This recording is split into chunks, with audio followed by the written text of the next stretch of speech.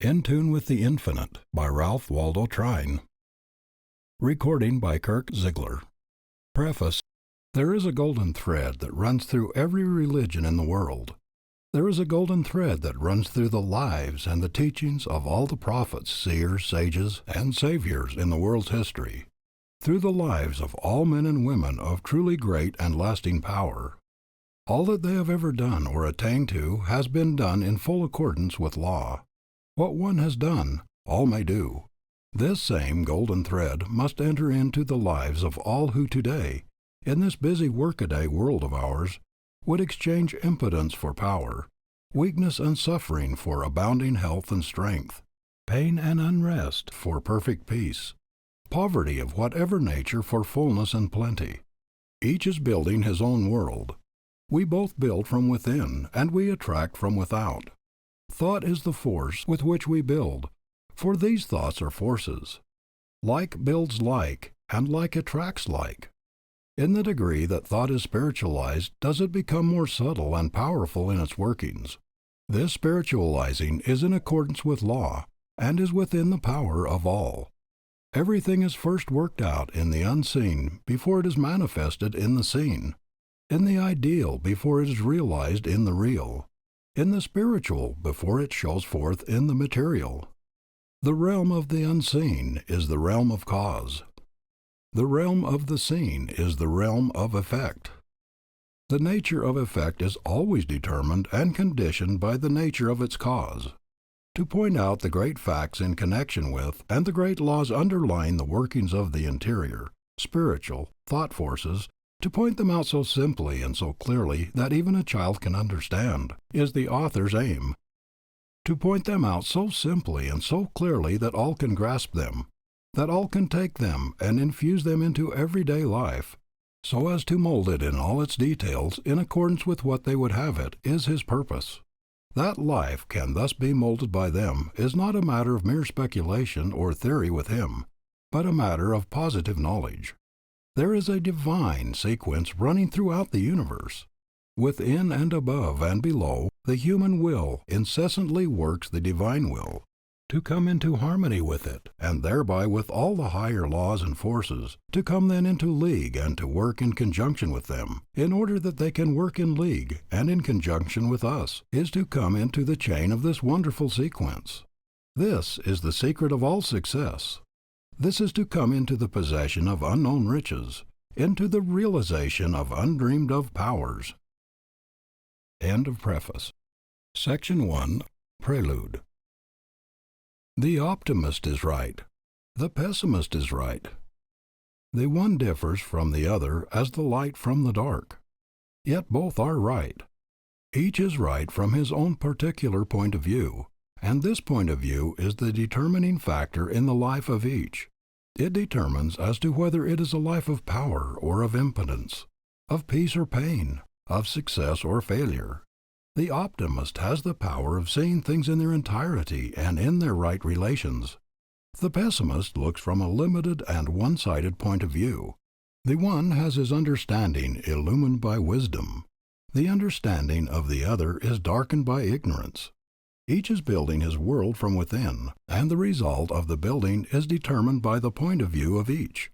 The optimist, by his superior wisdom and insight, is making his own heaven, and in the degree that he makes his own heaven is he helping to make one for all the world beside. The pessimist, by virtue of his limitations, is making his own hell, and in the degree that he makes his own hell is he helping to make one for all mankind. You and I have the predominating characteristics of an optimist or the predominating characteristics of a pessimist. We are then making, hour by hour, our own heaven or our own hell. And in the degree that we are making the one or the other for ourselves, are we helping make it for all the world beside. The word heaven means harmony. The word hell is from the Old English hell, meaning to build a wall around, to separate. To be held was to be shut off from. Now if there is such a thing as harmony, there must be that something one can be in right relations with. For to be in right relations with anything is to be in harmony with it. Again, if there is such a thing as being held, shut off, separated from, There must be that something from which one is held, shut off, or separated. End of Section 1. Section 2. The Supreme Fact of the Universe. The great central fact of the universe is that spirit of infinite life and power that is behind all, that animates all, that manifests itself in and through all, that self-existent principle of life from which all has come, and not only from which all has come, but from which all is continually coming. If there is an individual life, there must be of necessity an infinite source of life from which it comes. If there is a quality or a force of love, there must be of necessity be an infinite source of love whence it comes. If there is wisdom, there must be the all-wise source behind it from which it springs. The same is true in regard to peace, the same in regard to power, the same in regard to what we call material things. There is, then, this spirit of infinite life and power, behind all which is the source of all. This infinite power is creating, working, ruling through the agency of great immutable laws and forces that run through all the universe, that surround us on every side. Every act of our everyday lives is governed by these same great laws and forces.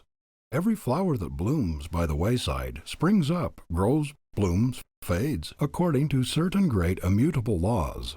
Every snowflake that plays between earth and heaven forms, falls, melts, according to certain great unchangeable laws. In a sense, there is nothing in all the great universe but law. If this is true, there must of necessity be a force behind it all that is the maker of these laws, and a force greater than the laws that are made. This spirit of infinite life and power that is behind all is what I call God. I do not care what term you may use, be it kindly light, providence, the oversoul, omnipotence, or whatever term may be most convenient. I care not what the term may be as long as we are agreed in regard to the great central fact itself. God, then, is this infinite spirit which fills all the universe with himself alone, so that all is from him and in him, and there is nothing that is outside. Indeed and in truth, then in him we live and move and have our being. He is the life of our life, our very life itself. We have received, we are continually receiving our life from him. We are partakers of the life of God. And though we differ from him in that we are individualized spirits, while he is the infinite spirit including us as well as all else beside, yet in essence the life of God and the life of man are identically the same, and so are one. They differ not in essence, in quality, they differ in degree. There have been and are highly illumined souls who believe that we receive our life from God after the manner of a divine inflow. And again, there have been and are those who believe that our life is one with the life of God, and so that God and man are one. Which is right? Both are right. Both right when rightly understood. In regard to the first, if God is the infinite spirit of life behind all, whence all comes, then clearly our life as individualized spirits is continually coming from this infinite source by means of this divine inflow. In the second place, if our lives as individualized spirits are directly from, are parts of this infinite spirit of life, then the degree of the infinite spirit that is manifested in the life of each must be identical in quality with that source, the same as a drop of water taken from the ocean is, in nature, in characteristics, identical with that ocean, its source. And how could it be otherwise? The liability to misunderstanding in this latter case, however, is this, in that although the life of God and the life of man in essence are identically the same, the life of God so far transcends the life of individual man that it includes all else beside. In other words, so far as the quality of life is concerned, in essence they are the same. So far as the degree of life is concerned, they are vastly different. In this light, is it not then evident that both conceptions are true? And more, that they are one and the same? Both conceptions may be typified by one and the same illustration. There is a reservoir in a valley which receives its supply from an inexhaustible reservoir on the mountainside. It is then true that the reservoir in the valley receives its supply by virtue of the inflow of water from the larger reservoir on the mountainside. It is also true that the water in the smaller reservoir is in nature, in quality, in characteristics identically the same as that in the larger reservoir which is its source. The difference, however, is this: the reservoir on the mountainside, in the amount of its water, so far transcends the reservoir in the valley that it can supply innumerable number of like reservoirs and still be unexhausted. And so in the life of man, if, as I think we have already agreed, however we may differ in regard to anything else, there is this infinite spirit of life behind all, the life of all, and so, from which all comes, then the life of individual man, your life and mine, must come by a divine flow from this infinite source. And if this is true, then the life that comes by this inflow to man is necessarily the same in essence as is the infinite spirit of life. There is a difference. It is not a difference in essence. It is a difference in degree. If this is true, does it not then follow that in the degree that man opens himself to this divine inflow does he approach to God? If so, it then necessarily flows in that degree that he makes this approach does he take on the God powers. And if the God powers are without limit, does it not then follow that the only limitations man has are the limitations he sets to himself by virtue of not knowing himself? End of Section 2. Section 3. The Supreme Fact of Human Life. From the great central fact of the universe in regard to which we have agreed, namely, this spirit of the infinite life that is behind all and from which all comes, we are led to inquire as to what is the great central fact in human life. From what has gone before, the question almost answers itself. The great central fact in human life, in your life and in mine, is the coming into a conscious, vital realization of our oneness with this infinite life, and the opening of ourselves fully to this divine inflow. This is the great central fact in human life, for in this all else is included. All else follows in its train. In just the degree that we come into a conscious realization of our oneness with the infinite life, and open ourselves into this divine inflow, do we actualize in ourselves the qualities and powers of the infinite life. And what does this mean? It means simply this, that we are recognizing our true identity, that we are bringing our lives into harmony with the same great laws and forces, and so opening ourselves to the same great inspirations as have all the prophets, seers, sages, and saviors in the world's history, all men of truly great and mighty power. For in the degree that we come into this realization, and connect ourselves with this infinite source, do we make it possible for the higher powers to play, to work, to manifest through us. We can keep closed this divine inflow to these higher forces and powers through ignorance, as most of us do, and thus hinder or prevent their manifesting through us. Or we can intentionally close ourselves to their operations and thus deprive ourselves of the powers to which, by the very nature of our being, we are rightful heirs.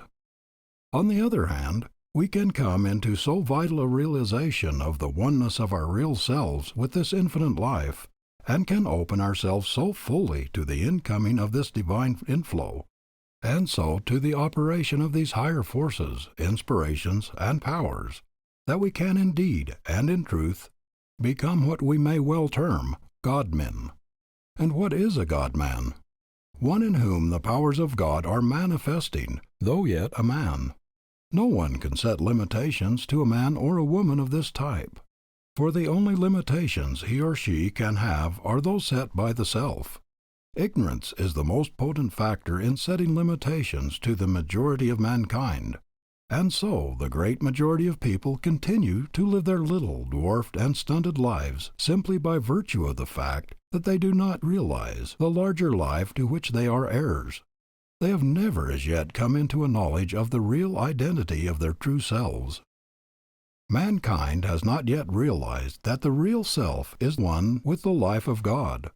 Through its ignorance it has never yet opened itself to the divine inflow, and so has never made itself a channel through which the infinite powers and forces can manifest. When we know ourselves merely as men, we live accordingly, and have merely the powers of men. When we come into the realization of the fact that we are God-men, then again we live accordingly, and have the powers of God-men. In the degree that we open ourselves to this divine inflow, are we changed from mere men into God-men. A friend has a beautiful lotus pond, a natural basin on his estate. His farm, as he always calls it, is supplied with water from a reservoir in the foothills some distance away. A gate regulates the flow of the water from the main that conducts it from the reservoir to the pond. It is a spot of transcendent beauty. There, through the days of the perfect summer weather, the lotus flowers lie full bloom upon the surface of the clear, transparent water. The June roses and other wild flowers are continually blooming upon its banks. The birds come here to drink and to bathe, and from early until late one can hear the melody of their song. The bees are continually at work in this garden of wild flowers, a beautiful grove in which many kinds of wild berries and many varieties of brakes and ferns grow, stretches back of the pond as far as the eye can reach. Our friend is a man, nay more, a God-man, a lover of his kind, and as a consequence, no notice bearing such words as "private grounds, no trespassing allowed," or "trespassers will be prosecuted," stands on his estate. But at the end of a beautiful byway that leads through the wild wood up to this enchanting spot stands a notice bearing the words, "All are welcome to the lotus pond." All love our friend. Why? They can't help it. He so loves them, and what is his is theirs. Here one may often find merry groups of children at play. Here many times tired and weary-looking men and women come, and somehow, when they go, their faces wear a different expression. The burden seems to be lifted, and now and then I've heard them when leaving, sometimes in a faint murmur, as if uttering a benediction, say, "God bless our brother friend." Many speak of this spot as the garden of God. My friend calls it his soul garden, and he spends many hours in quiet here. Often have I seen him after the others have gone, walking to and fro, or sitting quietly in the clear moonlight on an old rustic bench, drinking in the perfume of the wildflowers. He is a man of a beautifully simple nature. He says that here the real things of life come to him, and that here his greatest and most successful plans, many times as a flash of inspiration, suggest themselves to him. Everything in the immediate vicinity seems to breathe a spirit of kindliness, comfort, goodwill, and good cheer.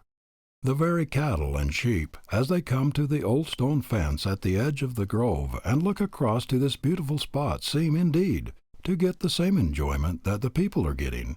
They seem almost to smile in the realization of their contentment and enjoyment, or perhaps it seems so to the onlooker, because he can scarcely help smiling as he sees the manifested evidence of their contentment and pleasure.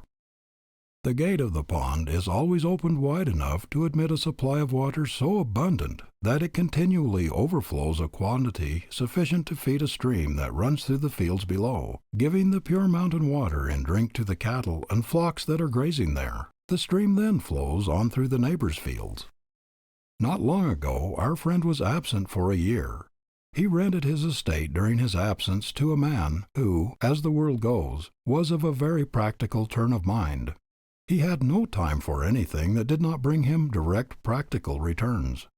The gate connecting to the reservoir with the lotus pond was shut down, and no longer had the crystal mountain water the opportunity to feed and overflow it. The notice of our friend, "All are welcome to the lotus pond," was removed, and no longer were the gay companies of children, men and women seen at the pond. A great change came over everything. On account of the lack of the life-giving water, the flowers in the pond wilted, and their long stems lay stretched upon the mud in the bottom. The fish that formerly swam in its clear water soon died and gave an offensive odor to all who came near. The flowers no longer bloomed on its banks. The birds no longer came to drink and to bathe. No longer was heard the hum of bees, and more, The stream that ran through the fields below dried up, so that the cattle and the flocks no longer got their supply of clear mountain water. The difference between the spot now and the lotus pond when our friend gave it his careful attention was caused, as we readily see, by shutting off the gate to the pond, thus preventing the water from the reservoir in the hills, which was the source of its life, from entering it. And when this, the source of its life, was shut off, not only was the appearance of the lotus pond entirely changed, but the surrounding fields were deprived of the stream, to whose banks the flocks and cattle came for drink. In this, do we not see a complete parallel so far as human life is concerned? In the degree that we recognize our oneness, our connection with the infinite Spirit which is the life of all, and in the degree that we open ourselves to this divine inflow, do we come into harmony with the highest, the most powerful, and the most beautiful everywhere. And in the degree that we do this, do we overflow, so that all who come in contact with us receive the effects of this realization on our part. This is the lotus pond of our friend, he who is in love with all that is truest and best in the universe. And in the degree that we fail to recognize our oneness with this infinite source, and so close, shut ourselves to this divine inflow, do we come into that state where there seems to be with us nothing of good, nothing of beauty, nothing of power. And when this is true, those who come in contact with us receive not good, but harm. This is the spot of the lotus pond while the farm was in the hands of a renter. There is this difference between the lotus pond and your life and mine. It has no power in itself of opening the gate to the inflow of the water from the reservoir which is its source. In regard to this, it is helpless and dependent upon an outside agency. You and I have the power within us, to open or to close ourselves to this divine inflow exactly as we choose. This we have through the power of mind, through the operation of thought. There is the soul life direct from God. This it is that relates us to the infinite. There is, then, the physical life. This it is that relates us to the material universe about us. The thought life connects the one with the other. It is this that plays between the two. Before we proceed farther, let us consider very briefly the nature of thought. Thought is not, as many times supposed, a mere infinite abstraction or something of a like nature. It is, on the contrary, a vital, living force, the most vital, subtle, and irresistible force there is in the universe. In our very laboratory experiments, we are demonstrating the great fact that thoughts are forces. They have form and quality and substance and power, and we are beginning to find that there is what we may term a science of thought. We are beginning also to find that through the instrumentality of our thought forces, we have creative power, not merely in a figurative sense, but creative power in reality. Everything in the material universe about us, everything the universe has ever known, had its origin first in thought. From this it took its form. Every castle, every statue, every painting, every piece of mechanism, everything had its birth, its origin, first in the mind of the one who formed it before it received its material expression or embodiment. The very universe in which we live is the result of the thought energies of God, the infinite Spirit that is back of all.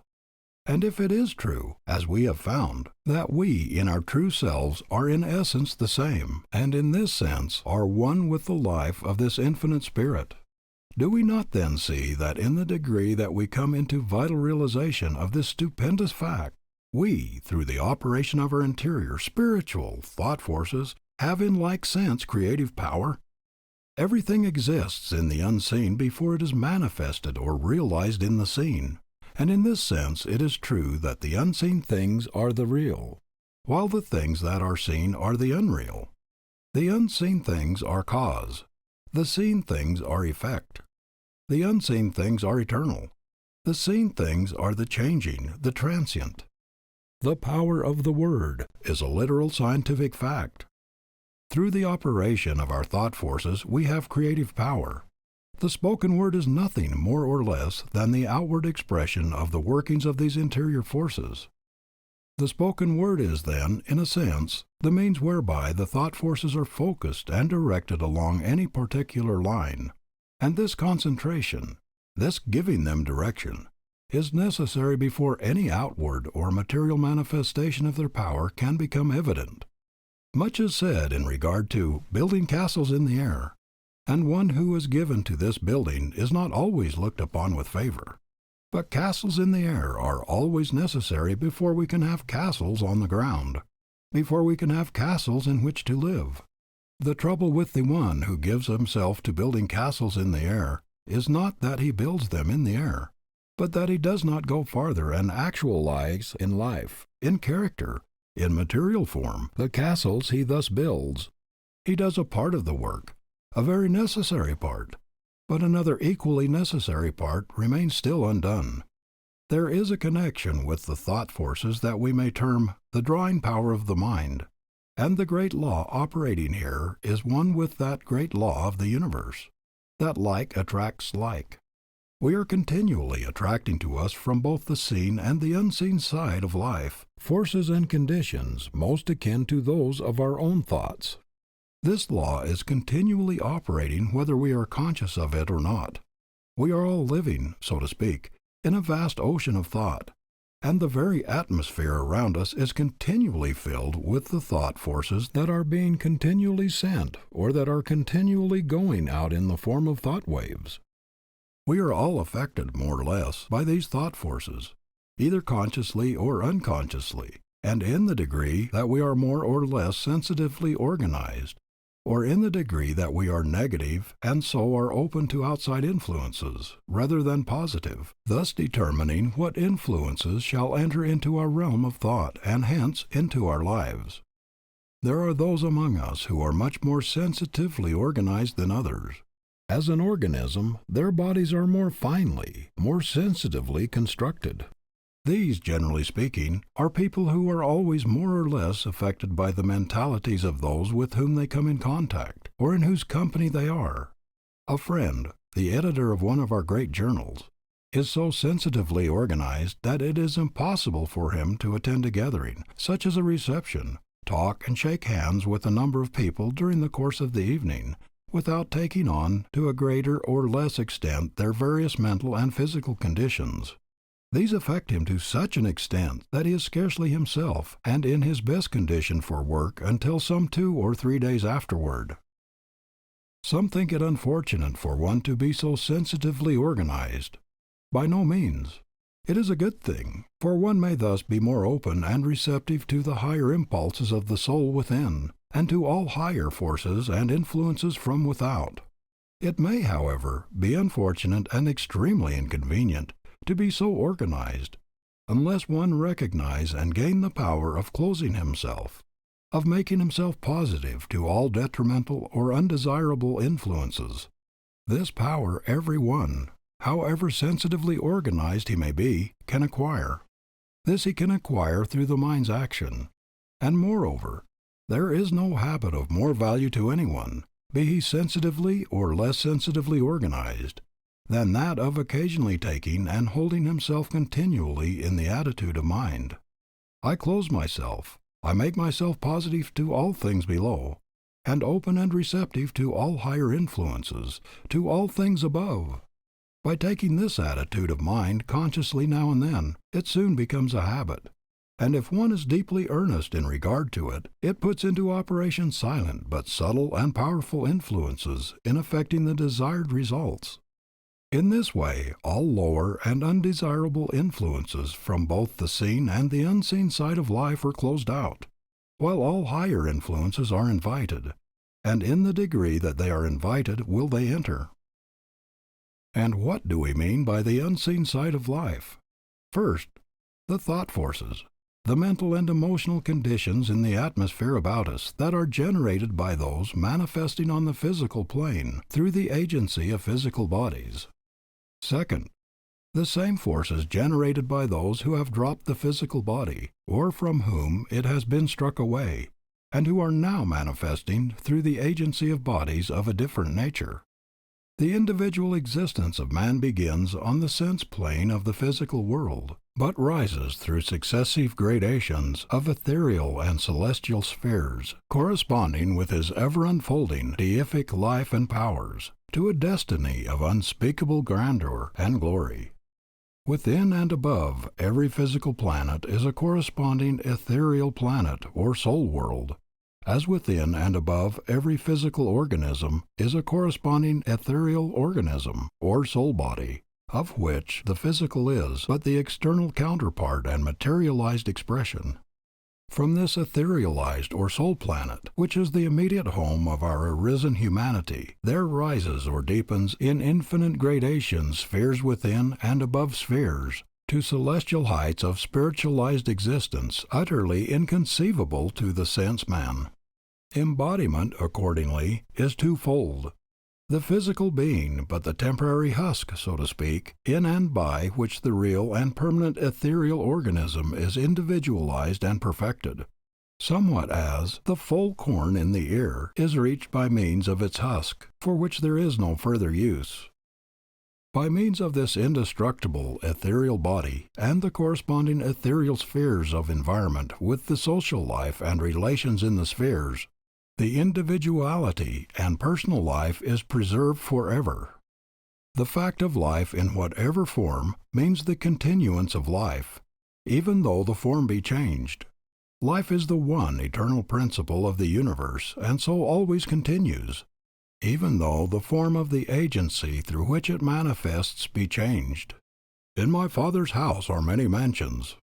And surely, because the individual has dropped, has gone out of the physical body, there is no evidence at all that the life does not go right on the same as before, not commencing, for there is no cessation, but commencing in the other form, exactly where it has left off here. For all life is a continuous evolution, step by step. There one neither skips nor jumps. There are in the other form, then, mentalities and hence lives of all grades and influences, the same as there are in the physical form.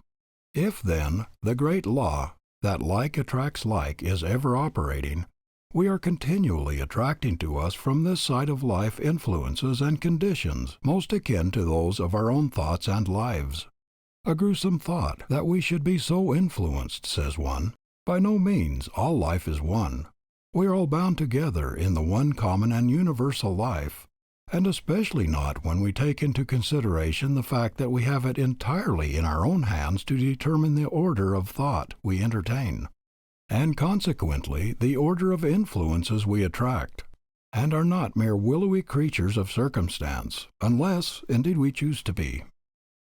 In our mental lives we can either keep hold of the rudder and so determine exactly what course we take, what points we touch, or we can fail to do this, and failing, we drift, and are blown hither and thither by every passing breeze.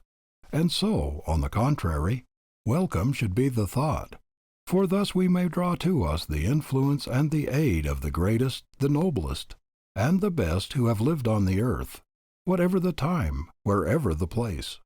We cannot rationally believe other than that those who have labored in love and with uplifting power here are still laboring in the same way, and in all probability with more earnest zeal and with still greater power.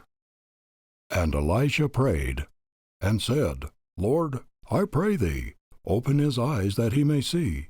And the Lord opened the eyes of the young man, and he saw.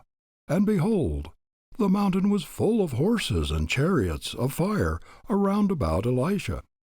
While riding with a friend a few days ago, we were speaking of the great interest people are everywhere in taking in the more vital things of life, the eagerness with which they are reaching out for a knowledge of the interior forces, their ever-increasing desire to know themselves and to know their true relations with the Infinite.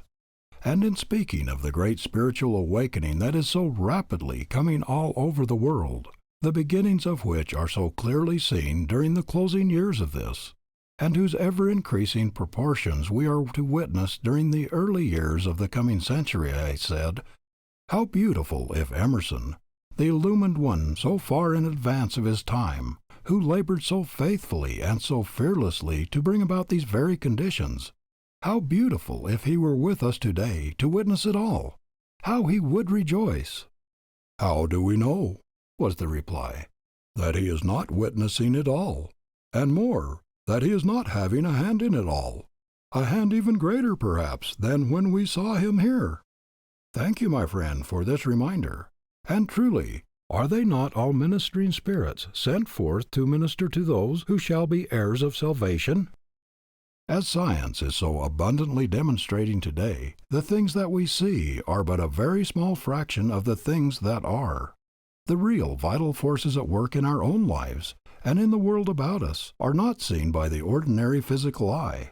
Yet they are the causes of which all things we see are merely the effects. Thoughts are forces. Like builds like, and like attracts like.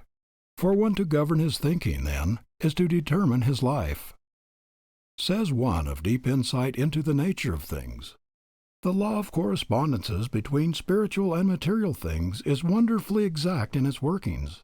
People ruled by the mood of gloom attract to them gloomy things.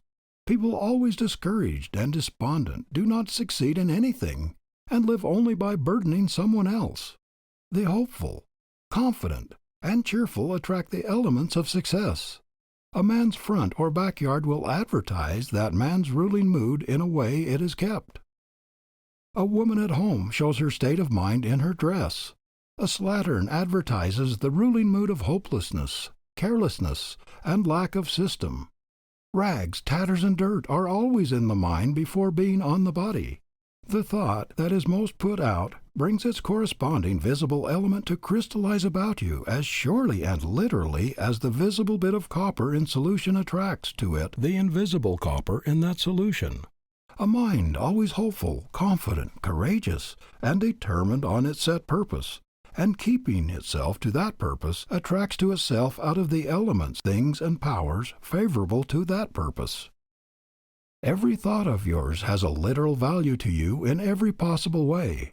The strength of your body, the strength of your mind, your success in business, and the pleasure your company brings others depends on the nature of your thoughts.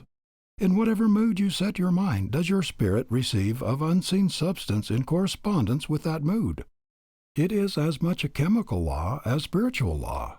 Chemistry is not confined to the elements we see. The elements we do not see with the physical eye outnumber 10,000 times to those we do see.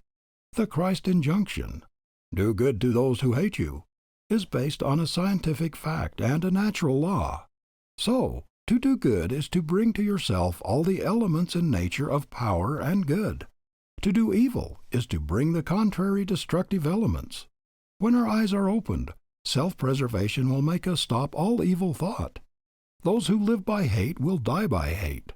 That is, those who live by the sword will die by the sword.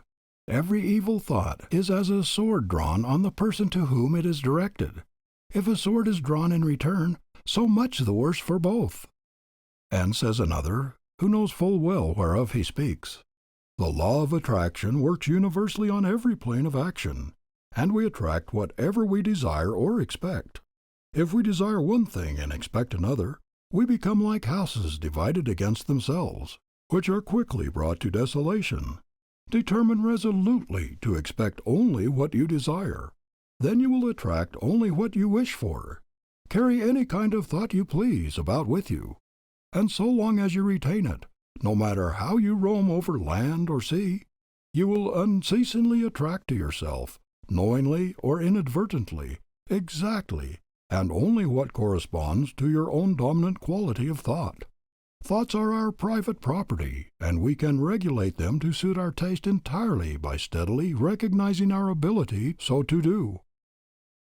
We have just spoken of the drawing power of the mind. Faith is nothing more or less than the operation of the thought forces in the form of an earnest desire, coupled with expectation as to its fulfillment. And in the degree of that faith, the earnest desire thus sent out is continually held to and watered by firm expectation. In just that degree does it either draw to itself, or does it change from the unseen into the visible, from the spiritual into the material, that for which it is sent. Let the element of doubt or fear enter in, and what would otherwise be a tremendous force will be so neutralized that it will fail of its own realization. Continually held to and continually watered by firm expectation, it becomes a force, a drawing power that is irresistible and absolute, and the results will be absolute in direct proportion as to its absolute.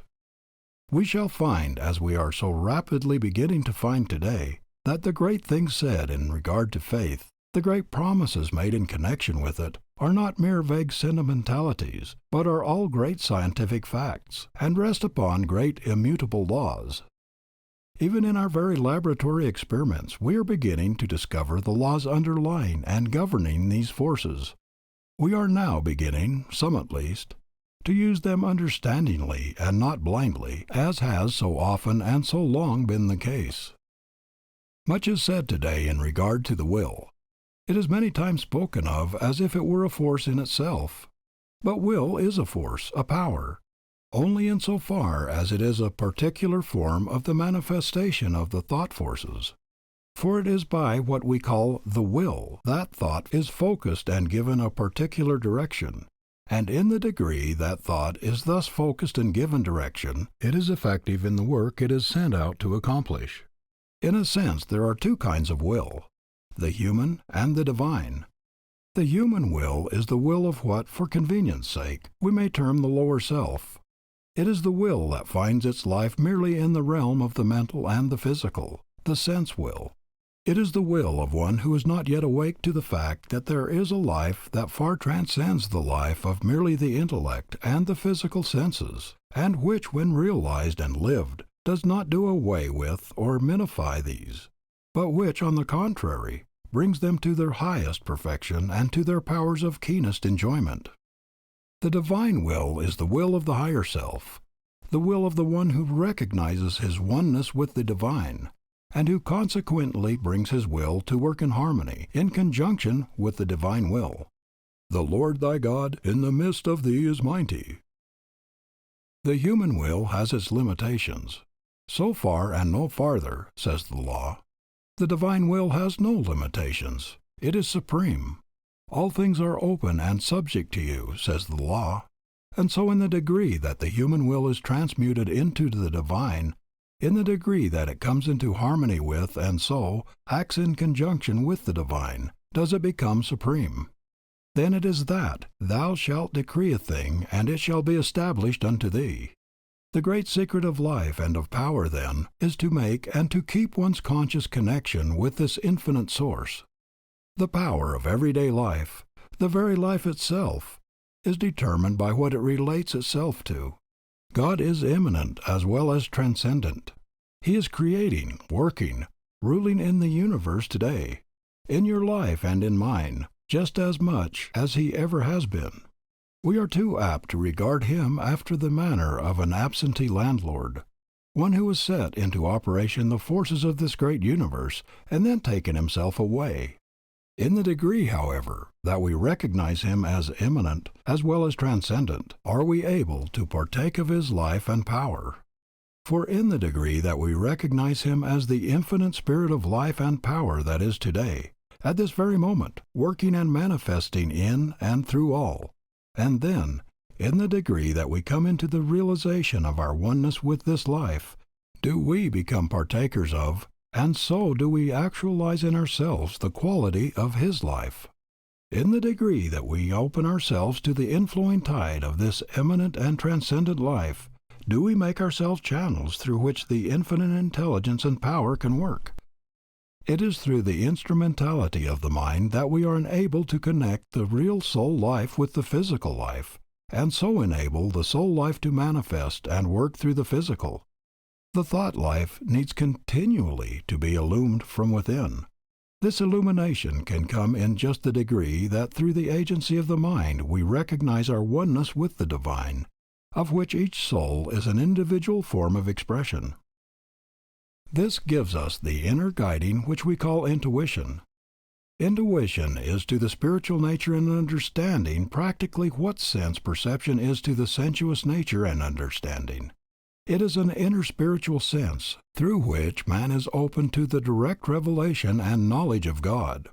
the secrets of nature and life, and through which he is brought into conscious unity and fellowship with God, and made to realize his own deific nature and supremacy of being as the Son of God. Spiritual supremacy and illumination thus realized through the development and perfection of intuition under divine inspiration gives the perfect inner vision and direct insight into the character, properties, and purpose of all things to which the attention and interest are directed. It is, we repeat, a spiritual sense opening inwardly, as the physical senses open outwardly, and because it has the capacity to perceive, grasp, and know the truth at first hand, independent of all external sources of information, we call it intuition. All inspired teaching and spiritual revelations are based upon the recognition of this spiritual faculty of the soul, and its power to receive and appropriate them. Conscious unity of man in spirit and purpose with the Father, born out of his supreme desire and trust, opens his soul through this inner sense to immediate inspiration and enlightenment from the divine omniscience and the cooperative energy of the divine omnipotence, under which he becomes a seer and a master. On this higher plane of realized spiritual life in the flesh, the mind holds the impersonal attitude and acts with unfettered freedom and unbiased vision, grasping the truth at first hand, independent of all external sources of information. Approaching all beings and things from the divine side, they are seen in the light of the divine omniscience, God's purpose in them, and so the truth concerning them, as it rests in the mind of God, are thus revealed by direct illumination from the divine mind, to which the soul is opened inwardly through the spiritual sense we call intuition.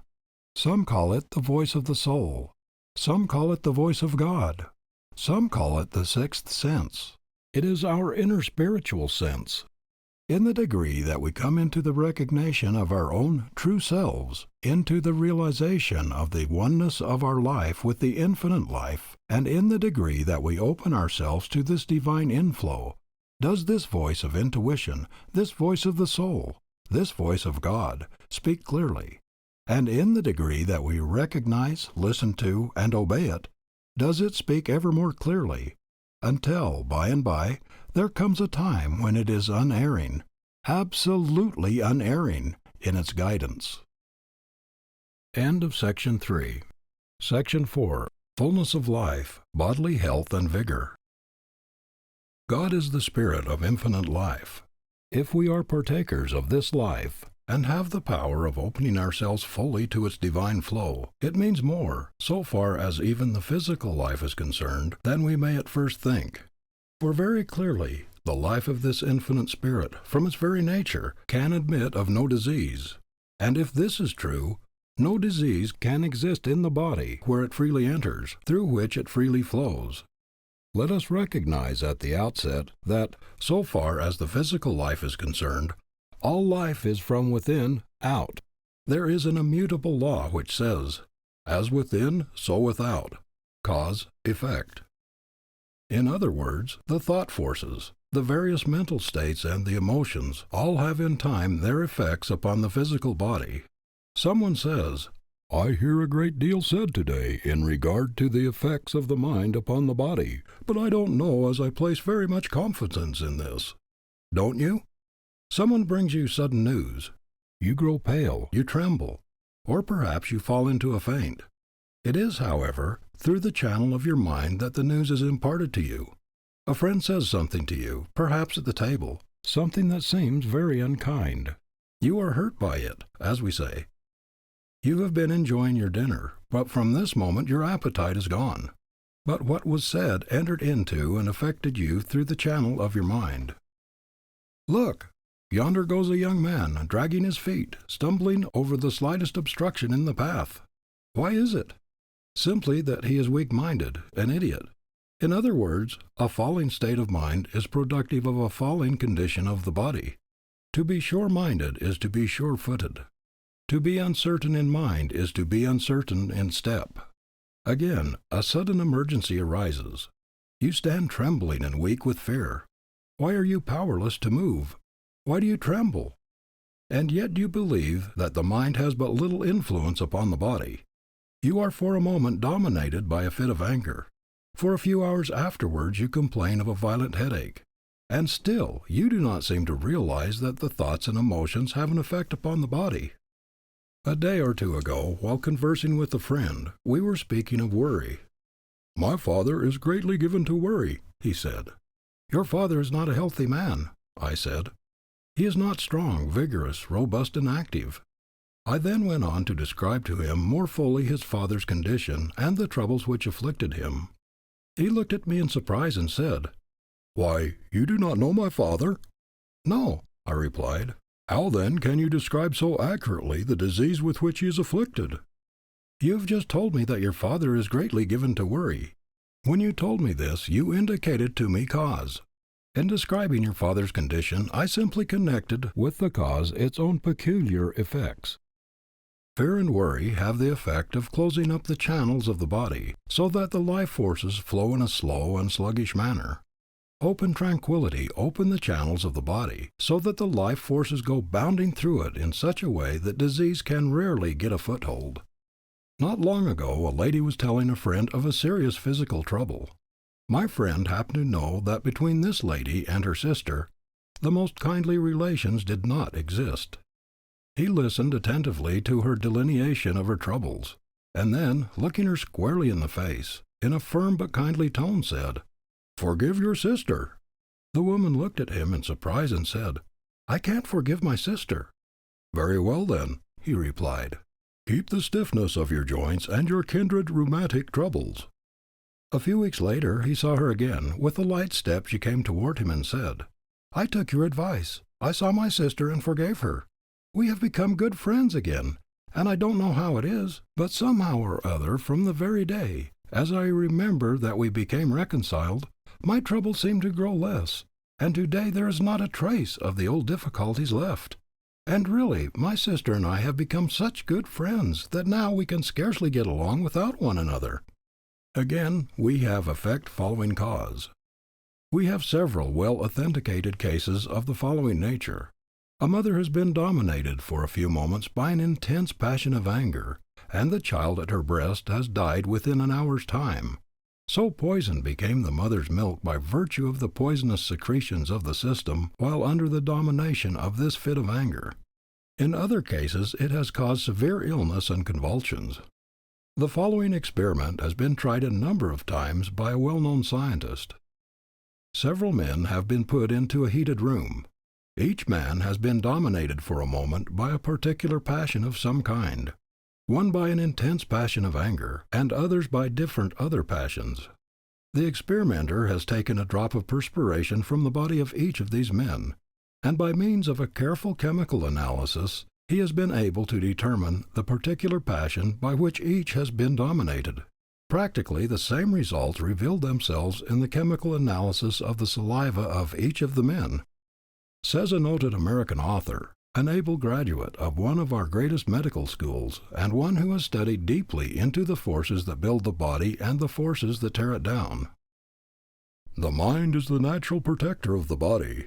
Every thought tends to reproduce itself, and ghastly mental pictures of disease, sensuality, and vice of all sorts produce scrofula and leprosy in the soul, which reproduces them in the body. Anger changes the chemical properties of the saliva to a poison dangerous to life. It is well known that sudden and violent emotions have not only weakened the heart in a few hours, but have caused death and insanity. It has been discovered by scientists that there is a chemical difference between that sudden cold exudation of a person under a deep sense of guilt, and the ordinary perspiration. And the state of the mind can sometimes be determined by chemical analysis of the perspiration of a criminal, which, when brought into contact with selenic acid, produces a distinctive pink color. It is well known that fear has killed thousands of victims, while, on the other hand, courage is a great invigorator. Anger in the mother may poison a nursing child. Rarely, the celebrated horse tamer said that an angry word would sometimes raise the pulse of a horse 10 beats in a minute. If this is true of a beast, what can we say of its power upon human beings, especially upon a child? Strong emotion often causes vomiting. Extreme anger or fright may produce jaundice. A violent paroxysm of rage has caused apoplexy and death. Indeed, in more than one instance, a single night of mental agony has wrecked a life. Grief, long-standing jealousy, constant care and corroding anxiety sometimes tend to develop insanity. Sick thoughts and discordant moods are in the natural atmosphere of disease, and crime is engendered and thrives in the miasma of the mind. From all this we get the great fact we are scientifically demonstrating today, that the various mental states, emotions, and passions have their various peculiar effects upon the body, and each induces in turn, if indulged in to any great extent, its own peculiar forms of disease, and these in time become chronic. Just a word or two in regard to their mode of operation. If a person is dominated for a moment by, say, a passion of anger, there is set upon the physical organism what we might justly term a bodily thunderstorm, which has the effect of souring, or rather of corroding the normal, healthy, and life-giving secretions of the body, so that instead of performing their natural functions, they become poisonous and destructive. And if this goes on to any great extent, by virtue of their cumulative influences, they give rise to a particular form of disease, which in turn becomes chronic. So the emotion opposite to this, that of kindness, love, benevolence, goodwill, tends to stimulate a healthy, purifying, and life-giving flow of all bodily secretions. All the channels of the body seem free and open. The life forces go bounding through them, and these very forces, set into a bounding activity, will in time counteract the poisonous and disease-giving effects of their opposites. A physician goes to see a patient. He gives no medicine this morning, yet the very fact of his going makes the patient better. He has carried with him the spirit of health. He has carried brightness of tone and disposition. He has carried hope into the sick chamber where he has left it there. In fact, the very hope and good cheer he has carried with him has taken hold of and has had a subtle but powerful influence upon the mind of the patient. And this mental condition imparted by the physician has in turn its effects upon the patient's body. And so through the instrumentality of this mental suggestion the healing goes on. Know then, whatever cheerful and serene supports the mind, supports the body too. Hence, the most vital movement mortals feel is hope, the balm and lifeblood of the soul. We sometimes hear a person in weak health say to another, "I always feel better when you come." There is a scientific reason underlying the statement. The tongue of the wise is health. The power of suggestion, so far as the human mind is concerned, is a most wonderful and interesting field of study. Most wonderful and powerful forces can be set into operation through this agency. One of the world's most noted scientists, recognized everywhere as one of the most eminent anatomists living, tells us that he has proven from laboratory experiments that the entire human structure can be completely changed, made over, within a period of less than 1 year, and that some portions can be entirely remade within a period of a very few weeks. "Do you mean to say," I hear it asked, "that the body can be changed from a diseased to a healthy condition through the operation of the interior forces?" Most certainly, and more. This is the natural method of cure. The method that has as its work the application of drugs, medicines, and external agencies is the artificial method. The only thing that any drug or medicine can do is to remove obstructions, that the life forces may have simply a better chance to do their work. The real healing process must be performed by the operation of the life forces within. A surgeon and physician of worldwide fame recently made to his medical associates the following declaration: "For generations past, the most important influence that plays upon nutrition, the life principle itself, has remained an unconsidered element in the medical profession, and almost exclusive drift of its studies and remedial paraphernalia has been confined to the action of matter over mind. This has seriously interfered with the evolutionary tendencies of the doctors themselves, and consequently the psychic factor in professional life is still in a rudimentary or comparatively undeveloped state. But the light of the 19th century has dawned, And so, the march of mankind in general is taken in the direction of the hidden forces of nature. Doctors are now compelled to join the ranks of students in psychology and follow their patrons into the broader field of mental therapeutics. There is no time for lingering, no time for skepticism or doubt or hesitation. He who lingers is lost, for the entire race is enlisted in the movement. I am aware of the fact that in connection with the matter we are now considering, there has been a great deal of foolishness during the past few years. Many absurd and foolish things have been claimed and done. But this has nothing against, and it has absolutely nothing to do with the great underlying laws themselves. The same has been true of the early days of practically every system of ethics or philosophy or religion the world has ever known. But as time has passed, these foolish, absurd things have fallen away, and the great eternal principles have stood out ever more and more clearly defined. I know personally of many cases where an entire and permanent cure has been effected, in some within a remarkably short period of time, through the operation of these forces. Some of them are cases that have been entirely given up by the regular practice, materia medica. We have numerous accounts of such cases in all times and in connection with all religions. And why should not the power of effecting such cures exist among us today? The power does exist, and it will be actualized in just the degree that we recognize the same great laws that were recognized in times past. One person may do a very great deal in connection with the healing of another, but this almost invariably implies cooperation on the part of the one who is thus treated. In the cures that Christ performed, he most always needed the cooperation of the one who appealed to him. His question almost invariably was, "Dost thou believe?" He thus stimulated into activity the life-giving forces within the one cured.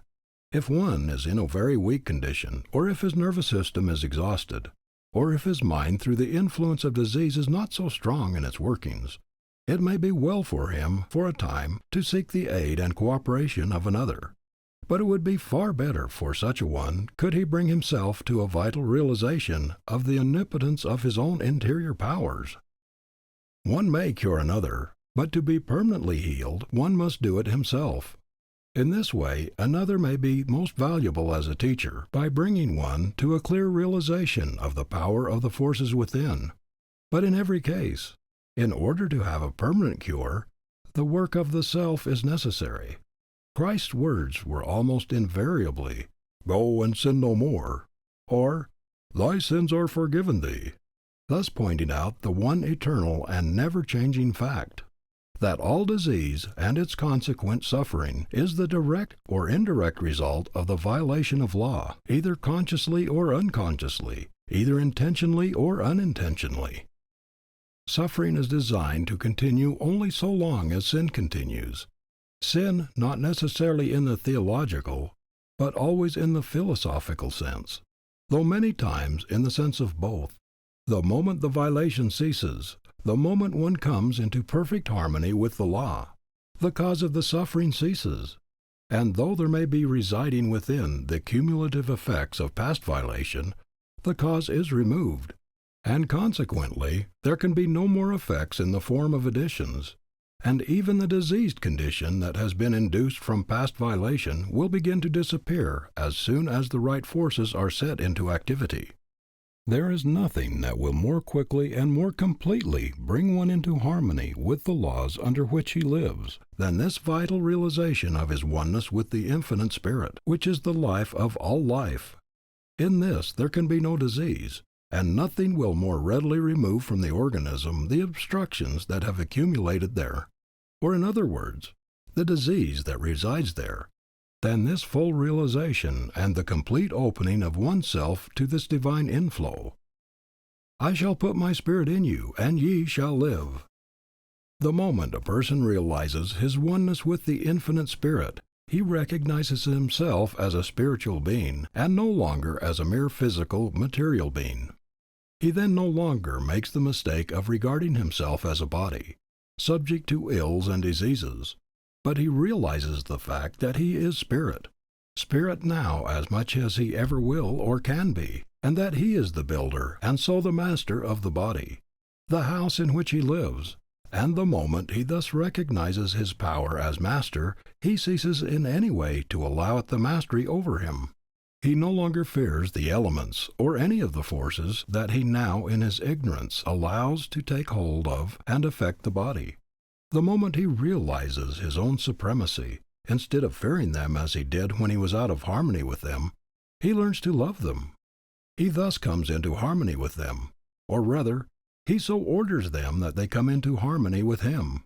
He who formerly was the slave has now become the master.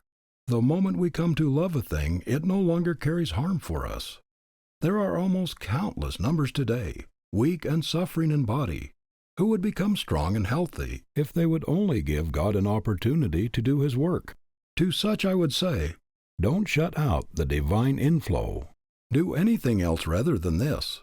Open yourselves to it. Invite it. In the degree that you open yourselves to it, its inflowing tide will course through your bodies a force so vital that the old obstructions that are dominating them today will be driven out before it. My words are life to them that find them, and health to all their flesh. There is a trough through which a stream of muddy water has been flowing for many days. The dirt has gradually collected on its sides and bottom, and it continues to collect as long as the muddy water flows through it. Change this. Open the trough to a swift-flowing stream of clear, crystal water, and in a very little while even the very dirt that has collected on its sides and bottom will be carried away. The trough will be entirely cleansed. It will present an aspect of beauty, and no longer an aspect of ugliness. And more, the water that now courses through it will be of value. It will be an agent of refreshment, of health, and of strength to those who use it. Yes, in just the degree that you realize your oneness with this infinite spirit of life, and thus actualize your latent possibilities and powers, you will exchange disease for ease, inharmony for harmony, suffering and pain for abounding health and strength. And in the degree that you realize this wholeness, this abounding health and strength in yourself, will you carry it to all with whom you come in contact.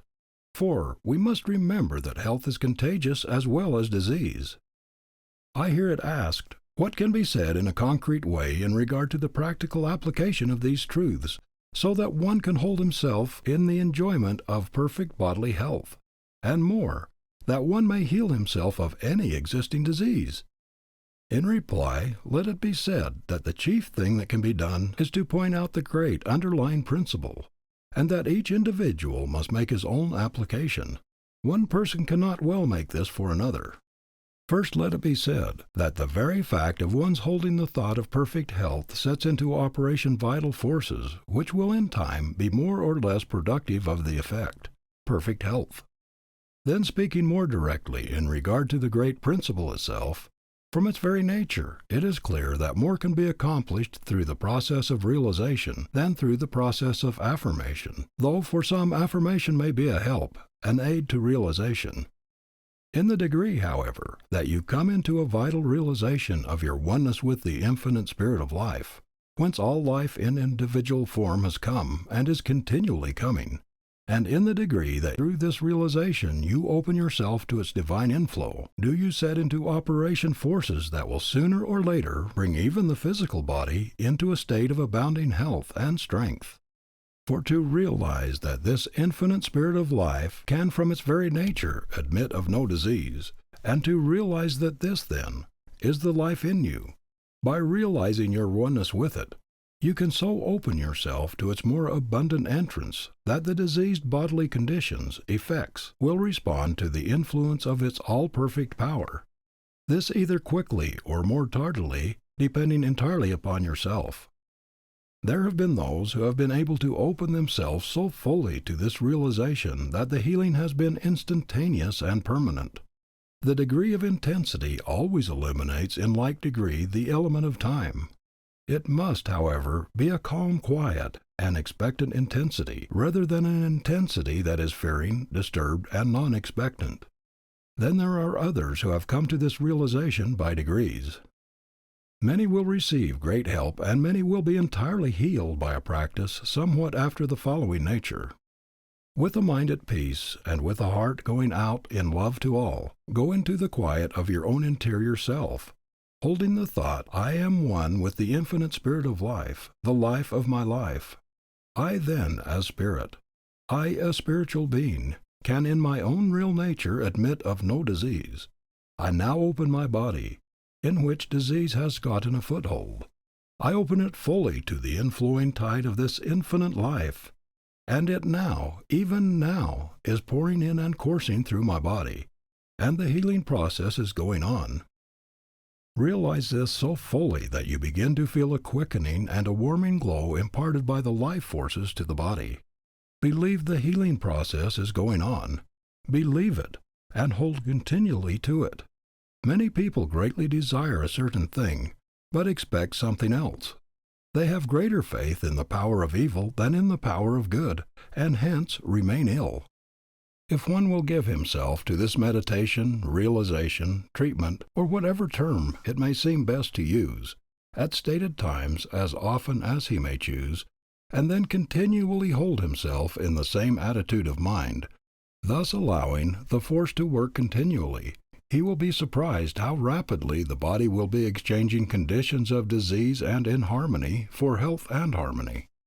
There is no particular reason, however, for this surprise, for in this way he is simply allowing the omnipotent power to do the work, which will have to do it ultimately in any case. If there is a local difficulty, and one wants to open this particular portion, in addition to the entire body, to this inflowing life, he can hold this particular portion in thought. For to fix the thought in this way upon any particular portion of the body stimulates or increases the flow of the life forces in that portion. It must always be borne in mind, however, that whatever healing may be thus accomplished, effects will not permanently cease until causes have been removed. In other words, as long as there is the violation of law, so long disease and suffering will result. This realization that we are considering will have an influence not only where there is a diseased condition of the body, but even where there is not this condition. It will give an increased bodily life, vigor, and power. We have had in many cases, in all times and in all countries, of healing through the operation of the interior forces, entirely independent of external agencies. Various have been the methods, or rather, various have been the names applied to them. But the great law underlying all is one and the same today. When the Master sent his followers forth, his injunction to them was to heal the sick and the afflicted, as well as to teach the people. The early church fathers had the power of healing. In short, it was a part of their work. And why should we not have the power today, the same as they had it then? Are the laws all that different? Identically the same. Why then? Simply because, with a few rare exceptions here and there, we are unable to get beyond the mere letter of the law into its real vital spirit and power. It is the letter that killeth. It is the spirit that giveth life and power. Every soul who becomes so individualized that he breaks through the mere letter and enters into the real vital spirit will have the power, as have all who have gone before. And when he does, he will also be the means of imparting it to others, for he will be the one who will move and who will speak with authority. We are rapidly finding today, and we shall find even more and more as time passes, that practically all disease, with its consequent suffering, has its origin in perverted mental and emotional states and conditions. The mental attitude we take toward anything determines to a greater or less extent its effects upon us. If we fear it, or if we antagonize it, the chances are that it will have detrimental or even disastrous effects upon us. If we come into harmony with it by quietly recognizing and inwardly asserting our superiority over it, in the degree that we are able successfully to do this, in that degree will it carry with it no injury for us. No disease can enter into or take hold of our bodies unless it find therein something corresponding to itself, which makes it possible. And in the same way, no evil or undesirable condition of any kind can come into our lives unless there is already in them that which invites it, and so makes it possible for it to come. The sooner we begin to look within ourselves for the cause of whatever comes to us, the better it will be. For so much the sooner will we begin to make conditions within ourselves such that only good may enter. We, who from our very nature should be masters of all conditions, by virtue of our ignorance are mastered by almost numberless conditions of every description. Do I fear a draught? There's nothing in the draught, a little purifying current of God's pure air, to cause me trouble, to bring on a cold, perhaps an illness. The draught can affect me only in the degree that I myself make it possible, only in the degree that I allow it to affect me. We must distinguish between causes and mere occasions. The draught is not cause, nor does it carry cause with it. Two persons are sitting in the same draught. One is injuriously affected by it. The other experiences not even an inconvenience, but he rather enjoys it. The one is a creature of circumstances. He fears the draught, cringes before it, continually thinks of the harm it is doing him. In other words, he opens every avenue for it to enter and take hold of him. And so it, harmless and beneficent in itself, brings to him exactly what he has empowered it to bring. The other recognizes himself as the master over and not the creature of circumstances. He is not concerned about the draught. He puts himself into harmony with it, makes himself positive to it, and instead of experiencing any discomfort, he enjoys it, and in addition to its doing him a service by bringing the pure, fresh air from without to him, it does him the additional service of hardening him even more to any future conditions of a like nature. But if the draught was cause, it would bring the same results to both. The fact that it does not shows that it is not a cause, but a condition, and it brings to each effects which correspond to the conditions it finds within each. Poor draught! How many thousands, nay, millions of times is it made the scapegoat by those who are too ignorant or too unfair to look their own weaknesses square in the face, and who instead of becoming imperial masters remain cringing slaves. Think of it, what it means. A man created the image of the eternal God, sharer of his life and power, born to have dominion, fearing, shaking, cringing before a little draught of pure life-giving air. But scapegoats are convenient things, even if the only thing they do for us is to aid us in our constant efforts at self-delusion. The best way to disarm a draught of the bad effects it has been accustomed to bring one is first to bring about a pure and healthy set of conditions within, then to change one's mental attitude toward it. Recognize the fact that of itself it has no power. It has only the power you invest it with. Thus you will put yourself into harmony with it, and will no longer sit in fear of it. Then sit in a draught a few times and get hardened to it, as everyone, by going at it judiciously, can readily do. But suppose one is in delicate health or especially subject to draughts. Then he be simply a little judicious at first. Don't seek the strongest that can be found, especially if you do not as yet in your own mind feel equal to it. For if you do not, it signifies that you still fear it, that supreme regulator of all life. Good common sense must be used here, the same as elsewhere. If we are born to have dominion, and that we are is demonstrated by the fact that some have attained it, and what one has done, soon or late, all can do, then it is not necessary that we live under the domination of any physical agent. In the degree that we recognize our own interior powers, then we are rulers and able to dictate. In the degree that we fail to recognize them, we are slaves and are dictated to. We build whatever we find within us. We attract whatever comes to us, and all in accordance with spiritual law. For all natural law is spiritual law. The whole of human life is cause and effect. There is no such thing in it as chance, nor is there even in all the wide universe. Are we not satisfied with whatever comes into our lives? The thing to do, then, is not to spend time in railing against the imaginary something we create and call fate, but to look to the within and change the causes at work there, in order that things of a different nature may come, for there will come exactly what we cause to come. This is true not only of the physical body, but of all phases and conditions of life. We invite whatever comes. And did we not invite it, either consciously or unconsciously, it could not and it would not come. This may undoubtedly be hard for some to believe, or even to see at first. But in the degree that one candidly and open-mindedly looks at it, and then studies into the silent, but subtle and, so to speak, omnipotent workings of the thought forces, and as he traces their effects within him and about him, it becomes clearly evident and easy to understand. And then whatever does come to one depends for its effects entirely upon his mental attitude toward it. Does this or that occurrence or condition cause you annoyance? Very well. It causes you annoyance, and so disturbs your peace merely because you allow it to.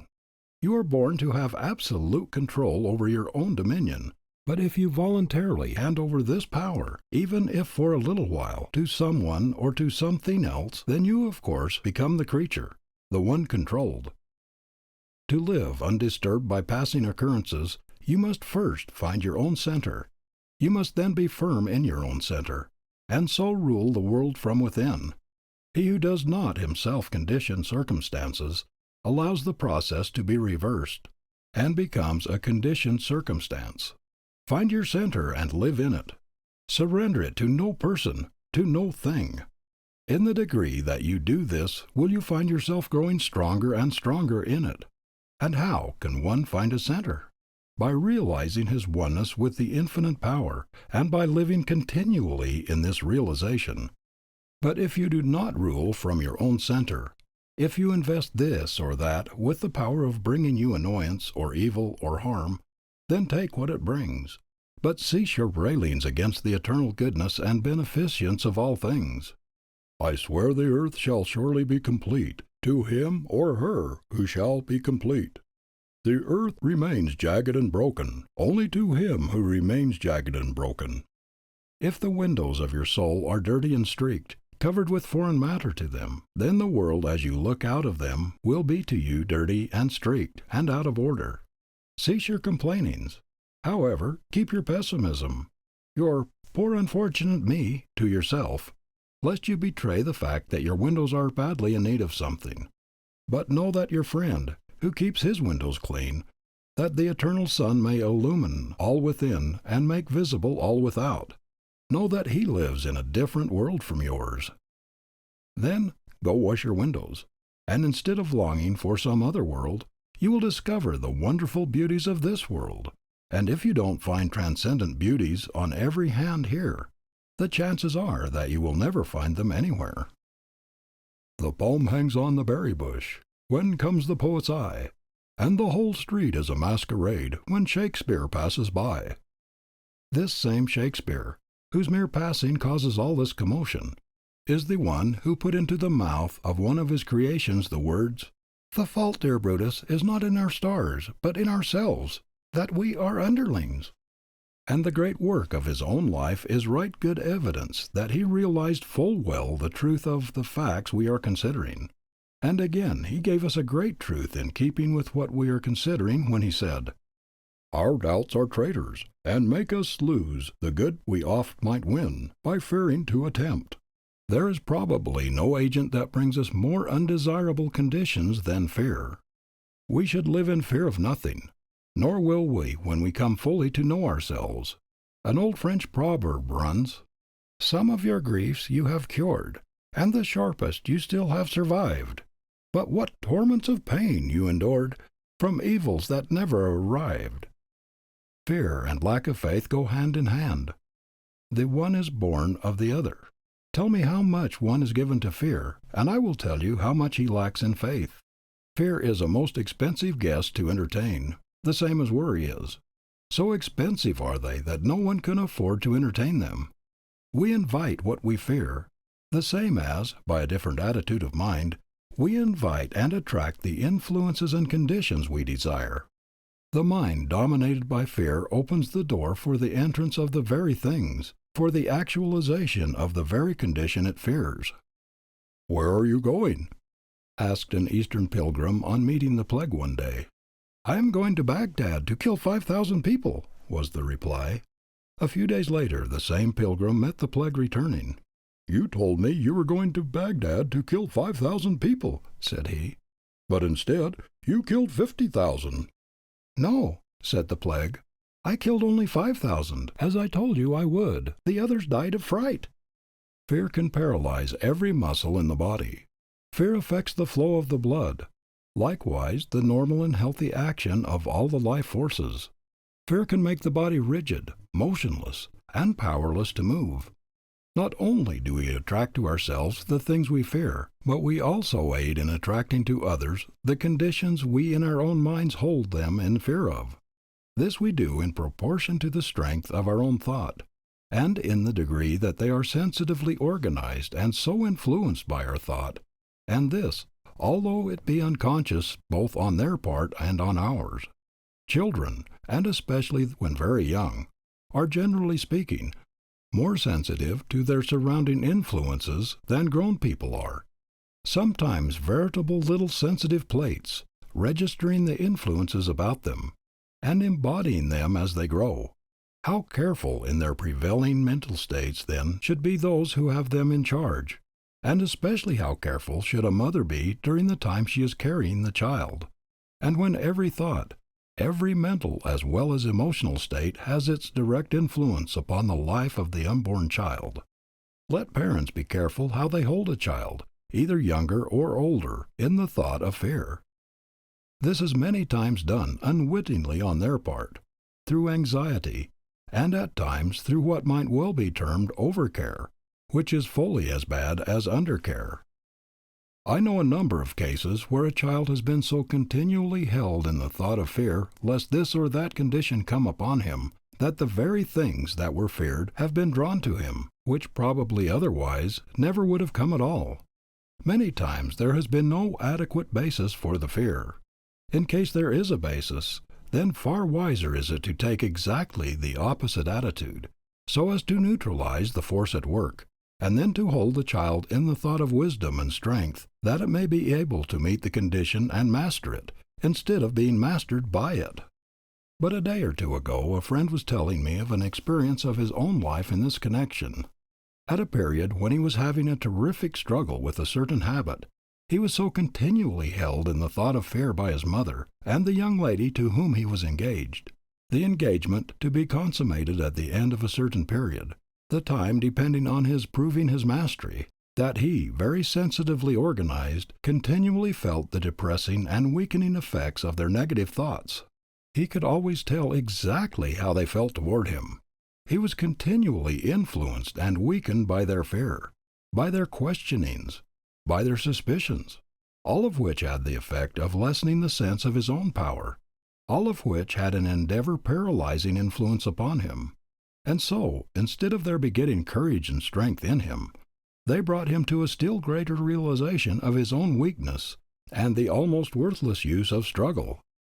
Here were two who loved him dearly, and who would have done anything and everything to help him gain the mastery, but who, ignorant of the silent, subtle, ever-working and all-telling power of the thought forces, instead of imparting to him courage, instead of adding to his strength, disarmed him of this, and then added an additional weakness from without. In this way the battle for him was made harder in a threefold degree. Fear and worry and all kindred mental states are too expensive for any person, man, woman, or child, to entertain or indulge in. Fear paralyzes healthy action. Worry corrodes and pulls down the organism, and will finally tear it to pieces. Nothing is to be gained by it, but everything to be lost. Long-continued grief at any loss will do the same. Each brings its own peculiar type of ailment. An inordinate love of gain, a close-fisted, hoarding disposition will have kindred effects. Anger, jealousy, malice, continual fault-finding, lust, has each its own peculiar corroding, weakening, tearing down effects. We shall find that not only happiness and prosperity, concomitants of righteousness, living in harmony with the higher laws, but bodily health as well. The great Hebrew seer enunciated a wonderful chemistry of life when he said, "As righteousness tendeth to life, so he that pursueth evil pursueth it to his own death." On the other hand, "In the way of righteousness is life, and in the pathway thereof there is no death." The time will come when it will be seen that this means far more than most people dare even to think as yet. It rests with the man to say whether his soul shall be housed in a stately mansion of ever-growing splendor and beauty, or in a hovel of his own building, a hovel at last ruined and abandoned to decay. The bodies of almost untold numbers, living their one-sided, unbalanced lives, are every year, through these influences, weakening and falling by the wayside long before their time. Poor, poor houses, intended to be beautiful temples, brought to desolation by their ignorant, reckless, deluded tenants. Poor houses! A close observer, a careful student of the power of the thought forces, will soon be able to read in the voice, in the movements, in the features, the effects registered by the prevailing mental states and conditions. Or, if he is told the prevailing mental states and conditions, he can describe the voice, the movements, the features, as well as describe in a general way the peculiar physical ailments their possessor is heir to. We are told by good authority that a study of the human body, its structure, and the length of time it takes to come to maturity, in comparison with the time it takes the bodies of various animals and their corresponding longevity, reveals the fact that its natural age should be nearer 120 years than what we commonly find it today. But think of the multitudes all about us whose bodies are aging, weakening, breaking, so that they have to abandon them long before they reach what ought to be a long period of strong, vigorous middle life. Then, the natural length of life being thus shortened, it comes to be what we might term a race belief that this shortened period is the natural period, and as a consequence many, when they approach a certain age, seeing that as a rule people at this period of life begin to show signs of age, to break and go downhill as we say, they thinking it a matter of course that it must be the same with them, by taking this attitude of mind, many times bring upon themselves these very conditions long before it is necessary. Subtle and powerful are the influence of the mind in the building and rebuilding of the body. As we understand them better, it may become the custom for people to look forward with pleasure to the teens of their second century. There comes to mind at this moment a friend, a lady well on to 80 years of age. An old lady, most people in fact, would call her, especially those who measure age by the number of seasons that have come and gone since one's birth. But to call our friend old would be to call black white. She is no older than a girl of 25, and indeed younger, I'm glad to say, or I'm sorry to say, depending on the point of view, than many a girl of this age. Seeking for the good in all people and in all things, she has found the good everywhere. The brightness of disposition and of voice that is hers today, that attracts all people to her, and that makes her so beautifully attractive to all people, has characterized her all through life. It has in turn carried brightness and hope and courage and strength to hundreds and thousands of people through all these years, and will continue to do so apparently for many years yet to come. No fears, no worryings, no hatreds, no jealousies, no sorrowings, no grievings, no sordid graspings after inordinate gain. We have found entrance into her realm of thought. As a consequence, her mind, free from these abnormal states and conditions, has not externalized in her body the various physical ailments that the great majority of people are lugging about with them, thinking in their ignorance that they are natural, and that it is all in accordance with the eternal order of things that they should have them. Her life has been one of varied experiences, so that all these things would have found ready entrance into the realm of her mind and so into her life, were she ignorant enough to allow them entrance. On the contrary, she has been wise enough to recognize the fact that in one kingdom at least she is ruler, the kingdom of her mind, and that it is hers to dictate as to what shall and what shall not enter there.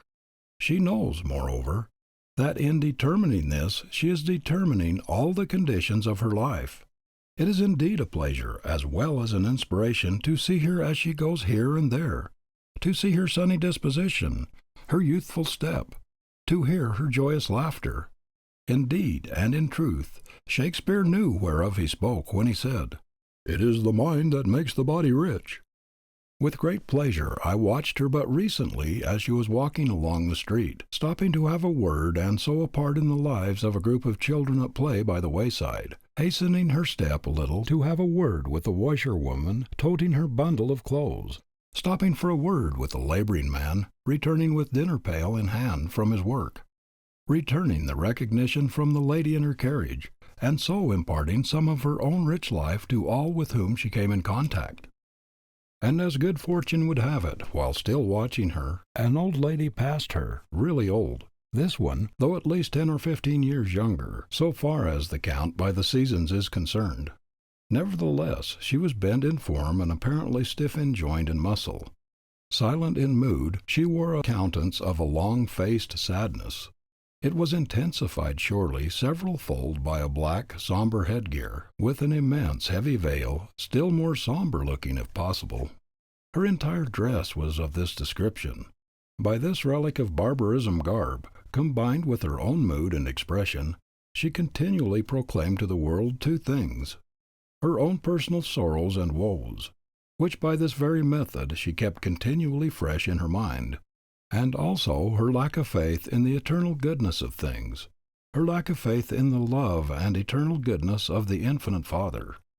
Wrapped only in the thoughts of her own ailments and sorrows and woes, she received and she gave nothing of joy, nothing of hope, nothing of courage, nothing of value to those whom she passed or with whom she came in contact, but on the contrary, she suggested to all and helped to intensify in many those mental states all too prevalent in our common human life, and as she passed our friend one could notice a slight turn of the head which, coupled with the expression in her face, seemed to indicate this as her thought. "Your dress and your conduct are not wholly in keeping with a lady of your years." Thank God! Then thank God they are not. And may He in His great goodness and love send us an innumerable company of the same rare type, and may they live 1,000 years to bless mankind, to impart the life-giving influences of their own royal lives to the numerous ones all about us who stand so much in need of them. Would you remain always young, and would you carry all the joyousness and buoyancy of youth into your maturer years? Then have care concerning but one thing: how you live in your thought world. This will determine all. It was the inspired one, Gautama, the Buddha, who said, "The mind is everything. What you think you become."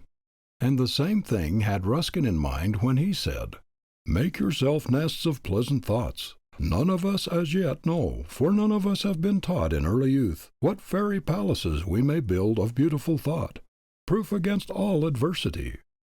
And would you have in your body all the elasticity, all the strength, all the beauty of your younger years? Then live these in your mind, making no room for unclean thought, and you will externalize them in your body. In the degree that you keep young in thought, will you remain young in body, and you will find that your body will in turn aid your mind, for body helps mind the same as mind builds body. You are continually building, and so externalizing in your body conditions most akin to the thoughts and emotions you entertain. And not only are you so building from within, but you are also continually drawing from without forces of a kindred nature. Your particular kind of thought connects you with a similar order of thought from without. If it is bright, hopeful, cheerful, you connect yourself with a current of thought of this nature. If it is sad, fearing, despondent, then this is the order of thought you connect yourself with. If the latter is the order of your thought, then perhaps unconsciously and by degrees you have been connecting yourself with it. You need to go back and pick up again a part of your child nature, with its careless and cheerful type of thought. The minds of the group of children at play are unconsciously concentrated in drawing to their bodies a current of playful thought. Place a child by itself, deprive it of its companions, and soon it will mope and become slow of movement. It is cut off from that peculiar thought current and is literally out of its element. You need to bring again this current of playful thought to you which has gradually been turned off. You are too serious or sad or absorbed in the seriousness affairs of life. You can be playful and cheerful without being puerile or silly. You can carry on business all the better for being in the playful mood when your mind is off your business. There is nothing but ill resulting from the permanent mood of sadness and seriousness. The mood which by many so long maintained makes it difficult for them to smile at all. At 18 or 20 you commenced growing out of the more playful tendency of early youth. You took hold of the more serious side of life. You went into some business. You became more or less involved in its cares, perplexities, and responsibilities. Or as man or woman, you entered on some phase of life involving care or trouble. Or you became absorbed in some game of business which, as you followed it, left no time for play. Then as you associated with older people you absorbed their old ideas, their mechanical methods of thinking, their acceptance of errors without question or thought of question. In all this you opened your mind to a heavy, care-laden current of thought. Into this you glided unconsciously. That thought is materialized in your blood and flesh. The scene of your body is a deposit or crystallization of the unseen element ever flowing into your body from your mind. Years pass on, and you find that your movements are stiff and cumbrous, that you can with difficulty climb a tree as at 14.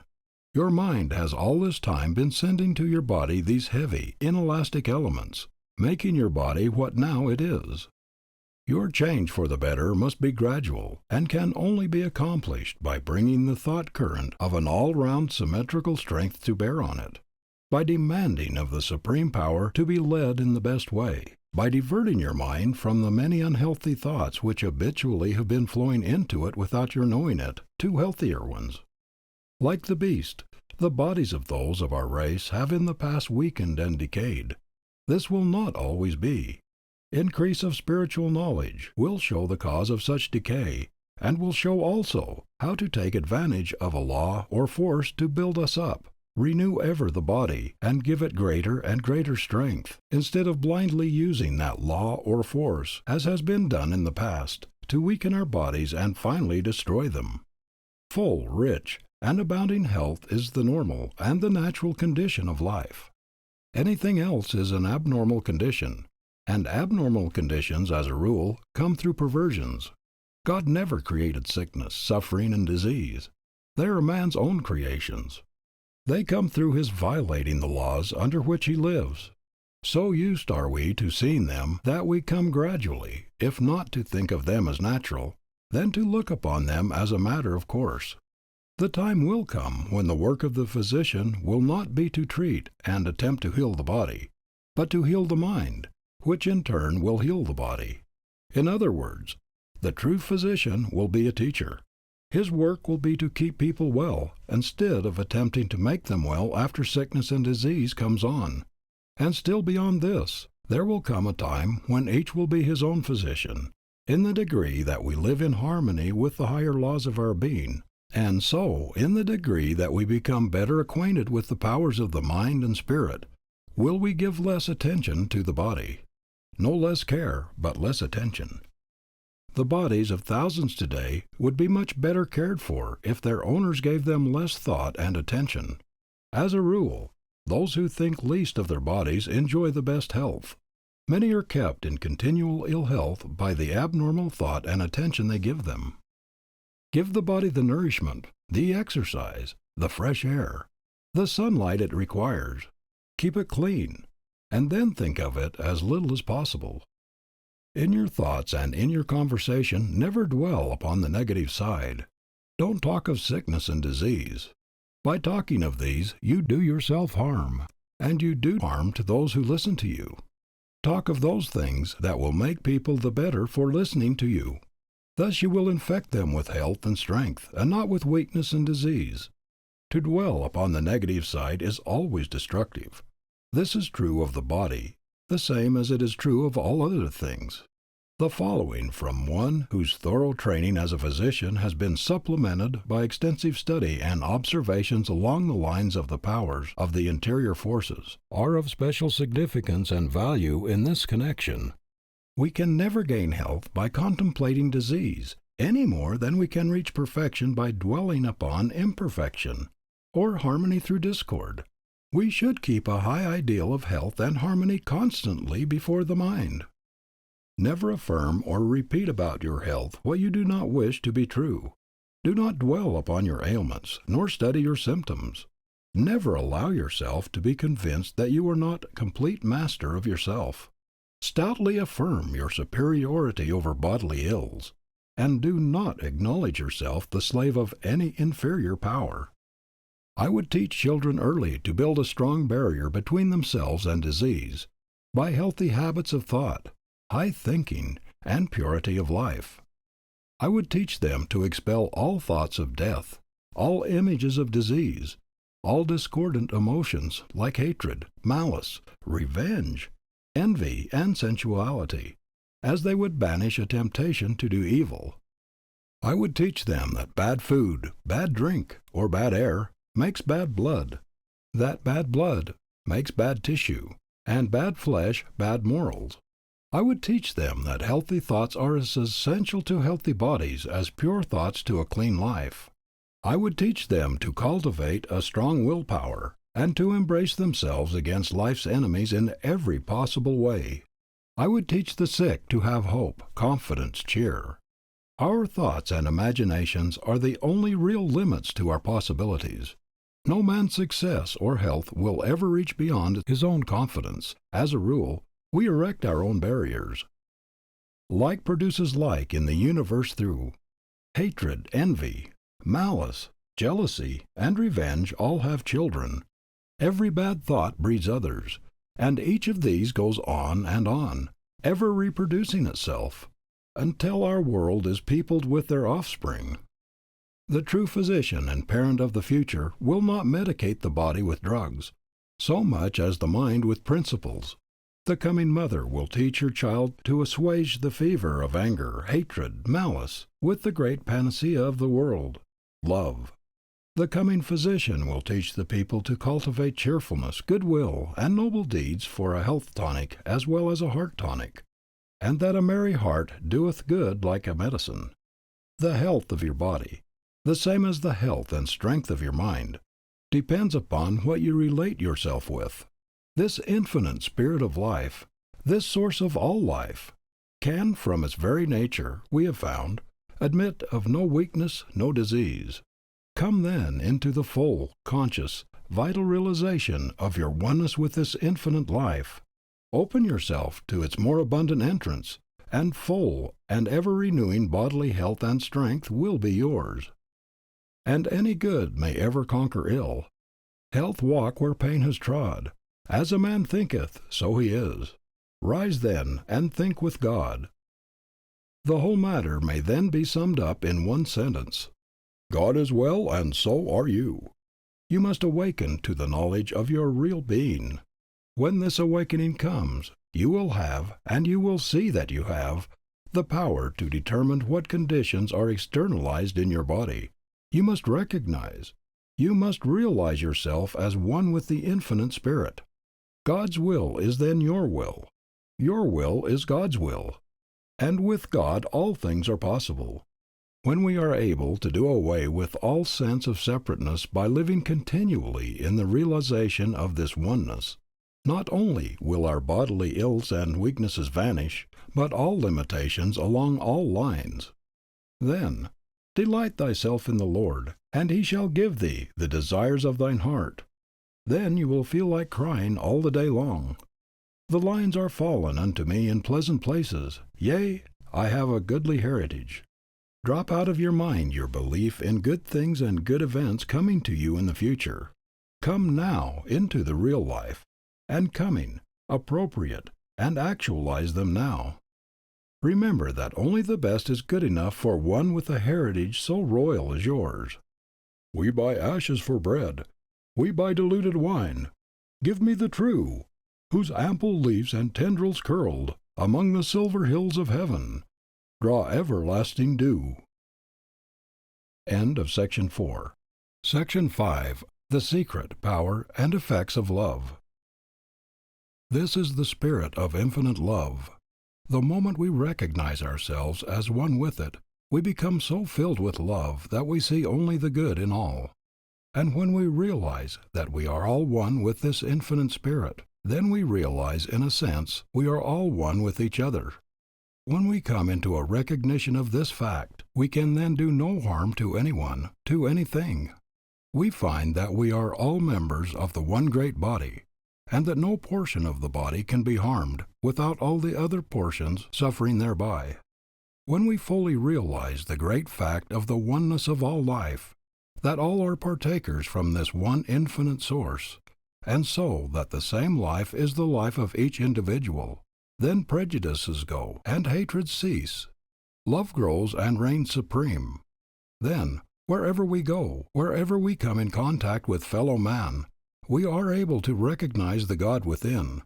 We thus look only for the good, and we find it. It always pays. There is a deep scientific fact underlying the great truth. He that takes the sword shall perish by the sword. The moment we come into a realization of the subtle powers of the thought forces, we can quickly see that the moment we entertain any thoughts of hatred toward another, he gets the effects of these diabolical forces that go out from us, and has the same thoughts of hatred aroused in him, which in turn return to the sender. Then when we understand the effects of the passion, hatred, or anger, even upon the physical body, we can see how detrimental, how expensive this is. The same is true in regard to all kindred thoughts or passions, envy, criticism, jealousy, scorn. In the ultimate, we shall find that in entertaining feelings of this nature toward another, we always suffer far more than the one toward whom we entertain them. And then when we fully realize the fact that selfishness is at the root of all error, sin, and crime, and that ignorance is the basis of all selfishness, with what charity we come to look upon the acts of all. It is the ignorant man who seeks his own ends at the expense of the greater whole. It is the ignorant man, therefore, who is the selfish man. The truly wise man is never selfish. He is a seer and recognizes the fact that he, a single member of the one great body, is benefited in just the degree that the entire body is benefited. And so he seeks nothing for himself that he would not equally seek for all mankind. If selfishness is at the bottom of all error, sin, and crime, and ignorance is the basis of all selfishness, then when we see a manifestation of either of these qualities, if we are true to the highest within us, we will look for and will seek to call forth the good in each individual with whom we come in contact. When God speaks to God, then God responds, and shows forth as God. But when the devil speaks to devil, then devil responds, and the devil is always to pay. Sometimes I hear a person say, "I don't see any good in him." No? Then you are no seer. Look deeper, and you will find the very God in every human soul. But remember, it takes a God to recognize a God. Christ always spoke to the highest, the truest, and the best in men. He knew and he recognized the God in each because he had first realized it in himself. He ate with publicans and sinners. Abominable, the scribes and Pharisees said. They were so wrapped up in their own conceits, their own self-centeredness, hence their own ignorance, that they had never found the God in themselves, and so they never dreamed that it was the real life of even publicans and sinners. In the degree that we hold a person in the thought of evil or of error, do we suggest evil and error to him. In the degree that he is sensitively organized or not well individualized, and so, subject to the suggestions of the thought forces from others, will he be influenced. And so in this way we may be sharers in the very evil doing in which we hold another in thought. In the same way, when we hold a person in the thought of the right, the good, and the true, righteousness, goodness, and truth are suggested to him, and thus we have a most beneficent influence on his life and conduct. If our hearts go out in love to all with whom we come in contact, we inspire love, and the same ennobling and warming influence of love always return to us from those in whom we inspire them. There is a deep scientific principle underlying the precept. If you would have all the world love you, you must first love all the world. In the degree that we love, we will be loved. Thoughts are forces. Each creates its kind. Each comes back laden with the effect that corresponds to itself and of which it is the cause. Then let your secret thoughts be fair. They have a vital part and share in shaping words and molding fate, God's system is so intricate. I know of no better practice than that of a friend who continually holds himself in an attitude of mind that he continually sends out his love in the form of the thought, "Dear everybody, I love you." And when we realize the fact that a thought invariably produces its effect before it returns, or before it ceases, we can see how he is continually breathing out a blessing, not only upon all with whom he comes in contact, but upon all the world. These same thoughts of love, moreover tokened in various ways, are continually coming to him from all quarters. Even animals feel the effects of these forces. Some animals are much more sensitively organized than many people are, and consequently they get the effects of our thoughts, our mental states, and emotions much more readily than many people do. Therefore, whenever we meet an animal we can do it good by sending out to it these thoughts of love. It will feel the effects whether we simply entertain or whether we voice them. And it is often interesting to note how quickly it responds, and how readily it gives evidence of its appreciation of this love and consideration on our part. What a privilege and how enjoyable it would be to live and walk in a world where we meet only gods. In such a world you can live. In such a world I can live. For in the degree that we come into this higher realization, do we see only the God in each human soul. And when we are thus able to see Him in every one we meet, we then live in such a world. And when we thus recognize the God in every one, we by this recognition help to call it forth ever more and more. What a privilege! This privilege of yours, this privilege of mine! That hypocritical judging of another is something then with which we can have nothing to do. For we have the power of looking beyond the evolving, changing, error-making self, and seeing the real, the changeless, the eternal self which by and by will show forth in the full beauty of holiness. We are then large enough also to realize the fact that when we condemn another, by that very act we condemn ourselves. This realization so fills us with love that we continually overflow it, and all with whom we come in contact feel its warming and life-giving power. These in turn send back the same feelings of love to us, and so we continually attract love from all quarters. Tell me how much someone loves, and I will tell you how much he has seen of God. Tell me how much he loves, and I will tell you how much he lives with God. Tell me how much he loves, and I will tell you how far into the kingdom of heaven, the kingdom of harmony, he has entered. For love is the fulfilling of the law. And in a sense, love is everything. It is the key to life, and its influences are beyond those that move the world. Live only in the thought of love for all, and you will draw love to you from all. Live in the thought of malice or hatred, and malice and hatred will come back to you. For evil poisons malice shafts, like boomerangs return, inflicting wounds that will not heal, while rage and anger burn. Every thought you entertain is a force that goes out, and every thought comes back laden with its kind. This is an immutable law. Every thought you entertain has moreover a direct effect upon your body. Love and its kindred emotions are the normal and the natural, those in accordance with the eternal order of the universe, for God is love. These have a life-giving, health-engendering influence upon your body, besides beautifying your countenance, enriching your voice, and making you ever more attractive in every way. And as it is true that in the degree that you hold thoughts of love for all, you call the same from them in return, and as these have a direct effect upon your mind, and through your mind upon your body, it is as so much life force added to your own from without. You are then continually building this into both your mental and physical life, and so your life is enriched by its influence. Hatred and all its kindred emotions are the unnatural, the abnormal, the perversions, and so out of harmony with the eternal order of the universe. For if love is the fulfilling of the law, then these, its opposites, are direct violations of the law, and there can never be a violation of law without its attendant pain and suffering in one form or another. There is no escape from this. And what is the result of this particular form of violation? When you allow thoughts of anger, hatred, malice, jealousy, envy, criticism, or scorn to exercise sway, they have a corroding and poisoning effect upon the organism. They pull it down, and if allowed to continue, will eventually tear it to pieces by externalizing themselves in the particular forms of disease they give rise to. And then, in addition to the destructive influences from your own mind, you are continually calling the same influences from other minds, and these come as destructive forces augmenting your own, thus aiding in the tearing down process. And so love inspires love, hatred breeds hatred.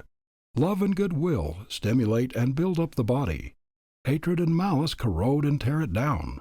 Love is a savor of life unto life. Hatred is a savor of death unto death. There are loyal hearts, there are spirits brave, there are souls that are pure and true. Then give to the world the best you have, and the best will come back to you. Give love, and love to your heart will flow, a strength in your utmost need. Have faith, and a score of hearts will show their faith in your word and deed.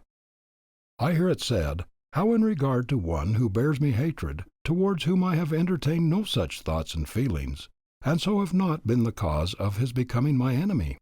This may be true, but the chances are that you will have but few enemies if there is nothing of an antagonistic nature in your mind and heart. Be sure there is nothing of this nature. But if hatred should come from another without apparent cause on your part, then meet it from first to last with thoughts of love and goodwill. In this way you can, so to speak, so neutralize its effects that it cannot reach you and so cannot harm you. Love is positive and stronger than hatred. Hatred can always be conquered by love. On the other hand, if you meet hatred with hatred, you simply intensify it. You add fuel to the flame already kindled, upon which it will feed and grow, and so you increase and intensify the evil conditions. Nothing is to be gained by it. Everything is to be lost. By sending love for hatred, you will be able so to neutralize it that it will not only have no effect upon you, but it will not be able to even reach you. But more than this, you will by this course sooner or later be able literally to transmute the enemy into the friend. Meet hatred with hatred, and you degrade yourself. Meet hatred with love, and you elevate not only yourself, but also the one who bears you hatred. The Persian sage has said, always meet petulance with gentleness, and perverseness with kindness. A gentle hand can lead even an elephant by a hair. Reply to thine enemy with gentleness. Opposition to peace is sin. The Buddhist says, if a man foolishly does me wrong, I will return him the protection of my ungrudging love. The more evil comes from him, the more good shall go from me. The wise man avenges injuries by benefits, says the Chinese. Return good for evil, overcome anger by love. Hatred never ceases by hatred, but by love, says the Hindu. The truly wise man or woman will recognize no one as an enemy. Occasionally we hear the expression, never mind, I'll get even with him. Will you?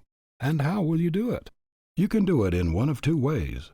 You can, as if you have in mind, deal with him as he deals, or apparently deals with you. Pay him, as we say, in his own coin. If you do this, you will get even with him by sinking yourself to his level, and both of you will suffer by it. Or you can show yourself the larger. You can send him love for hatred, kindness for ill treatment, and so get even with him by raising him to the higher level. But remember that you can never help another without by that very act helping yourself. And if forgetful of self, then in most all cases the value to you is greater than the service you render another. If you are ready to treat him as he treats you, then you show clearly that there is in you that which draws the hatred and ill treatment to you. You deserve what you are getting and should not complain, nor would you complain if you were wise. By following the other course, you most effectually accomplish your purpose. You gain a victory for yourself, and at the same time you do a great service for him, for which it is evident he stands greatly in need. Thus you become his savior. He in turn may become the savior of other error-making and consequently care-encumbered men and women. Many times the struggles are greater than we can ever know. We need more gentleness and sympathy and compassion in our common human life. Then we will neither blame nor condemn. Instead of blaming or condemning, we will sympathize, and all the more we will comfort one another, for the way is often dreary, and the feet are often weary, and the heart is very sad. There is a heavy burden bearing, when it seems that none are caring. And we half forget that ever we were glad. Comfort one another, with the hand clasped close and tender, with the sweetness love can render. And the looks of friendly eyes do not wait with grace unspoken, while life's daily bread is broken. Gentle speech is oft like manna from the skies. When we come fully to realize the great fact that all evil and error and sin, with all their consequent sufferings, come through ignorance, then whenever we see a manifestation of these in whatever form, if our hearts are right, we will have compassion, sympathy, and compassion for the one in whom we see them. Compassion will then change itself into love, and love will manifest itself in kindly service. Such is the divine method. And so instead of aiding and trampling and keeping a weaker one down, we will hold him up until he can stand alone and become the master. But all life growth is from within out, and one becomes a true master in the degree that the knowledge of the divinity of his own nature draws upon his inner consciousness, and so brings him to a knowledge of the higher laws. And in no way can we so effectually hasten this dawning in the inner consciousness of another, as by showing forth the divinity within ourselves simply by the way we live. By example and not by precept, by living, not by preaching, by doing, not by professing, by living the life, not by dogmatizing as to how it should be lived. There is no contagion equal to the contagion of life. Whatever we sow, that shall we also reap, and each thing sown produces of its kind. We can kill not only by doing another bodily injury directly, but we can and we do kill by every antagonistic thought. Not only do we thus kill, but while we kill we suicide. Many a man has been made sick by having the ill thoughts of a number of people centered upon him. Some have been actually killed. Put hatred into the world, and we make it a literal hell. Put love into the world, and heaven with all its beauties and glories becomes a reality. Not to love is not to live, or it is to live a living death. The life that goes out in love to all is the life that is full and rich, and continually expanding in beauty and in power. Such is the life that becomes even more inclusive, and hence larger in its scope and influence. The larger the man and the woman, the more inclusive they are in their love and their friendships. The smaller the man and the woman, the more dwarfed and dwindling their natures, the more they pride themselves upon their exclusiveness. Anyone, a fool or an idiot, can be exclusive. It comes easy. It takes and it signifies a large nature to be universal, to be inclusive. Only the man or woman of small, personal, self-centered, self-seeking nature is exclusive. The man or the woman of a large, royal, unself-centered nature never is. The small nature is the one that continually strives for effect. The larger nature never does. The one goes here and there in order to gain recognition, in order to attach himself to the world. The other stays at home and draws the world to him. The one loves merely himself. The other loves all the world, but in his larger love for all the world he finds himself included. Verily then, the more one loves, the nearer he approaches to God, for God is the Spirit of infinite love. And when we come into the realization of our oneness with this infinite Spirit, then divine love so fills us that, enriching and enrapturing our own lives, from them it flows out to enrich the life of all the world. In coming into the realization of our oneness with the infinite life, we are brought at once into right relations with our fellow men. We are brought into harmony with the great law, that we find our own lives in losing them in the service of others. We are brought to a knowledge of the fact that all life is one, and so that we are all parts of the one great whole. We then realize that we can't do for another without at the same time doing for ourselves. We also realize that we cannot do harm to another without by that very act doing harm to ourselves.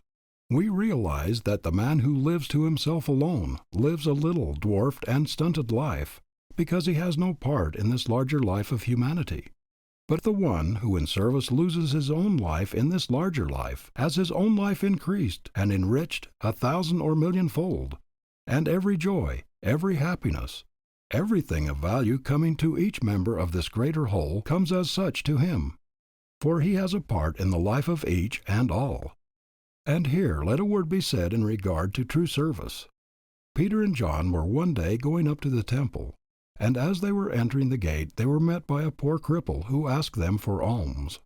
Instead of giving him something to supply the day's needs and then leaving him in the same dependent condition for the morrow and the morrow, Peter did him a real service, and a real service for all mankind by saying, "Silver and gold I have none, but such as I have I give unto thee." And then he made him whole. He thus brought him into the condition where he could help himself. In other words, the greatest service we can do for another is to help him to help himself. To help him directly might be weakening, though not necessarily. It depends entirely upon circumstances. But to help one to help himself is never weakening, but always encouraging and strengthening, because it leads him to a larger and stronger life.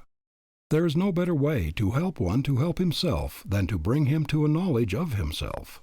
There is no better way to bring one to a knowledge of himself than to lead him to a knowledge of the powers that are lying dormant within his own soul. There is nothing that will enable him to come more readily or more completely into an awakened knowledge of the powers that are lying dormant within his own soul than to bring him into the conscious, vital realization of his oneness with the infinite life and power, so that he may open himself to it in order that it may work and manifest through him. We will find that these same great truths lie at the very bottom of the solution of our social situation. And we will also find that we will never have a full and permanent solution of it until they are fully recognized and built upon. End of Section 5. Section 6. Wisdom and Interior Illumination. This is the spirit of infinite wisdom, and in the degree that we open ourselves to it, does the highest wisdom manifest itself to and through us. We can in this way go to the very heart of the universe itself and find the mysteries hidden to the majority of mankind, hidden to them, though not hidden of themselves. In order for the highest wisdom and insight, we must have absolute confidence in the divine guiding us, but not through the channel of someone else. And why should we go to another for knowledge and wisdom? With God is no respect of persons. Why should we seek these things second-hand? Why should we thus stultify our own innate powers? Why should we not go direct to the infinite source itself? If any man lack wisdom, let him ask of God. Before they call, I will answer, and while they are yet speaking, I will hear. When we thus go directly to the infinite source itself, we are no longer slaves to personalities, institutions, or books. We should always keep ourselves open to suggestions of truth from these agencies. We should always regard them as agencies, however, and never as sources. We should never recognize them as masters, but simply as teachers. With Browning, we must recognize the great fact that the truth is within ourselves. It takes no rise from outward things, whate'er you may believe. There is an inmost center in us all, where truth abides in fullness. There is no more important injunction in all the world, nor one with a deeper interior meaning than, to thine own self be true. In other words, be true to your own soul, for it is through your own soul that the voice of God speaks to you. This is the interior guide. This is the light that lighteth every man that cometh into the world. This is conscience. This is intuition. This is the voice of the higher self, the voice of the soul, the voice of God. Thou shalt hear a voice behind thee saying, This is the way, walk ye in it. When Moses was on the mountain, it was after the various physical commotions and manifestations that he heard the still small voice, the voice of his own soul, through which the infinite God was speaking. If we will but follow this voice of intuition, it will speak ever more clearly and more plainly, until by and by it will be absolute and unerring in its guidance.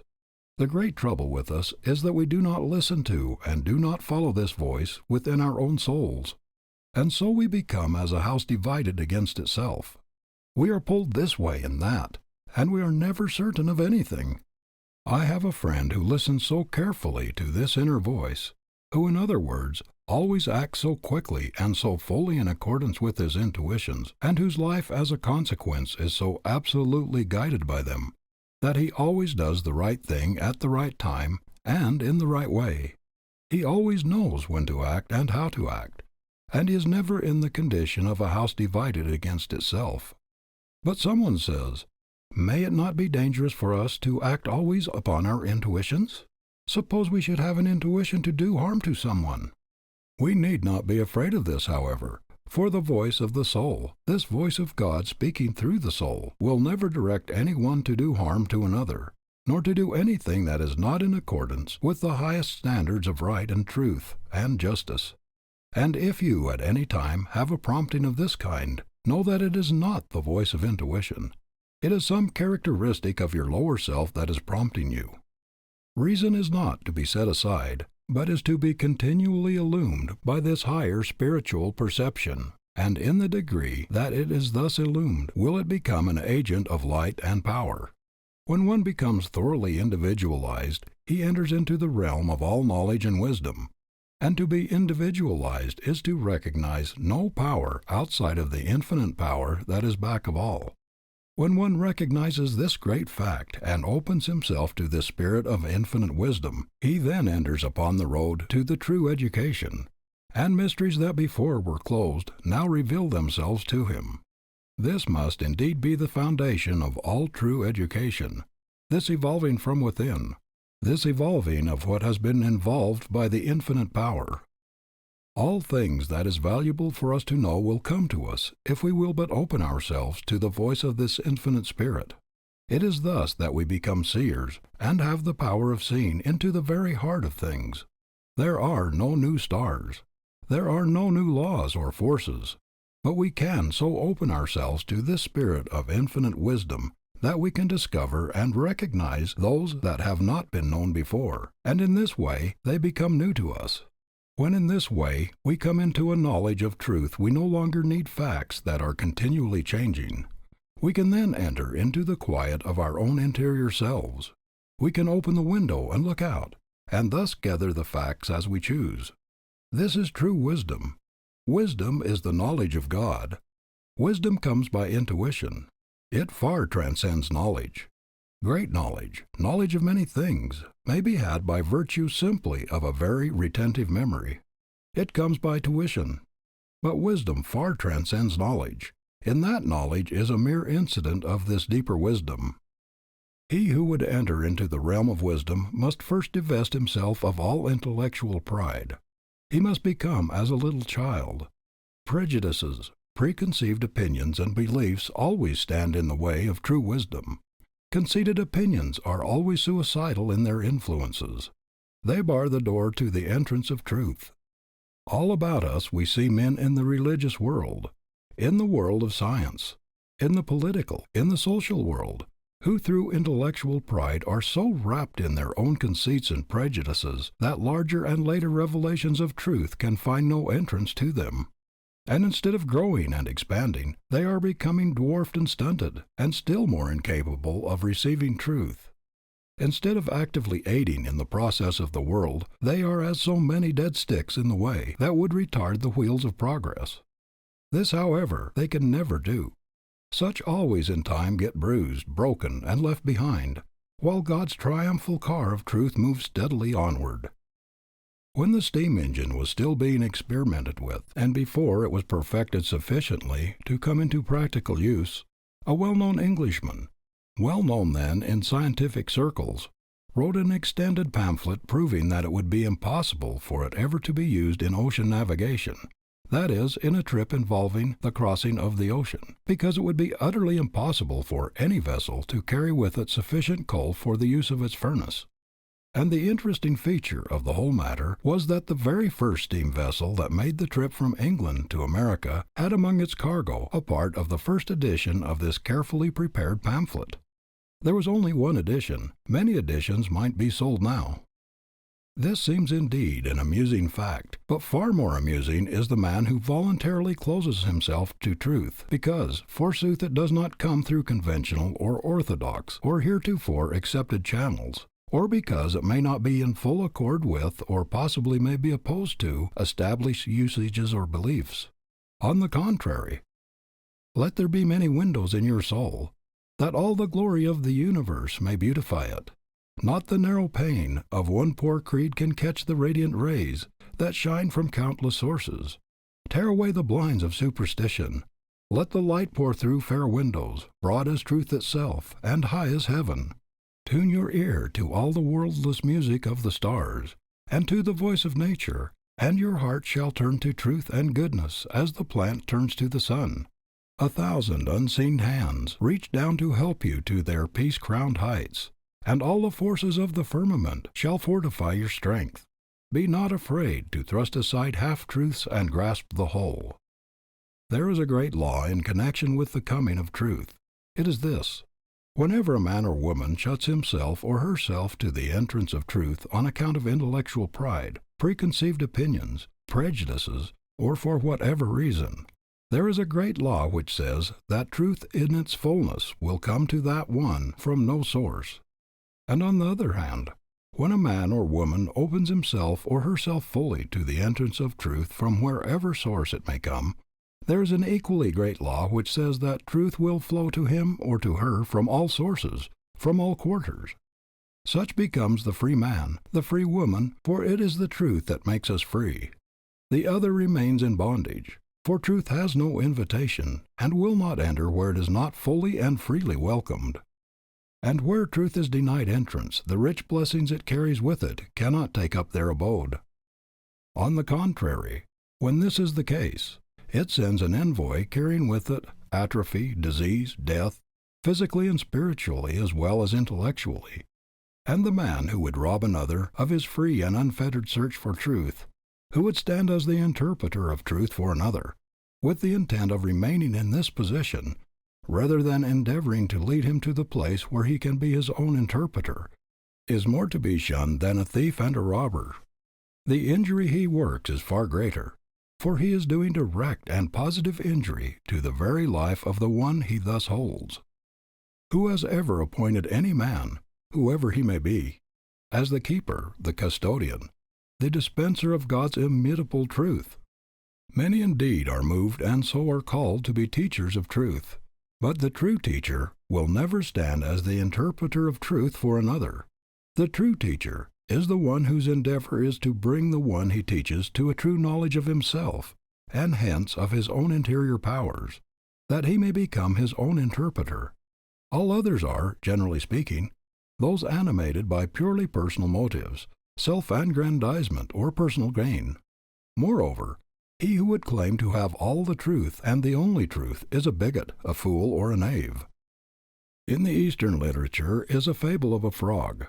The frog lived in a well, and out of his little well he had never been.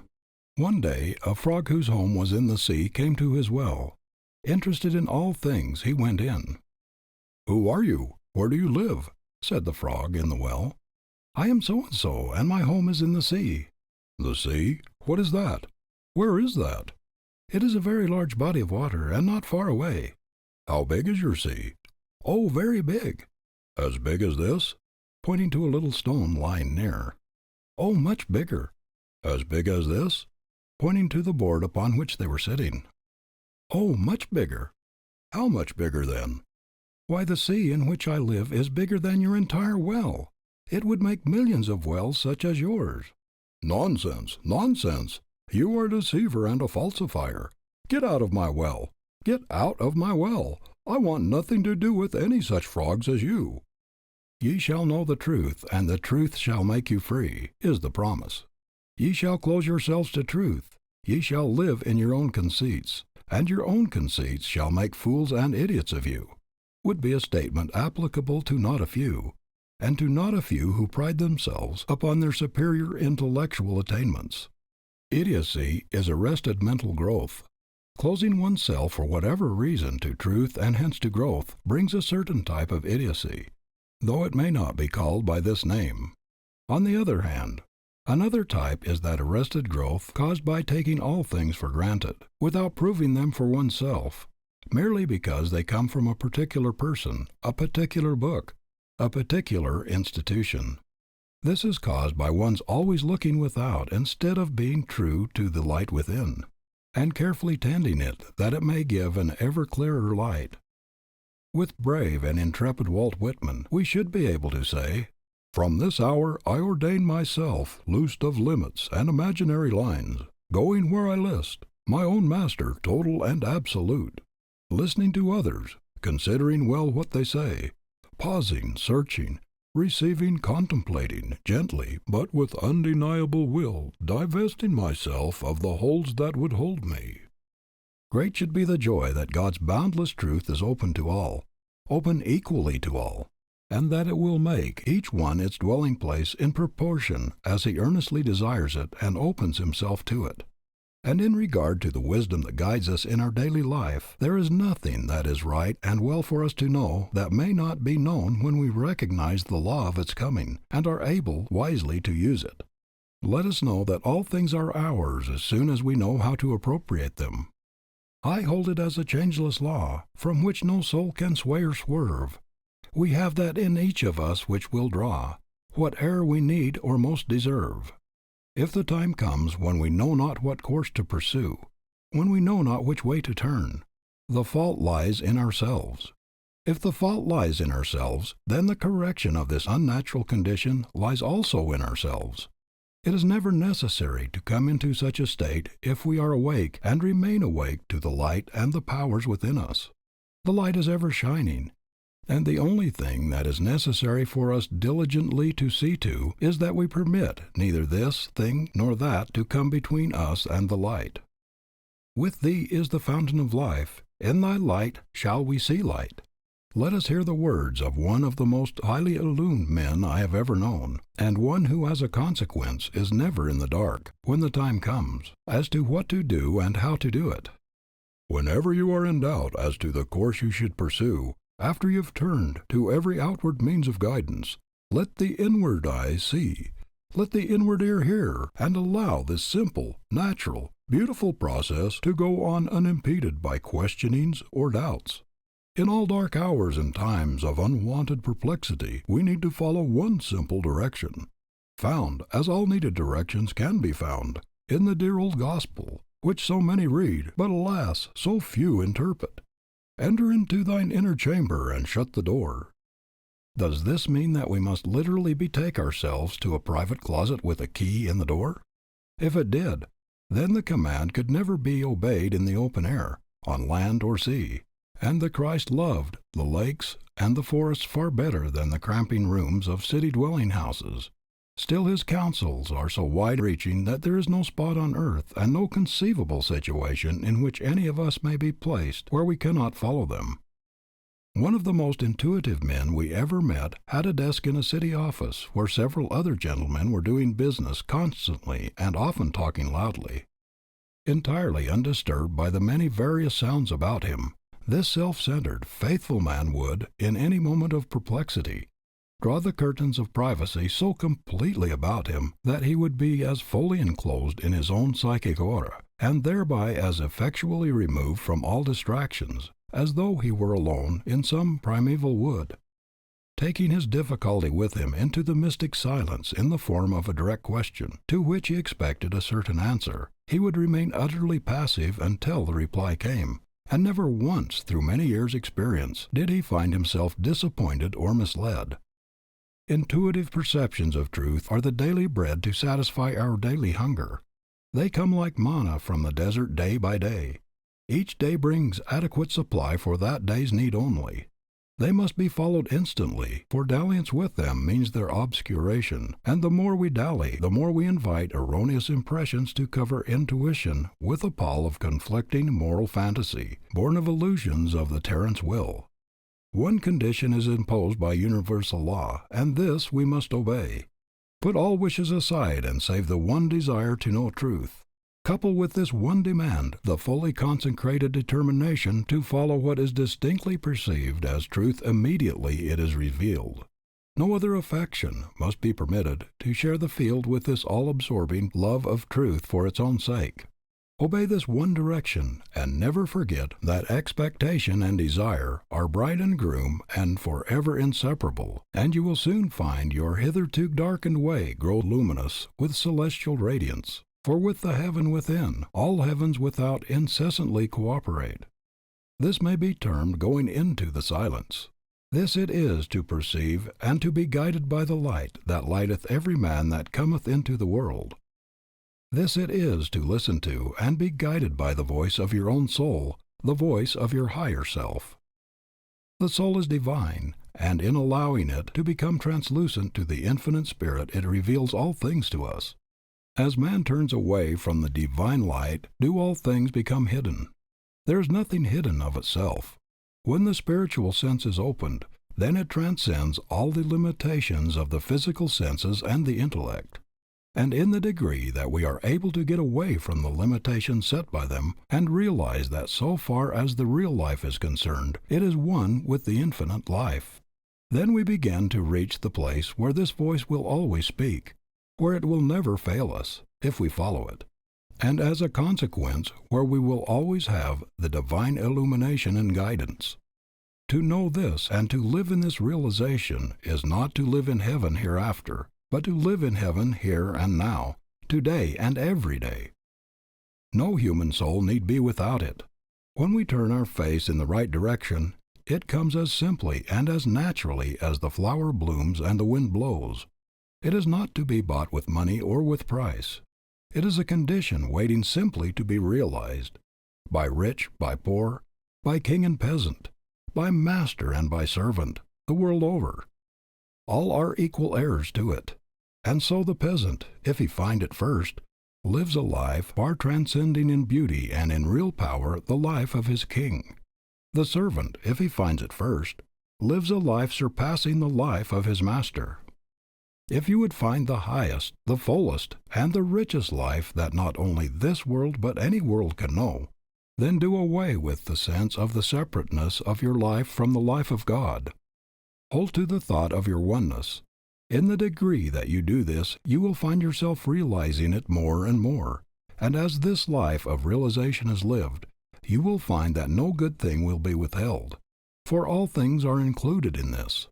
Then it will be yours, without fears or forebodings, simply to do today what your hands find to do, and so be ready for tomorrow, when it comes, knowing that tomorrow will bring tomorrow's supplies for the mental, the spiritual, and the physical life. Remember, however, that tomorrow's supplies are not needed until tomorrow comes. If one is willing to trust himself fully to the law will never fail him. It is the half-hearted trusting to it that brings uncertain and so unsatisfactory results. Nothing is firmer and surer than deity. It will never fail the one who throws himself wholly upon it. The secret of life, then, is to live continually in this realization, whatever one may be doing, wherever one may be, by day and by night, both waking and sleeping. It can be lived in while we are sleeping no less than when we are awake. And here shall we consider a few facts in connection with sleep, in connection with receiving instruction and illumination while asleep. During the process of sleep, it is merely the physical body that is at rest in quiet. The soul life, with all its activities, goes right on. Sleep is nature's provision for the recuperation of the body, for the rebuilding, and hence the replacing of the waste that is continually going on during the waking hours. It is nature's great restorer. If sufficient sleep is not allowed the body, so that the rebuilding may equalize the wasting process, the body is gradually depleted and weakened, and any ailment or malady, when it is in this condition, is able to find a more ready entrance. It is for this reason that those who are subject to it will take cold, as we term it, more readily when the body is tired or exhausted through loss of sleep than at almost any other time. The body is in that condition where outside influences can have a more ready effect upon it than when it is in its normal condition. And when they do have an effect, they always go to the weaker portions first. Our bodies are given us to serve far higher purposes than we ordinarily use them for. Especially is this true in the numerous cases where the body is master of its owner. In the degree that we come into the realization of the higher powers of the mind and spirit, in that degree does the body, through their influence upon it, become less gross and heavy, finer in its texture and form, and then, because the mind finds a kingdom of enjoyment in itself, and in all the higher things it becomes related to, excesses in eating and drinking, as well as all others, naturally and of their own accord, fall away. There also falls away the desire for the heavier, grosser, less valuable kinds of food and drink, such as the flesh of animals, alcoholic drinks, and all things of the class that stimulate the body and the passions, rather than build the body and the brain into a strong, clean, well-nourished, enduring, and fibrous condition. In the degree that the body becomes less gross and heavy, finer in its texture and form, there is less waste, and what there is more easily replaced, so that it keeps in a more regular and even condition.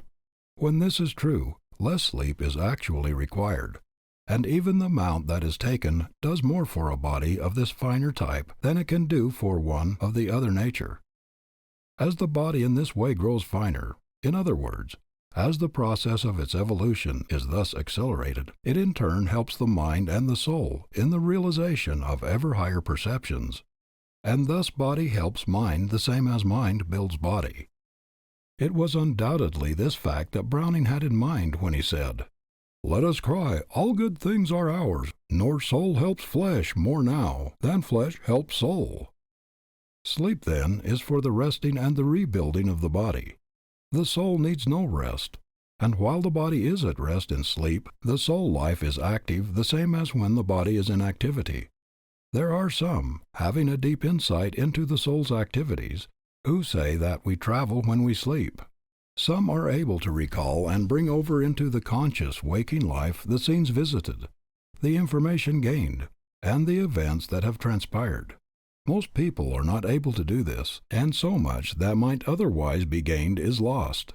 They say, however, that it is in our power, in proportion as we understand the laws, to go where we will, and to bring over into the conscious waking life all the experiences thus gained. Be this, however, as it may, it certainly is true that while sleeping we have the power, in a perfectly normal and natural way, to get much of value by way of light, instruction, and growth that the majority of people now miss. If the soul life, that which relates us to the infinite spirit, is always active, even while the body is at rest, why may not the mind so direct conditions as one falls asleep, that while the body is at rest, it may continually receive illumination from the soul, and bring what it thus receives over into the conscious waking life? This indeed can be done, and it is done by some to great advantage, and many times the highest inspirations from the soul come in this way, as would seem most natural, since at this time all communications from the outer, material world no longer enter. I know those who do much work during sleep, the same as they get much light along desired lines. By charging the mind on going to sleep as to a particular time for waking, it is possible, as many of us know, to wake on the very minute. Not infrequently we have examples of difficult problems that defied solution during waking hours, being solved during sleep. A friend, a well-known journalist, had an extended newspaper article clearly and completely worked out for her in this way. She frequently calls this agency to her aid. She was notified by the managing editor one evening to have the article ready in the morning, an article requiring more than ordinary care, and one in which quite a knowledge of facts was required.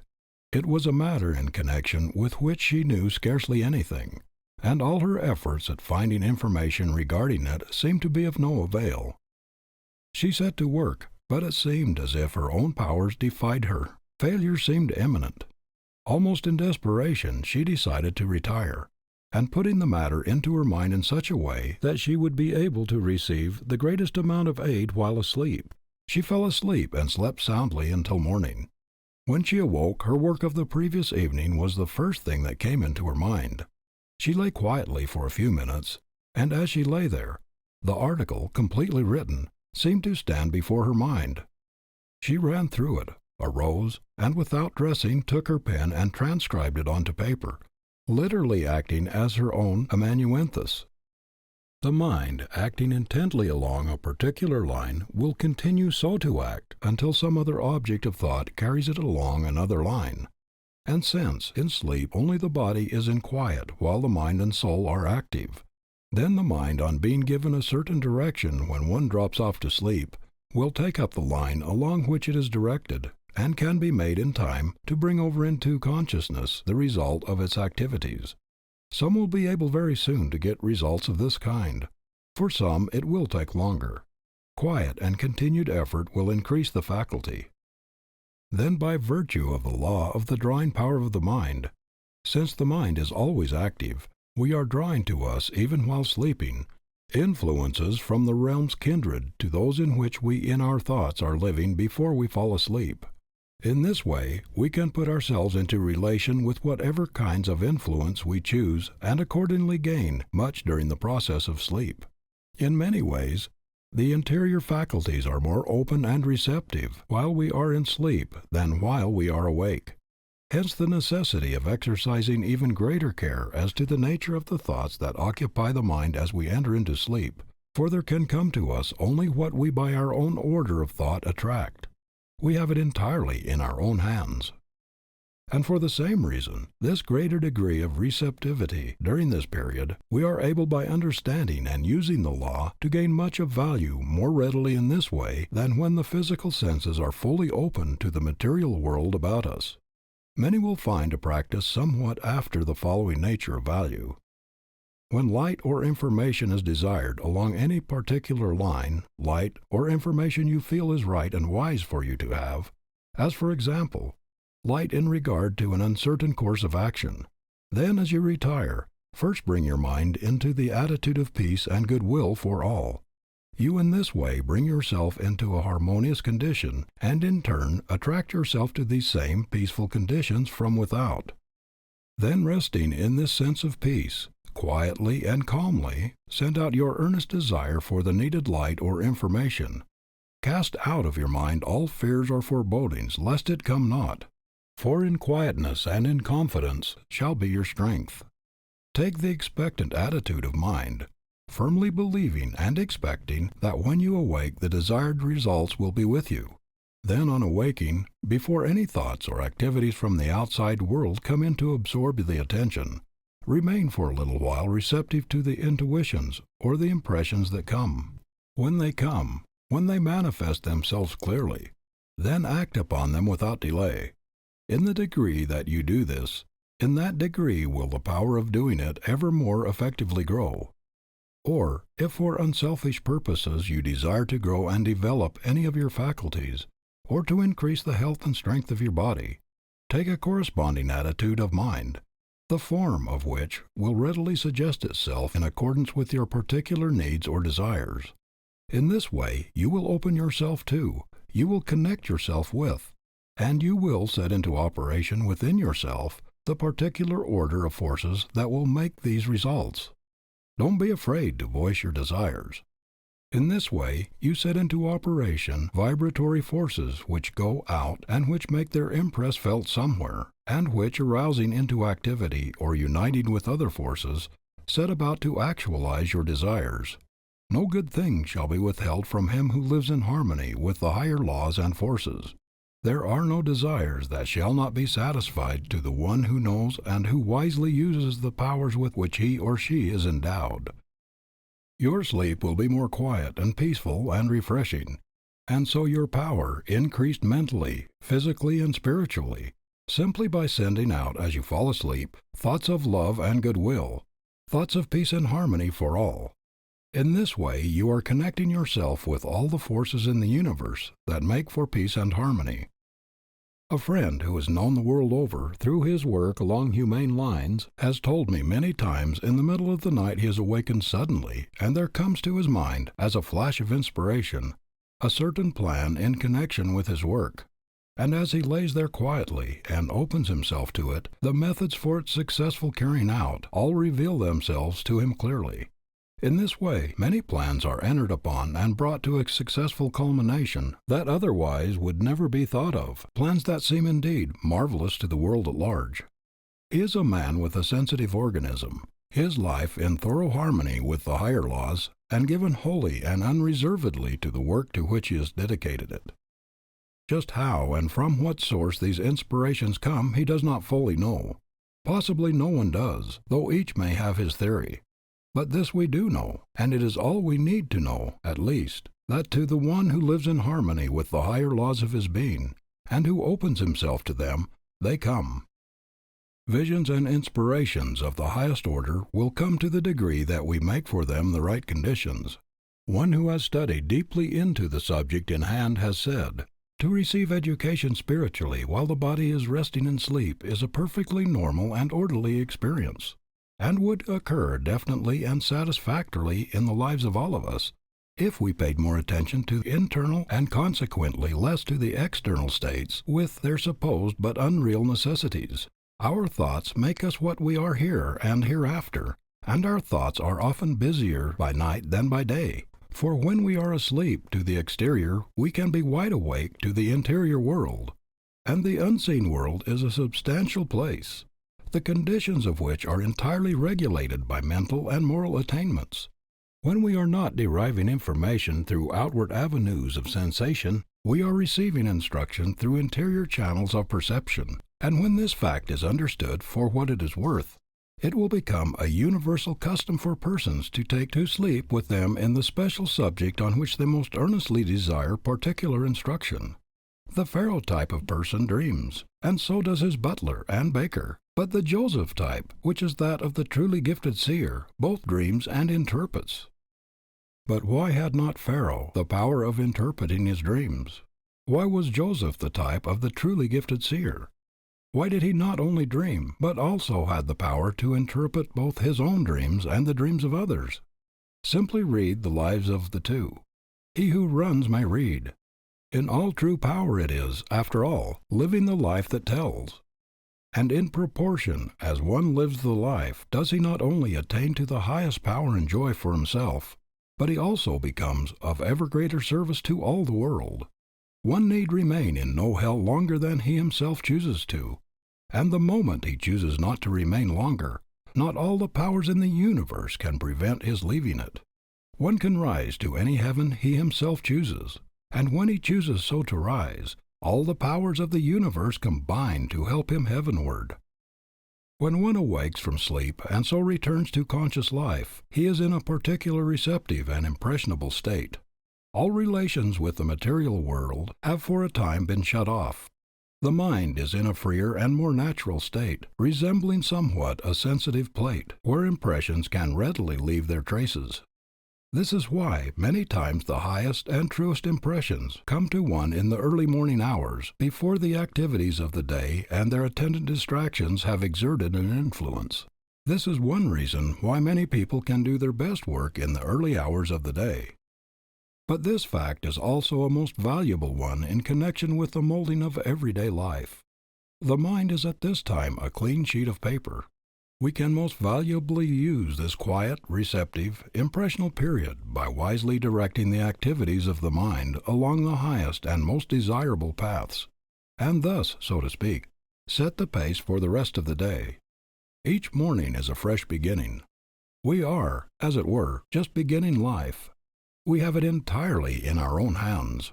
And when the morning with its fresh beginning comes, all yesterdays should be yesterdays, with which we have nothing to do. Sufficient is it to know that the way we lived our yesterday has determined for us our today. And again, when the morning with its fresh beginning comes, all tomorrows should be tomorrows, with which we have nothing to do. Sufficient to know that the way we live our today determines our tomorrow. Every day is a fresh beginning. Every morn is the world made anew. You who are weary of sorrow and sinning, there is a beautiful hope for you, a hope for me and a hope for you. All the past things are past and over. The tasks are done and the tears are shed. Yesterday's errors let yesterday cover. Yesterday's wounds which smarted and bled are healed with the healing which mind has shed. Let them go, since we cannot relieve them, cannot undo, and cannot atone. God in His mercy, receive, forgive them. Only the new days are our own. Today is ours, and today alone. Here are the skies all burnished brightly. Here is the spent earth all reborn. Here are the tired limbs springing lightly to face the sun and to share with the morn in the chrism of dew and the cool of dawn. Every day is a fresh beginning. Listen, my soul, to the glad refrain, and spite of old sorrow and older sinning, and puzzles forecasted and possible pain, take heart with the day and begin again. Simply the first hour of this new day, with all its richness and glory, with all its sublime and eternity-determining possibilities, and each succeeding hour as it comes, but not before it comes. This is the secret of character building. This simple method will bring anyone to the realization of the highest life that can be even conceived of, and there is nothing in this connection that can be conceived of that cannot be realized somehow, somewhen, somewhere. This brings such a life within the possibilities of all, for there is no one, if really in earnest and if he really desires it, who cannot live to his highest for a single hour. But even though there should be, if he is only earnest in his endeavor, then, through the law that like builds like, he will be able to come a little nearer to it the next hour, and still nearer the next, and the next, until sooner or later comes the time when it becomes the natural, and any other would require effort. In this way one becomes in love and in league with the highest and best in the universe, and as a consequence, the highest and best in the universe becomes in love and in league with him. They aid him at every turn. They seem literally to move all things his way, because, forsooth, he has first moved their way. End of Section 6. Section 7. The Realization of Perfect Peace. This is the spirit of infinite peace, and the moment we come into harmony with it, there comes to us an inflowing tide of peace, for peace is harmony. A deep interior meaning underlies the great truth. To be spiritual-minded is life and peace.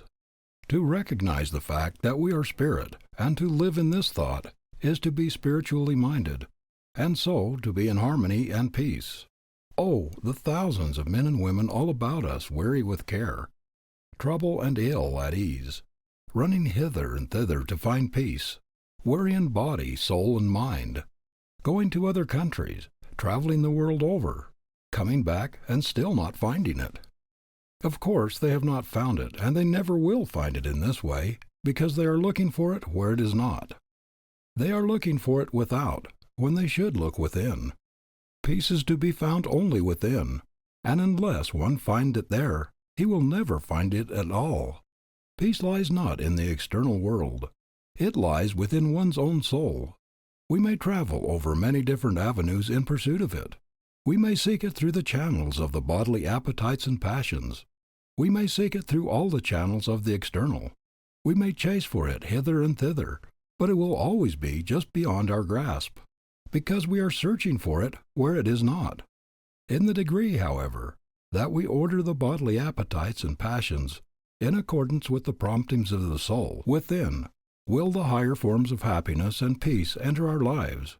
But in the degree that we fail in doing this, will disease, suffering, and discontent enter in. To be at one with God is to be at peace. The child's simplicity is the greatest agency in bringing this full and complete realization. The child's simplicity is the greatest agency in bringing this full and complete realization. The child's simplicity that recognizes its true relations with the Father's life. There are people I know who have come into such a conscious realization of their oneness with this infinite life, this spirit of infinite peace, that their lives are fairly bubbling over with joy. I have particularly in mind at this moment a comparatively young man who was an invalid for several years, his health completely broken with nervous exhaustion, who thought there was nothing in life worth living for, to whom everything and everybody presented a gloomy aspect, and he in turn presented a gloomy aspect to all with whom he came in contact. Not long ago he came into such a vital realization of his oneness with this infinite power, He opened himself so completely to its divine inflow that today he is in perfect health. And frequently as I meet him now he cannot resist the impulse to cry out, "Oh, it is a joy to be alive!" I know an officer on our police force who has told me that many times when off duty and on his way home in the evening, there comes to him such a vivid and vital realization of his oneness with this infinite power, and this spirit of infinite peace so takes hold and so fills him, that it seems as if his feet could scarcely keep to the pavement, so buoyant and so exhilarated does he become by reason of this inflowing tide. He who comes into this higher realization never has any fear, for he has always with him a sense of protection, and the very realization of this makes his protection complete. Of him it is true, "No weapon that is formed against thee shall prosper. There shall no ill come nigh thy dwelling. Thou shalt be in league with the stones of the field, and the beasts of the field shall be at peace with thee." These are the men and women who seem to live charmed lives. The moment we fear anything, we open the door for the entrance of the actualization of the very thing we fear.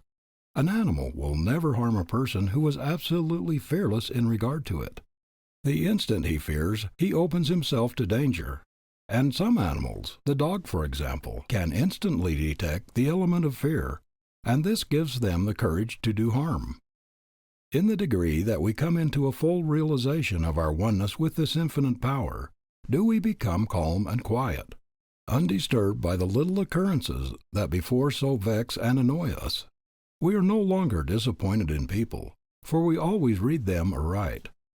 We have the power of penetrating into their very souls and seeing the underlying motives that are at work there. A gentleman approached a friend the other day, and with great show of cordiality grasped him by the hand and said, "Why, Mr. A., I'm so glad to see you." Quick as a flash my friend read him, and looking him steadily in the eye replied, "No, you are mistaken. You are not glad to see me, but you are very much disconcerted. So much so that you are now blushing in evidence of it." The gentleman replied, "Well, you know this day and age of conventionality and form we have to put on the show, and sometimes make believe what we do not really feel." My friend once more looked at him in the face and said, "Again, you are mistaken. Let me give you one little word of advice. You will always fare better and think far more of yourself, always to recognize and to tell the truth rather than to give yourself any semblance of it. As soon as we are able to read people aright, we will then cease to be disappointed in them. We will cease to place them on pedestals, for this can never be done without some attendant disappointment. The fall will necessarily come sooner or later, and moreover, we are thus many times unfair to our friends. When we come into harmony with this spirit of peace, evil reports and apparent bad treatment, either at the hands of friends or of enemies, will no longer disturb us. When we are conscious of the fact that in our life and work we are true to that eternal principle of right, of truth, of justice that runs through all the universe, that unites and governs all, that always eventually prevails, then nothing of this kind can come nigh us, and come what may, we will always be tranquil and undisturbed. The things that cause sorrow and pain and bereavement will not be able to take the hold of us they now take, for true wisdom will enable us to see the proper place and know the right relations of all things. The loss of friends by the transition we call death will not cause sorrow to the soul that has come into this higher realization, for he knows that there is no such thing as death, for each one is not only a partaker, but an eternal partaker of this infinite life. He knows that the mere falling away of the physical body by no means affects the real soul life. With a tranquil spirit born of a higher faith he can realize for himself, and to those less strong he can say, "Loving friends, be wise and dry. Straightway every weeping eye. What you left upon the bier is not worth a single tear. 'Tis a simple seashell, one out of which the pearl has gone. The shell was nothing, leave it there. The pearl, the soul, was all is here." And so far as the element of separation is concerned, he realizes that to the spirit there are no bounds, and that spiritual communion, whether between two persons in the body, or two persons, one in the body and one out of the body, is within reach of all. In the degree that the higher spiritual life is realized, can there be this higher spiritual communion. The things that we open to ourselves always come to us. People in the olden times expected to see angels, and they saw them.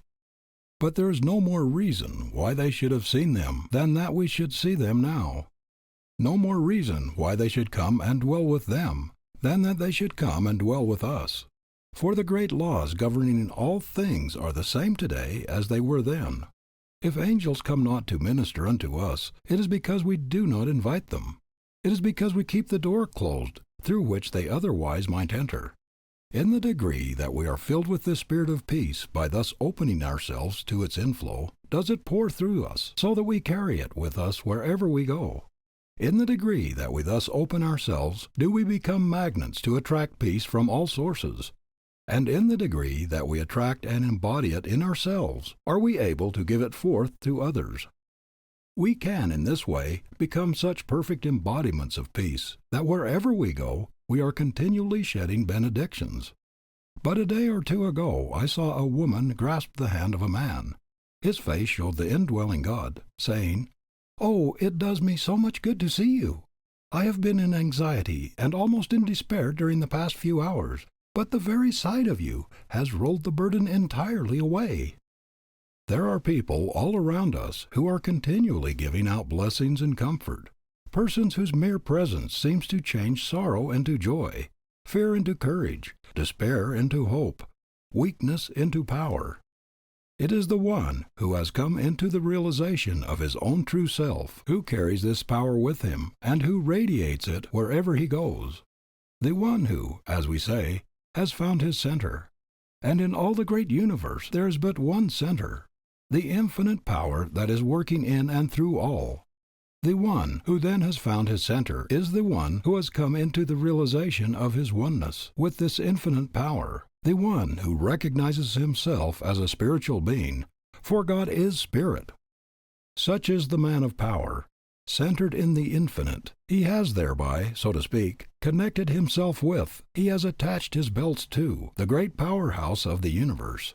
He is constantly drawing power to himself from all sources. For thus centered, knowing himself, conscious of his own power, the thoughts that go from his mind are thoughts of strength, and by virtue of the law that like attracts like, he by his thoughts is continually attracting to himself from all quarters the aid of all whose thoughts are thoughts of strength, and in this way he is linking himself with this order of thought in the universe. And so to him that hath, to him shall be given. This is simply the working of a natural law. His strong positive and hence constructive thought is continually working success for him along all lines, and continually bringing to him help from all directions. The things that he sees, that he creates in the ideal, are through the agency of this strong constructive thought, continually clothing themselves, taking form, manifesting themselves in the material. Silent, unseen forces are at work, which will sooner or later be made manifest in the visible. Fear and all thoughts of failure never suggest themselves to such a man, or if they do, they are immediately sent out of his mind, and so he is not influenced by this order of thought from without. He does not attract it to him. He is in another current of thought. Consequently, the weakening, failure-bringing thoughts of the fearing, the vacillating, the pessimistic about him, have no influence upon him. The one who is of the negative, fearing kind, not only has his energies and his physical agents weakened, or even paralyzed through the influence of this kind of thought that is born within him, but he also in this way connects himself with this order of thought in the world about him. And in the degree that he does this, does he become a victim to the weak, fearing, negative minds all around him. Instead of growing in power, he increases in weakness. He is in the same order of thought with those of whom it is true, and even that which they have shall be taken away from them. This again is simply the working of a natural law, the same as its opposite. Fearing lest I lose even what I have, I hide it away in a napkin. Very well, I must then pay the price of my fearing lest I lose. Thoughts of strength build both strength from within and attract it from without. Thoughts of weakness actualize weakness from within and attract it from without. Courage begets strength. Fear begets weakness. And so courage begets success. Fear begets failure. It is the man or the woman of faith, and hence of courage, who is the master of circumstances, and who makes his or her power felt in the world. It is the man or the woman who lacks faith, and who as a consequence is weakened and crippled by fears and forebodings, who is the creature of all passing occurrences. Within each one lies the cause of whatever comes to him. Each has it in his own hands to determine what comes. Everything in the visible, material world has its origin in the unseen, the spiritual, the thought world. This is the world of cause. The former is the world of effect. The nature of the effect is always in accordance with the nature of the cause.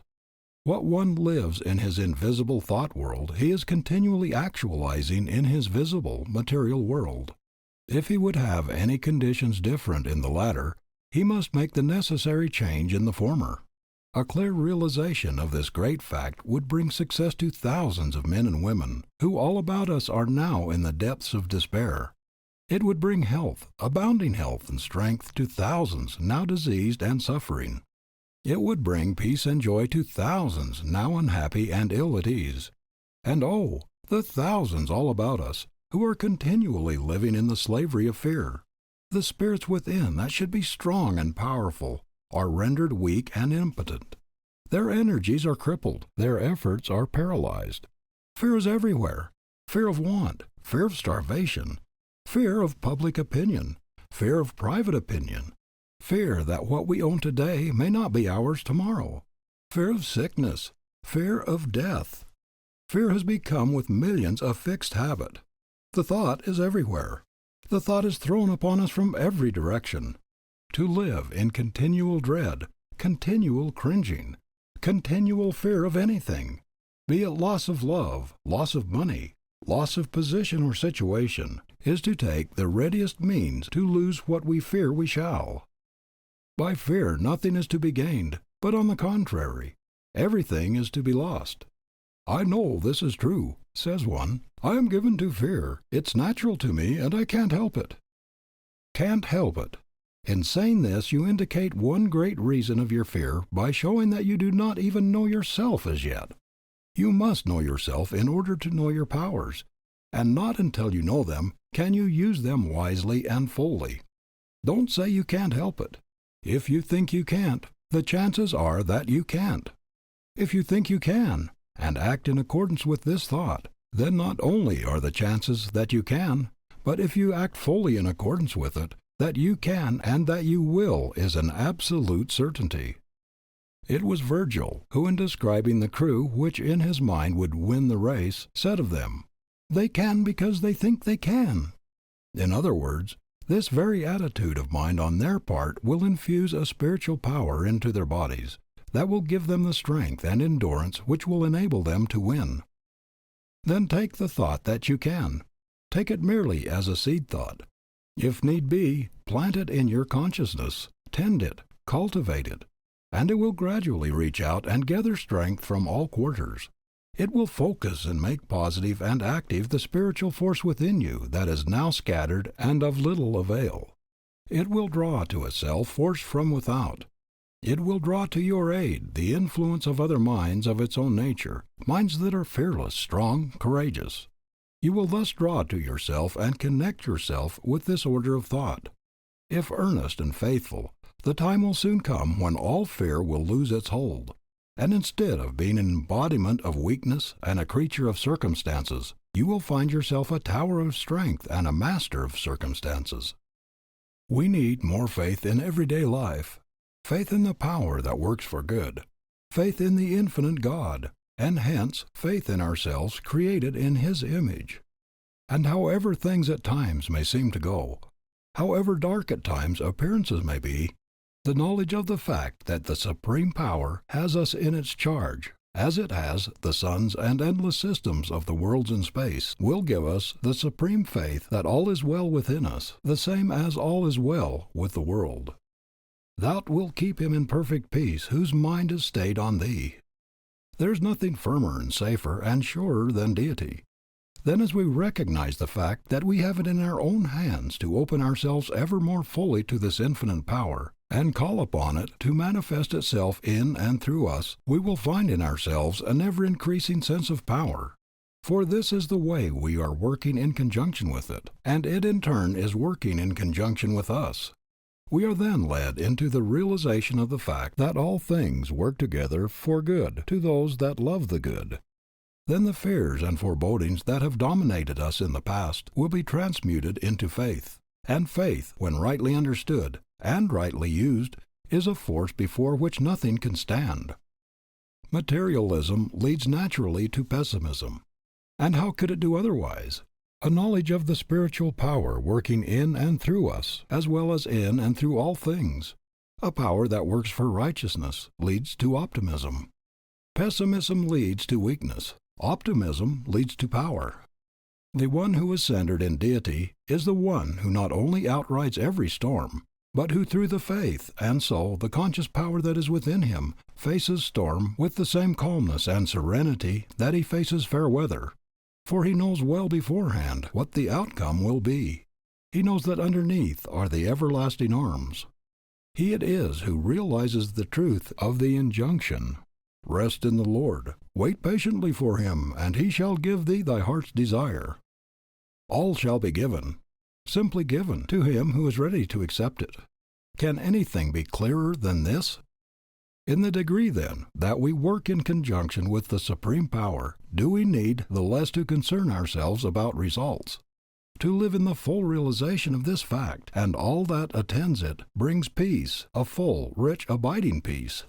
A peace that makes the present complete, and that, going on before, brings back the assurance that as our days, so shall our strength be.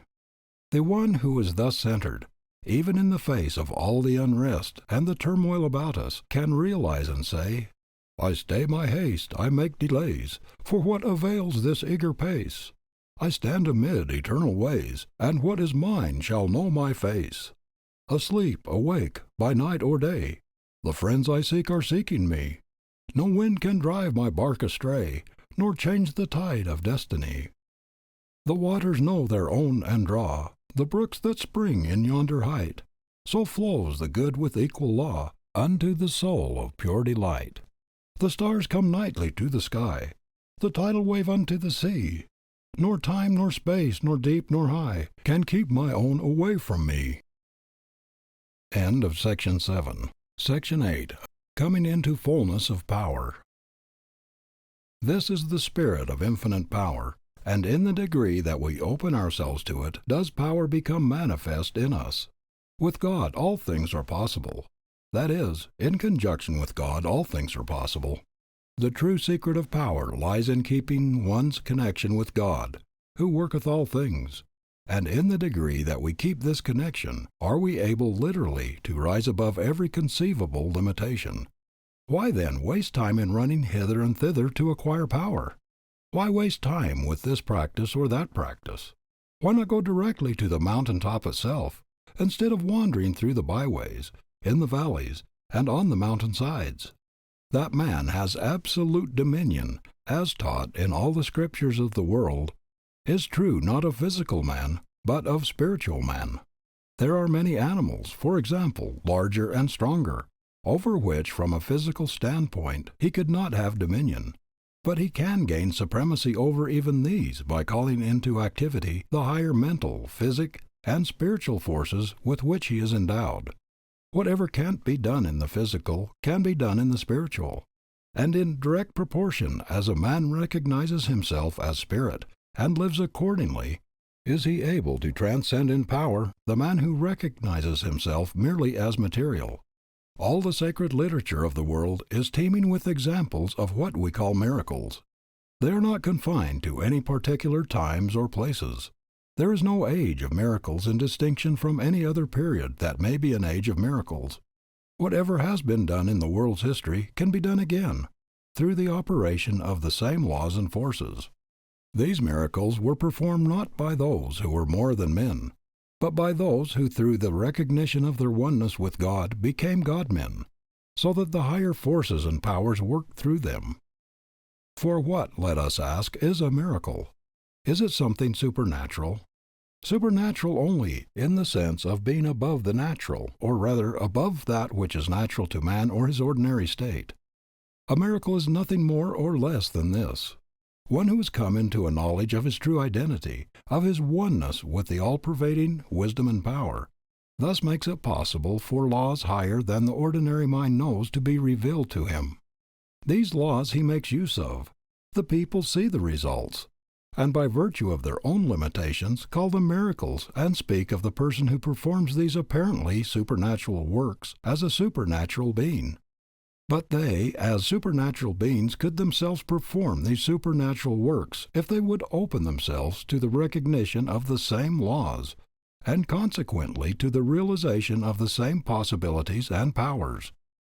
And let us also remember that the supernatural of yesterday becomes, as in the process of evolution we advance from the lower to the higher, from the more material to the more spiritual, the common and the natural of today, and what seems to be the supernatural of today becomes in the same way the natural of tomorrow, and so on through the ages. Yes, it is the God-man who does the things that appear supernatural, the man who by virtue of his realization of the higher powers transcends the majority and so stands out among them. But any power that is possible to one human soul is possible to another. The same laws operate in every life. We can be men and women of power, or we can be men and women of impotence.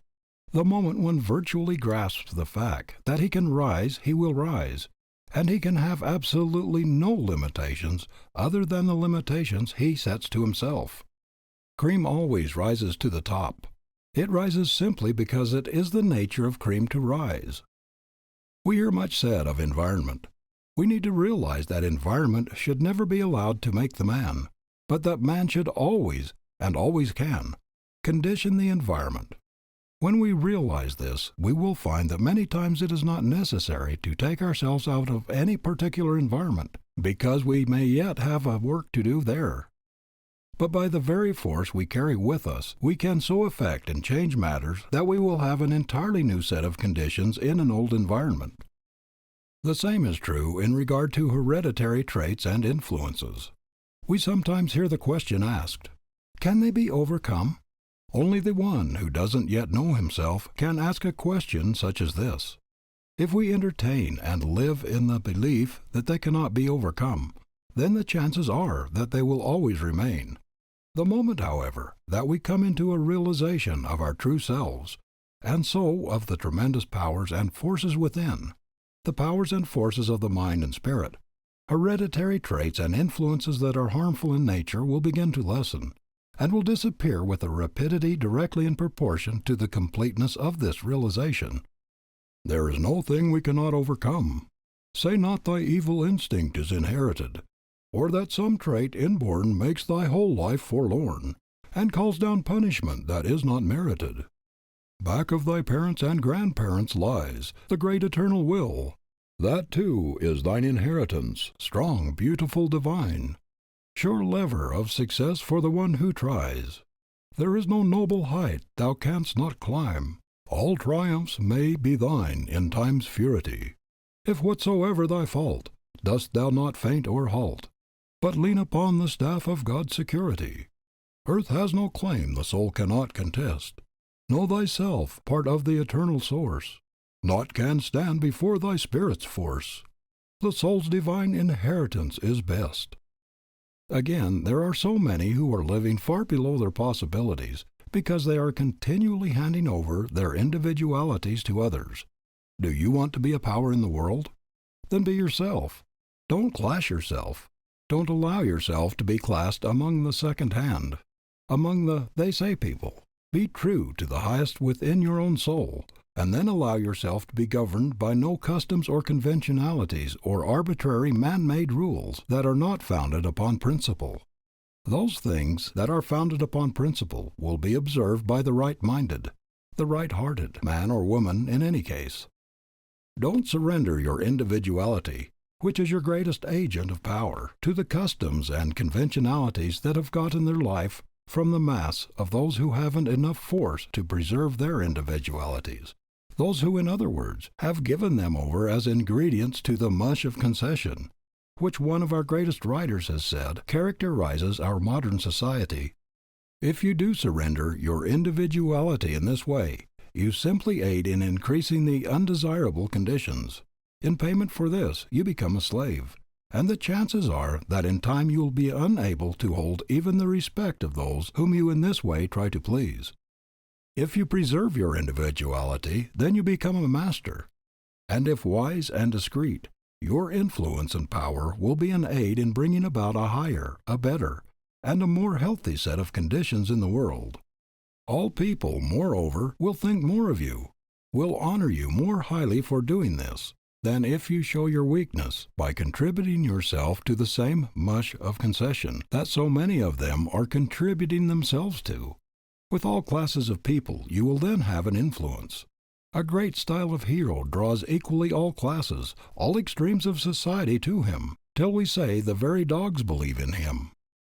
To be oneself is the only worthy, and by all means the only satisfactory thing to be. May it not be good policy, says one, to be governed sometimes by one's surroundings? What is good policy? To be yourself first, last, and always.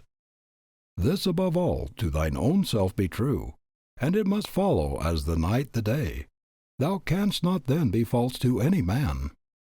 When we appeal to the Supreme and our life is governed by a principle, we are not governed either by fear of public opinion or loss of others' approbation, and we may be sure that the Supreme will sustain us. If in any way we try to live to suit others, we never shall suit them, and the more we try, the more unreasonable and exacting do they become. The government of your life is a matter that lies entirely between God and yourself. And when your life is swayed and influenced from any other source, you are on the wrong path. When we find the kingdom within, and become centered in the infinite, then we become a law unto ourselves. When we become a law unto ourselves, then we are able to bring to others a knowledge of laws higher than they are governed, or many times even enslaved by. When we have found this center, then that beautiful simplicity, at once the charm and power of a truly great personality, enters into our lives. Then all our striving for effect, that sure indicator of weakness and lack of genuine power, is absent. This striving for effect that is so common is always an indicator of a lack of something. It brings to mind the man who rides behind a dock-tailed horse, conscious of the fact that there is not enough in himself to attract attention. In common with a number of other weaklings, he adopts the brutal method of having his horse's tail sawed off, that its unnatural, odd appearance may attract from people the attention that he himself is unable to secure. But the one who strives for effect is always fooled more than he succeeds in fooling others. The man and the woman of true wisdom and insight can always see the causes that prompt, the motives that underlie the acts of all with whom he or she comes in contact. He is great who is what he is from nature, and who never reminds us of others. The men and the women who are truly awake to the real powers within are the men and women who seem to be doing so little, yet who in reality are doing so much. They seem to be doing so little because they are working with higher agencies, and yet are doing so much because of this very fact. They do their work on the higher plane. They keep so completely their connection with the infinite power that it does the work for them, and they are relieved of the responsibility. They are the careless people. They are careless because it is the infinite power that is working through them, and with this infinite power are they simply cooperating. The secret of the highest power is simply the uniting of the outer agencies of expression with the power that works from within. Are you a painter? Then in the degree that you open yourself to the power of the forces within, will you become great instead of mediocre. You can never put into permanent form inspirations higher than those that come through your own soul. In order for the higher inspirations to come through it, you must open your soul. You must open it fully to the supreme source of all inspiration. Are you an orator? In the degree that you come into harmony and work in conjunction with the higher powers that will speak through you, will you have the real power of molding and moving men. If you use merely your physical agents, you will be simply a demagogue. If you open yourself so that the voice of God can speak through and use your physical agents, you will become a great and true orator, great and true in just the degree that you so open yourself. Are you a singer? Then open yourself and let the God within pour forth in the spirit of song. You will find it 1,000 times easier than all your long and studied practice without this. And other things being equal, there will come to you a power of song so enchanting and so enrapturing that its influence upon all who hear will be irresistible. When my cabin or tent has been pitched during the summer on the edge or in the midst of a forest, I have sometimes lain awake on my cot in the early morning, just as the day was beginning to break. Silence at first, then an intermittent chirp here and there, and as the unfolding tints of dawn became faintly perceptible, these grew more and more frequent, until by and by the whole forest seemed to burst forth in one grand chorus of song. Wonderful, wonderful! It seemed as if the very trees, as if every grass blade, as if the bushes, the very sky above, and the earth beneath had part in this wonderful symphony. Then, as I have listened as it went on, I have thought, what a study in the matter of song! If we could but learn from the birds, if we could but open ourselves to the same powers and allow them to pour forth in us, what singers, what movers of men we might have! Nay, what singers and what movers of men we would have! Do you know the circumstances under which Mr. Sankey sang for the first time the 90 and 9? Says one of our able journals, at a great meeting recently in Denver, Mr. Ira W. Sankey, before singing the 90 and 9, which perhaps of all his compositions is the one that has brought him the most fame, gave an account of its birth. Leaving Glasgow for Edinburgh with Mr. Moody, he stopped at a newsstand and bought a penny religious paper.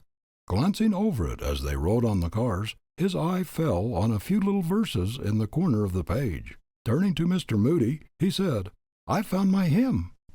But Mr. Moody was busily engaged and did not hear a word. Mr. Sankey did not find the time to take a tune for the verses, so he pasted them in his music scrapbook. One day they had an unusually impressive meeting in Edinburgh, in which Dr. Bonar had spoken with great effect on the Good Shepherd. At the close of the address, Mr. Moody beckoned to his partner to sing. He thought of nothing but the 23rd Psalm, but that he had sung it so often. His second thought was to sing the verses he had found in the newspaper, but the third thought was, how could it be done when he had no tune? Then a fourth thought came, and that was to sing them anyway. He put the verses before him, touched the keys of the organ, opened his mouth and sang, not knowing where he was going to come out. He finished the first verse amid profound silence. He took a long breath and wondered if he could sing the second the same way. He tried and succeeded. After that, it was easy to sing it. When he finished the hymn, the meeting was all broken down and the throngs were crying. Mr. Sankey says it was the most intense moment of his life. Mr. Moody said he never heard a song like it. It was sung at every meeting, and was soon going all over the world. When we open ourselves to the highest inspirations, they never fail us. When we fail to do this, we fail in attaining the highest results, whatever the undertaking. Are you a writer? Then remember that the one great precept underlying all successful literary work is, look into thine own heart and write. Be true, be fearless, be loyal to the promptings of your own soul. Remember that an author can never write more than he himself is. If he would write more, then he must be more. He is simply his own amanuensis. He in a sense writes himself into his book. He can put no more into it than he himself is. If he is one of great personality, strong in purpose, deep in feeling, open always to the highest inspirations, a certain indefinable something gets into his pages that makes them breathe forth vital, living power, a power so great that each reader gets the same inspirations as those that spoke through the author. That's written between the lines is many more times more than that's written in the lines. It is the spirit of the author that engenders this power. It is this that gives that extra 25 or 30% that takes a book out of the class called medium and lifts it into the class called superior. That extra percent that makes it the one of the 100 that is truly successful, while the 99 never see more than their first edition. It is this same spiritual power that the author of a great personality puts into his work, that causes it to go so rapidly from reader to reader. For the only way that any book circulates in the ultimate is from mouth to mouth, any book that reaches a large circulation. It is this that many times causes a single reader, in view of its value to himself, to purchase numbers of copies for others. A good poem, says Emerson, goes about the world offering itself to reasonable men, who read it with joy and carry it to their reasonable neighbors. Thus it draws to it the wise and generous souls, confirming their secret thoughts, and through their sympathy really publishing itself. This is the type of author who writes not with the thought of having what he writes become literature, but he writes with the sole thought of reaching the hearts of the people, giving them something of vital value, something that will broaden, sweeten, enrich, and beautify their lives, that will lead them to the finding of the higher life, and with it the higher powers and the higher joys. It most always happens, however, that if he succeeds in thus reaching the people, the becoming literature part somehow takes care of itself, and far better than if he aimed for it directly. The one, on the other hand, who fears to depart from beaten paths, who allows himself to be bound by arbitrary rules, limits his own creative powers in just the degree that he allows himself so to be bound. My book, says one of the greatest of modern authors, shall smell of the pines and resound with the hum of insects. The swallow over my window shall interweave that thread or straw he carries in his bill into my web also. Far better, gentle sage, to have it smell of the pines and resound with the hum of insects, than to have it sound of the rules that a smaller type of man gets by studying the works of a few great, fearless writers like yourself, and formulating from what he thus gains a handbook of rhetoric. Of no use are the men who study to do exactly as was done before, who can never understand that today is a new day. When Shakespeare is charged with debts to his authors, Landor replies, "Yet he was more original than his originals. He breathed upon dead bodies and brought them into life." This is the type of man who doesn't move the world's way, but who moves the world his way. I'd rather be an amanuensis of the infinite God, as it is my privilege literally to be, than a slave to the formulated rules of any rhetorician, or to the opinions of any critic. Oh, the people over and over. Let me give something to them that will lighten the everyday struggles of our common life, something that will add a little sweetness here, a little hope there, something that will make more thoughtful, kind, and gentle this thoughtless, animal-natured man, something that will awaken into activity the dormant powers of this timid, shrinking little woman, powers that when awakened will be irresistible in their influence, and that will surprise even herself. Let me give something that will lead each one to the knowledge of the divinity of every human soul, something that will lead each one to the conscious realization of his own divinity, with all its attendant riches and glories and powers. Let me succeed in doing this, and I can then well afford to be careless as to whether the critics praise or whether they blame. If it is blame, then under these circumstances it is as the cracking of a few dead sticks on the ground below, compared to the matchless music that the soft spring gale is breathing through the great pine forest. Are you a minister or a religious teacher of any kind? Then in the degree that you free yourself from the man-made theological dogmas that have held and that are holding and limiting so many, and in the degree that you open yourself to the divine breath, will you be one who will speak with authority. In the degree that you do this, will you study the prophets less and be in the way of becoming a prophet yourself. The way is open for you, exactly the same as it has ever been open for anyone. If when born into the world you came into a family of the English-speaking race, then in all probability you are a Christian. To be a Christian is to be a follower of the teachings of Jesus, the Christ, to live in harmony with the same laws he lived in harmony with. In brief, to live his life. The great central fact of his teaching was this conscious union of man with the Father. It was the complete realization of this oneness with the Father on his part that made Jesus the Christ. It was through this that he attained the power he attained to, that he spake never as man spake. He never claimed for himself anything he did not claim equally for all mankind. The mighty works performed by Jesus were not exceptional. They were the natural and necessary concomitants of his state. He declared them to be in accordance with unvarying order. He spoke of them as no unique performances, but as the outcome of a state to which all might attain, if they choose. As a teacher and demonstrator of truth, according to his own confession, he did nothing for the purpose of proving his solitary divinity. The life and triumph of Jesus formed an epoch in the history of the race. His coming and victory marked a new era in human affairs. He introduced a new because a more complete ideal to the earth. And when his three most intimate companions saw in some measure what the new life really signified, they fell to the earth, speechless with awe and admiration. By coming into this complete realization of his oneness with the Father, by mastering, absolutely mastering every circumstance that crossed his path through life, even to the death of the body, and by pointing out to us the great laws which are the same for us as they were for him, he has given us an ideal of life, an ideal for us to attain to here and now, that we could not have without him. One has conquered first, all may conquer afterward. By completely realizing it first for himself, and then by pointing out to others this great law of the at-one-ment with the Father, he has become probably the world's greatest savior. Don't mistake his mere person for his life and teachings, an error that has been made in connection with most all great teachers by their disciples over and over again. And if you have been among the number who have been preaching a dead Christ, then for humanity's sake, for Christ's sake, for God's sake, and I speak most reverently, don't steal the people's time any longer. Don't waste your own time more in giving them stones in place of bread.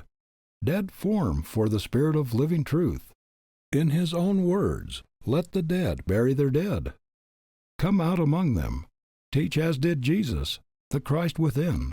Find this in all its transcendent beauty and power. Find it as Jesus found it.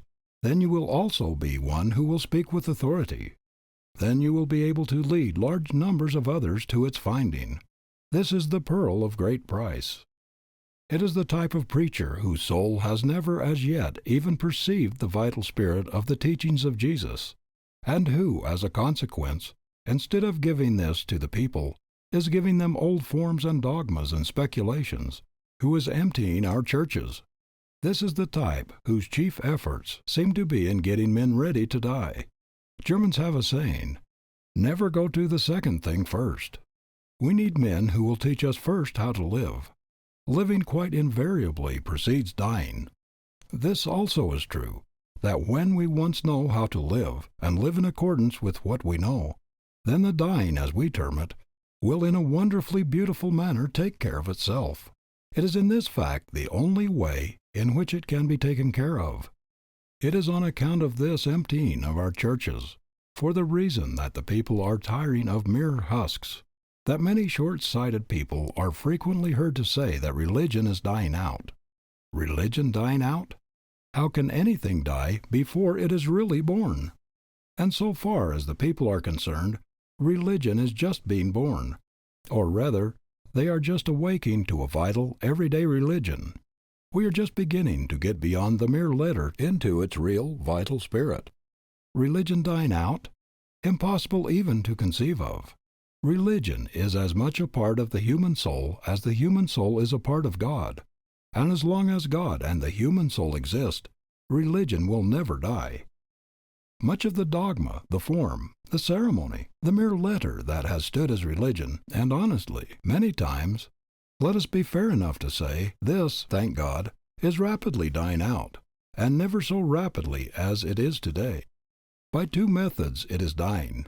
There is first, a large class of people tired or even nauseated with it all, who consciously prefer to have nothing rather than this. They are simply abandoning it, the same as a tree abandons its leaves when the early winter comes.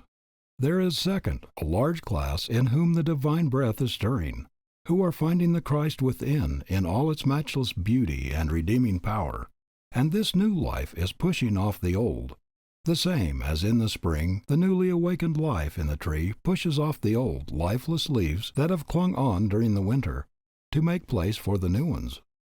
And the way this old dead leaf religion is being pushed off on every hand is indeed most interesting and inspiring to witness.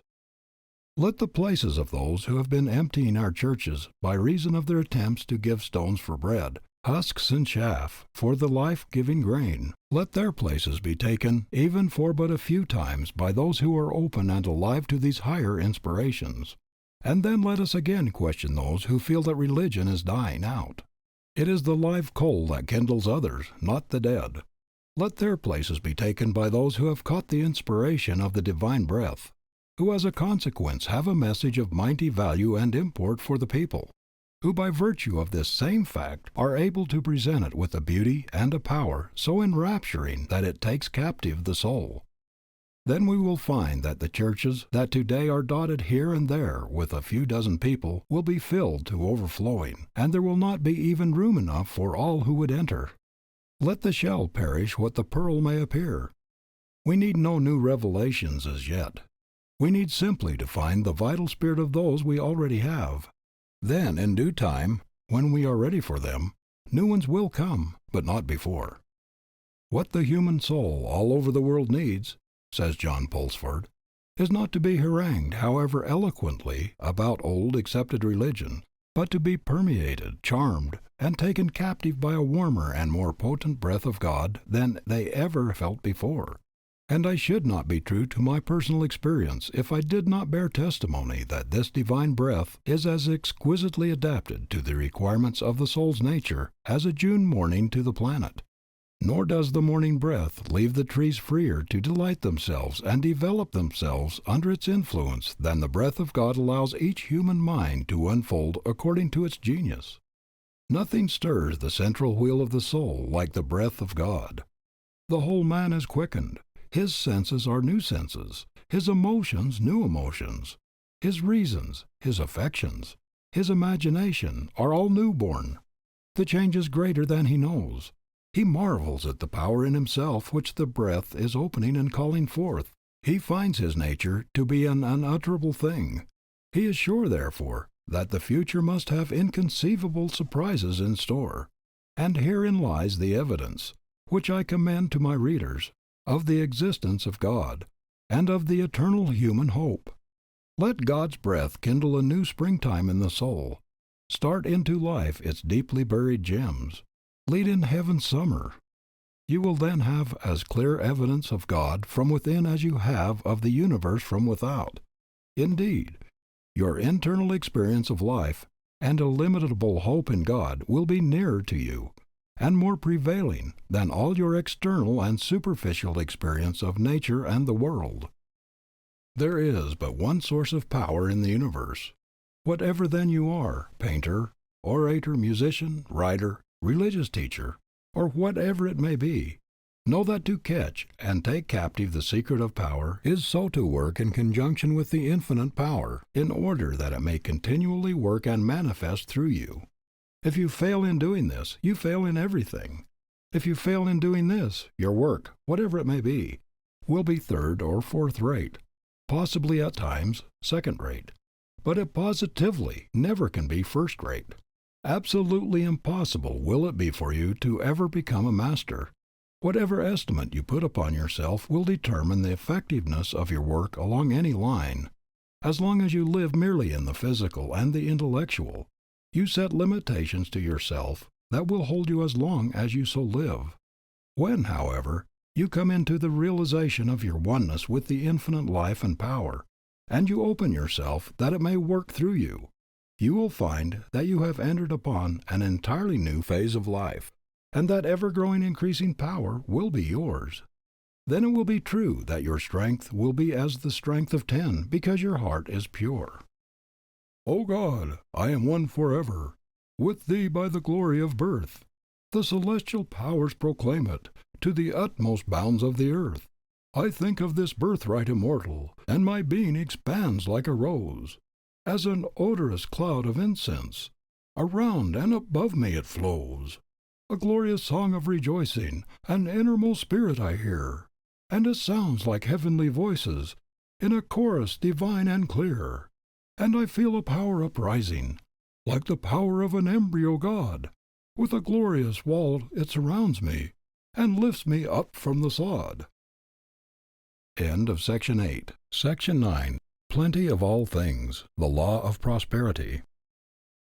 This is the spirit of infinite plenty, the power that has brought, that is continually bringing, all things into expression in material form. He who lives in the realization of his oneness with this infinite power becomes a magnet to attract to himself a continual supply whatsoever things he desires. If one holds himself in the thought of poverty, he will be poor, and the chances are that he will remain in poverty.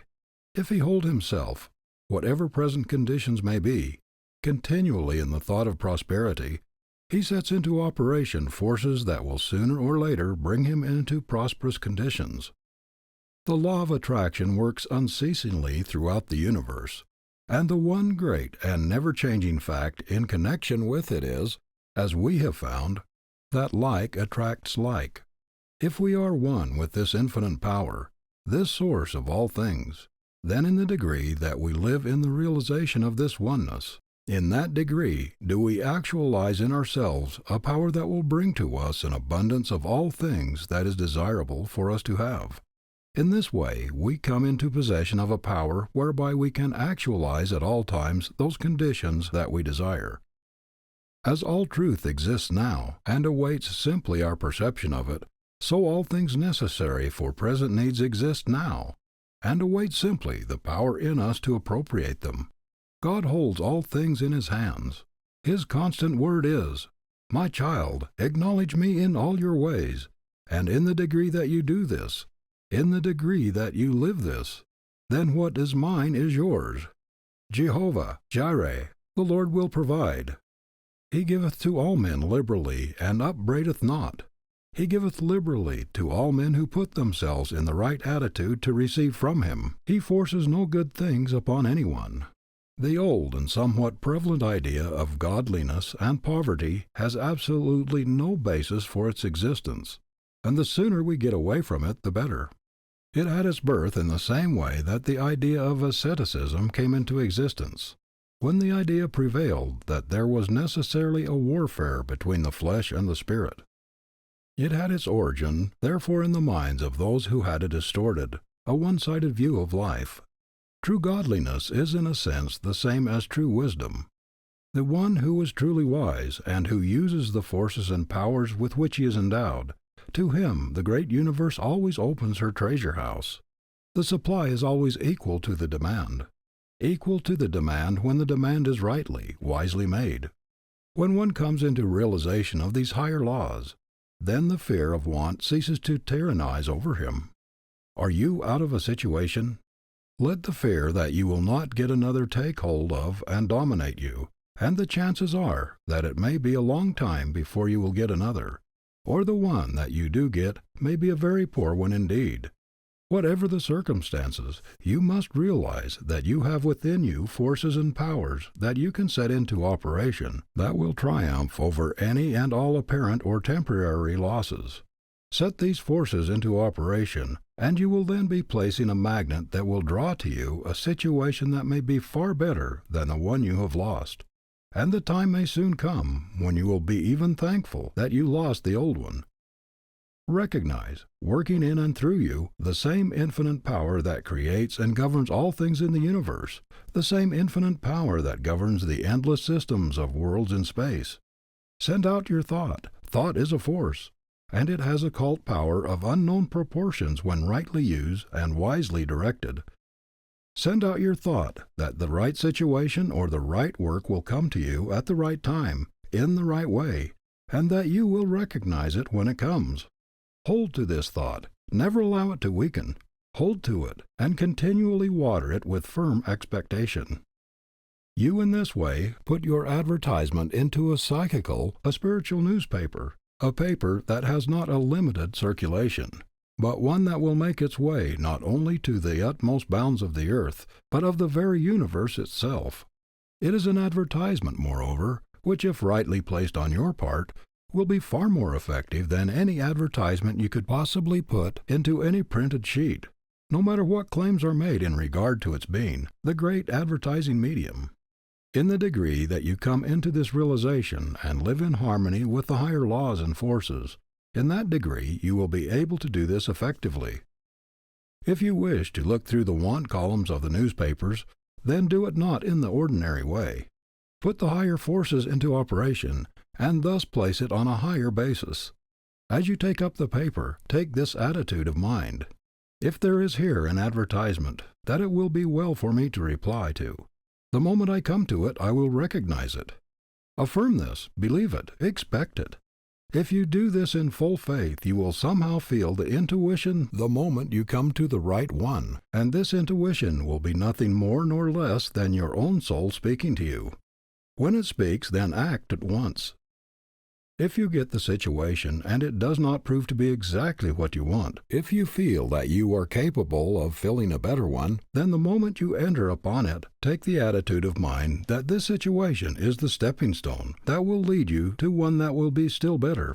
Hold this thought steadily, affirm it, believe it, expect it, and all the time be faithful, absolutely faithful to the situation in which you are at present placed.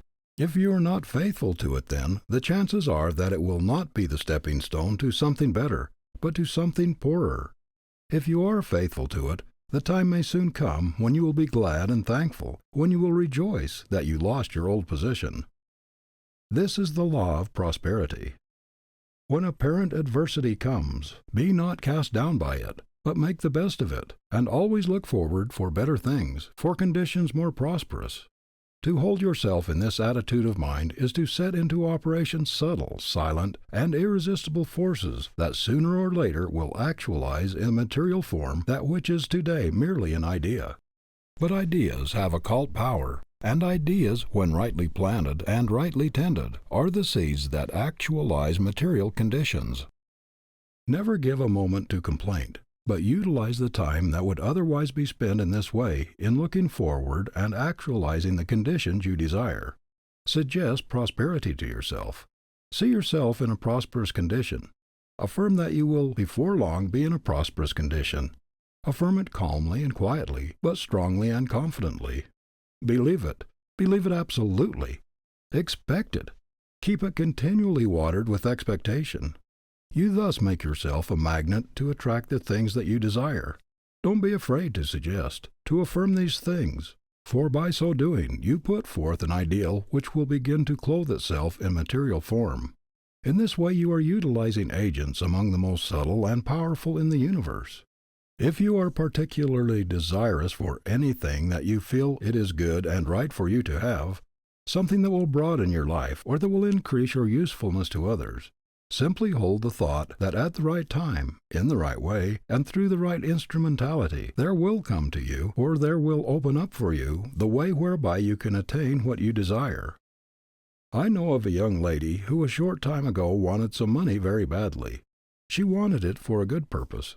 She saw no reason why she shouldn't have it. She is one who has come into an understanding of the power of the interior forces. She took and held herself in the attitude of mind we have just pointed out. In the morning, she entered into the silence for a few moments. In this way, she brought herself into a more complete harmony with the higher powers. Before the day closed, a gentleman called, a member of a family with which she was acquainted. He asked her if she would do for the family some work that they wanted done. She was a little surprised that they should ask her to do this particular kind of work, but she said to herself, "Here is a call. I will respond and see what it will lead to." She undertook the work. She did it well. When she had completed it, there was put into her hands an amount of money far beyond what she had expected. She felt that it was an amount too large for the work she had done. She protested. They replied, "No, you have done us a service that transcends in value the amount we offer to pay you." The sum thus received was more than sufficient for the work she wished to accomplish. This is but one of many instances in connection with the wise and effective use of the higher powers. It also carries a lesson. Don't fold your hands and expect to see things drop into your lap, but set into operation the higher forces and then take hold of the first thing that offers itself. Do what your hands find to do, and do it well. If this work is not thoroughly satisfactory to you, then affirm, believe, and expect that it is the agency that will lead you to something better. The basis for attracting the best of all the world can give to you is to first surround, own, and live in these things in mind, or what is falsely called imagination. All so-called imaginings are realities and forces of unseen element. Live in mind in a palace, and gradually palatial surroundings will gravitate to you. But so living is not pining, or longing, or complainingly wishing. It is when you are down in the world, calmly and persistently seeing yourself as up. It is when you are now compelled to eat from a tin plate, regarding that tin plate as only the certain step to one of silver. It is not envying and growling at other people who have the silver plate. That growling is just so much capital stock taken from the bank account of mental force. A friend who knows the power of the interior forces, and whose life is guided in every detail by them, has given a suggestion in this form. When you are in the arms of the bear, even though he is hugging you, look him in the face and laugh, but all the time keep your eye on the bull. If you allow all of your attention to be given to the work of the bull may get entirely out of your sight. In other words, if you yield to adversity, the chances are that it will master you. But if you recognize in yourself the power of mastery over conditions, then adversity will yield to you and will be changed into prosperity. If when it comes to you calmly and quietly recognize it, and use the time that might otherwise be spent in regrets and fears and forebodings, in setting into operation the powerful forces within you, it will soon take its leave. Faith, absolute dogmatic faith, is the only law of true success. When we recognize the fact that a man carries his success or his failure with him, and that it does not depend upon outside conditions, we will come into the possession of powers that will quickly change outside conditions into agencies that make for success. When we come into this higher realization and bring our lives into complete harmony with the higher laws, we will then be able so to focus and direct the awakened interior forces that they will go out and return laden with that for which they are sent. We will then be great enough to attract success, and it will not always be apparently just a little ways ahead. We can then establish in ourselves a center so strong that instead of running hither and thither for this or that, we can stay at home and draw to us the conditions we desire. If we firmly establish and hold to this center, things will seem continually to come our way. The majority of people in the modern world are looking for things that are practical and that can be utilized in everyday life.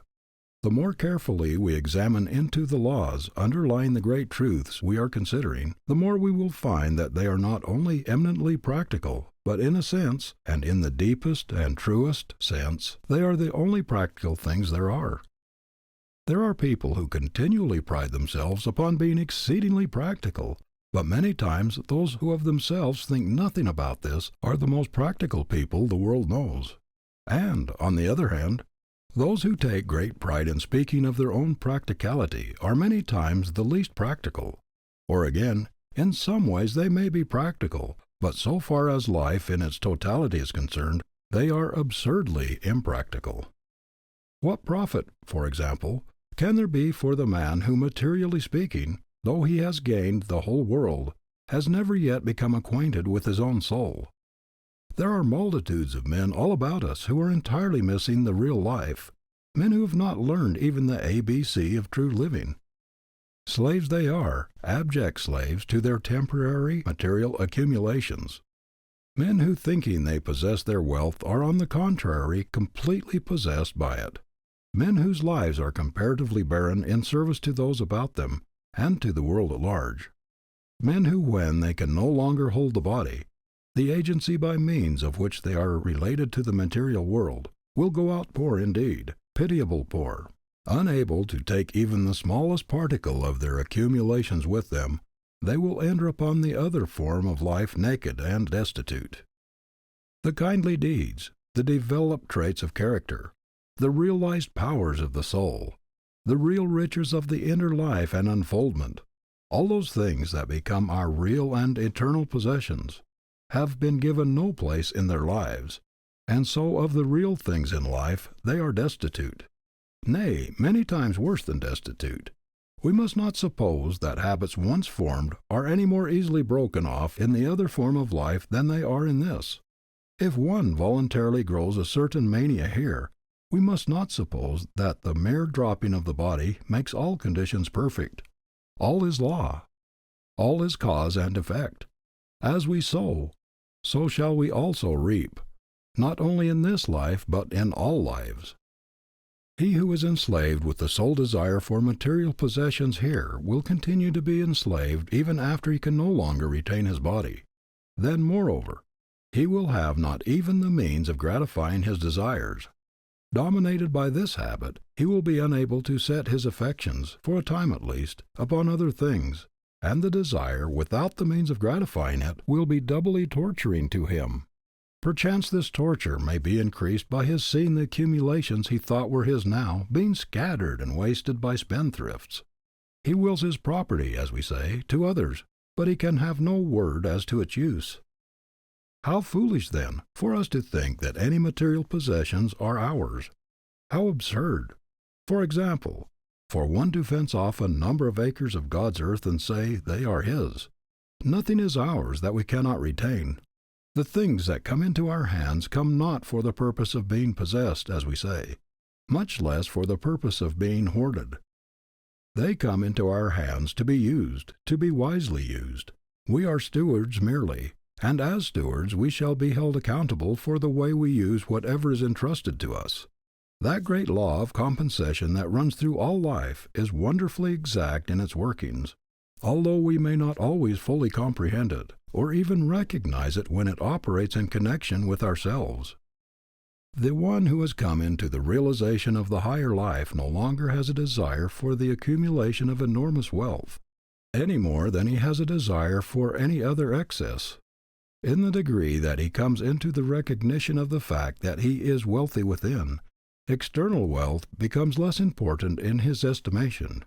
When he comes into the realization of the fact that there is a source within from which he can put forth power to call to him and actualize in his hands at any time a sufficient supply for all his needs, he no longer burdens himself with vast material accumulations that require his constant care and attention, and thus take his time and his thought from the real things of life. In other words, he first finds the kingdom, and he realizes that when he has found this, all other things follow in measure. It is as hard for a rich man to enter into the kingdom of heaven, said the Master, he who having nothing had everything, as it is for a camel to pass through the eye of a needle. In other words, if a man give all his time to the accumulation, the hoarding of outward material possession far beyond what he can possibly ever use, what time has he for the finding of that wonderful kingdom, which when found brings all else with it? Which is better, to have millions of dollars, and to have the burden of taking care of it all, for the one always involves the other, or to come into the knowledge of such laws and forces that every need will be supplied in good time, to know that no good thing shall be withheld, to know that we have in our power to make the supply always equal to the demand? The one who enters into the realm of this higher knowledge never cares to bring upon himself the species of insanity that has such a firm hold upon so many in the world today. He avoids it as he would avoid any loathsome disease of the body.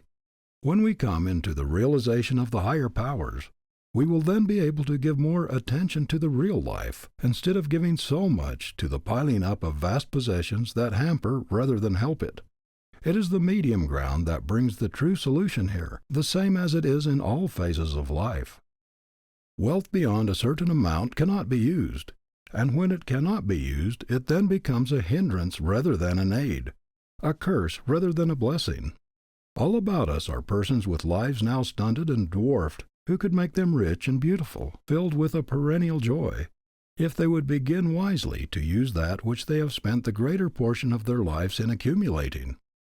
The man who accumulates during his entire life, and who leaves even all when he goes out for benevolent purposes, comes far short of the ideal life. It is but a poor excuse of a life. It is not especially commendable in me to give a pair of old worn-out shoes that I shall never use again to another who is in need of shoes. But it is commendable, if indeed doing anything we ought to do can be spoken of as being commendable. It is commendable for me to give a good pair of strong shoes to the man who in the midst of a severe winter is practically shoeless, the man who is exerting every effort to earn an honest living, and thereby take care of his family's needs. And if in giving the shoes I also give myself, he then has a double gift, and I a double blessing. There is no wiser use that those who have great accumulations can make of them than wisely put them into life, into character, day by day while they live. In this way their lives will be continually enriched and increased. The time will come when it will be regarded as a disgrace for a man to die and leave vast accumulations behind him. Many a person is living in a palace today, who in the real life is poorer than many a one who has not even a roof to cover him. A man may own and live in a palace, but the palace for him may be a poorhouse still. Moth and rust are nature's wise provisions, God's methods, for disintegrating and scattering, in this way getting ready for use in new forms, that which is hoarded and consequently serving no use. There is also a great law continually operating whose effects are to dwarf and deaden the powers of true enjoyment, as well as all the higher faculties of the one who hoards. Multitudes of people are continually keeping away from them higher and better things because they are forever clinging on to the old. If they would use and pass on the old, room would be made for new things to come. Hoarding always brings loss in one form or another. Wisely using, brings an ever-renewing gain. If the tree should as ignorantly and as greedily hold on to this year's leaves when they have served their purpose, where would be the full and beautiful new life that will be put forth in the spring? Gradual decay and finally death would be the result. If the tree is already dead, then it may perhaps be well enough for it to cling on to the old, for no new leaves will come. But as long as the life in the tree is active, it is necessary that it rid itself of the old ones, that room may be made for the new. Opulence is the law of the universe, an abundant supply for every need if nothing is put in the way of its coming. The natural and the normal life for us is this: to have such a fullness of life and power by living so continually in the realization of our oneness with the infinite life and power that we find ourselves in the constant possession of an abundant supply of all things needed. Then not by hoarding but by wisely using and ridding ourselves of things as they come, an ever-renewing supply will be ours, a supply far better adapted to present needs than the old could possibly be. In this way we not only come into possession of the richest treasures of the infinite good ourselves, but we also become open channels through which they can flow to others. End of Section 9. Section 10. How men have become prophets, seers, sages, and saviors. I have tried thus far to deal fairly with you in presenting these vital truths, and have spoken of everything on the basis of our own reason and insight. It has been my aim to base nothing on the teaching of others, though they may be the teachings of those inspired. Let us now look for a moment at these same great truths in the light of the thoughts and the teachings as put forth by some of the world's great thinkers and inspired teachers. The sum and substance of the great thought presented in these pages is, you will remember, that the great central fact in human life is the coming into a conscious, vital realization of our oneness with the infinite life, and the opening of ourselves fully to this divine inflow. "I and the Father are one," said the Master. In this we see how he recognized his oneness with the Father's life. Again he said, "The words that I speak unto you I speak not of myself, but the Father that dwelleth in me. He doeth the works." In this we see how clearly he recognized the fact that he of himself could do nothing, only as he worked in conjunction with the Father. Again, my Father works and I work. In other words, my Father sends the power, I open myself to it, and work in conjunction with it. Again he said, Seek ye first the kingdom of God and his righteousness, and all things shall be added unto you. And he left us not in the dark as to exactly what he meant by this. For again he said, Say not lo here, nor lo there. Know ye not that the kingdom of heaven is within you? According to his teaching, the kingdom of God and the kingdom of heaven were one and the same.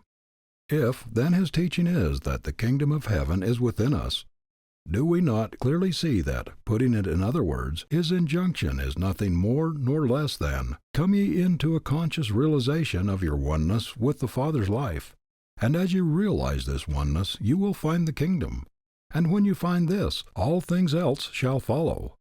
The story of the prodigal son is another beautiful illustration of this same great teaching of the Master.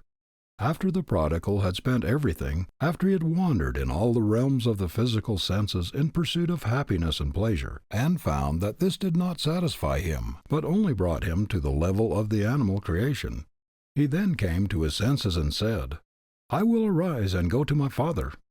In other words, after all these wanderings, his own soul at length spoke to him and said, You are not a mere animal. You are your Father's child. Arise and go with your Father, who holds all things in his hands. Again the Master said, Call no man your father upon the earth, for one is your Father, which is in heaven. Here he recognized the fact that the real life is direct from the life of God. Our fathers and our mothers are the agents that give us the bodies, the houses in which we live, but the real life comes from the infinite source of life, God, who is our Father. One day word was brought to the Master that his mother and his brethren were without, wishing to speak to him. Who is my mother and who are my brethren? Said he. Whosoever shall do the will of my Father which is in heaven, the same is my brother and my sister and mother. Many people are greatly enslaved by what we term ties of relationship. It is well, however, for us to remember that our true relatives are not necessarily those who are connected with us by ties of blood. Our truest relatives are those who are nearest akin to us in mind, in soul, in spirit. Our nearest relatives may be those living on the opposite side of the globe, people whom we may never have seen as yet, but to whom we will yet be drawn, either in this form of life or in another, through that ever-working and never-failing law of attraction. When the Master gave the injunction, Call no man your father upon the earth, for one is your Father which is in heaven, he here gave us the basis for that grand conception of the fatherhood of God. And if God is equally the Father of all, then we have here the basis for the brotherhood of man. But there is, in a sense, a conception still higher than this, namely, the oneness of man and God, and hence the oneness of the whole human race. When we realize this fact, then we clearly see how in the degree that we come into the realization of our oneness with the infinite life, and so every step that we make Godward, we aid in lifting all mankind up to this realization, and enable them in turn to make a step Godward. The Master again pointed out our true relations with the infinite life when he said, Except ye become as little children, ye shall not enter into the kingdom of heaven. When he said, Man shall not live by bread alone, but by every word that proceedeth out of the mouth of God, he gave utterance to a truth of a far greater import than we have as yet commenced fully to grasp. Here he taught that even the physical life cannot be maintained by material food alone, but that one's connection with this infinite source determines to a very great extent the condition of even the bodily structure and activities. Blessed are the pure in heart, for they shall see God. In other words, blessed are they who in all the universe recognize only God, for by such God shall be seen. Said the great Hindu sage Manu, He who in his own soul perceives the Supreme Soul in all beings, and acquires equanimity toward them all, attains the highest bliss. It was Athanasius who said, Even we may become gods walking about in the flesh. The same great truth we are considering is the one that runs through the life and the teachings of Gautama, he who became the Buddha. People are in bondage, said he, because they have not yet removed the idea of I. To do away with all sense of separateness, and to recognize the oneness of the Self with the Infinite, is the spirit that breathes through all his teachings. Running through the lives of all the medieval mystics was this same great truth, union with God. Then coming nearer to our own time, we find the highly illumined seer, Emanuel Swedenborg, pointing out the great laws in connection with what he termed the divine influx, and how we may open ourselves more fully to its operations. The great central fact in the religion and worship of the Friends is the inner light, God in the soul of man speaking directly in just the degree that the soul is open to him. The inspired one, the seer, who when with us lived at Concord, recognized the same great truth when he said, "We are all inlets to the great sea of life." And it was by opening himself so fully to its inflow that he became one inspired. All through the world's history we find that the men and the women who have entered into the realm of true wisdom and power, and hence into the realm of true peace and joy, have lived in harmony with this higher power. David was strong and powerful, and his soul burst forth in praise and adoration in just the degree that he listened to the voice of God and lived in accordance with his higher promptings. Whenever he failed to do this, we hear his soul crying out in anguish and lamentation. The same is true of every nation or people. When the Israelites acknowledged God and followed according to his leadings, they were prosperous, contented, and powerful, and nothing could prevail against them. When they depended upon their own strength alone and failed to recognize God as the source of their strength, we find them overcome in bondage or despair. A great immutable law underlies the truth, "Blessed are they that hear the word of God and do it." Then follows all. We are wise in the degree that we live according to the higher light. All the prophets, seers, sages, and saviors in the world's history became what they became, and consequently had the powers they had, through an entirely natural process. They all recognized and came into the conscious realization of their oneness with the infinite life. God is no respecter of persons. He doesn't create prophets, seers, sages, and saviors as such. He creates men. But here and there one recognizes his true identity, recognizes the oneness of his life with the source whence it came. He lives in the realization of this oneness, and in turn becomes a prophet, seer, sage, or savior. Neither is God a respecter of races or of nations.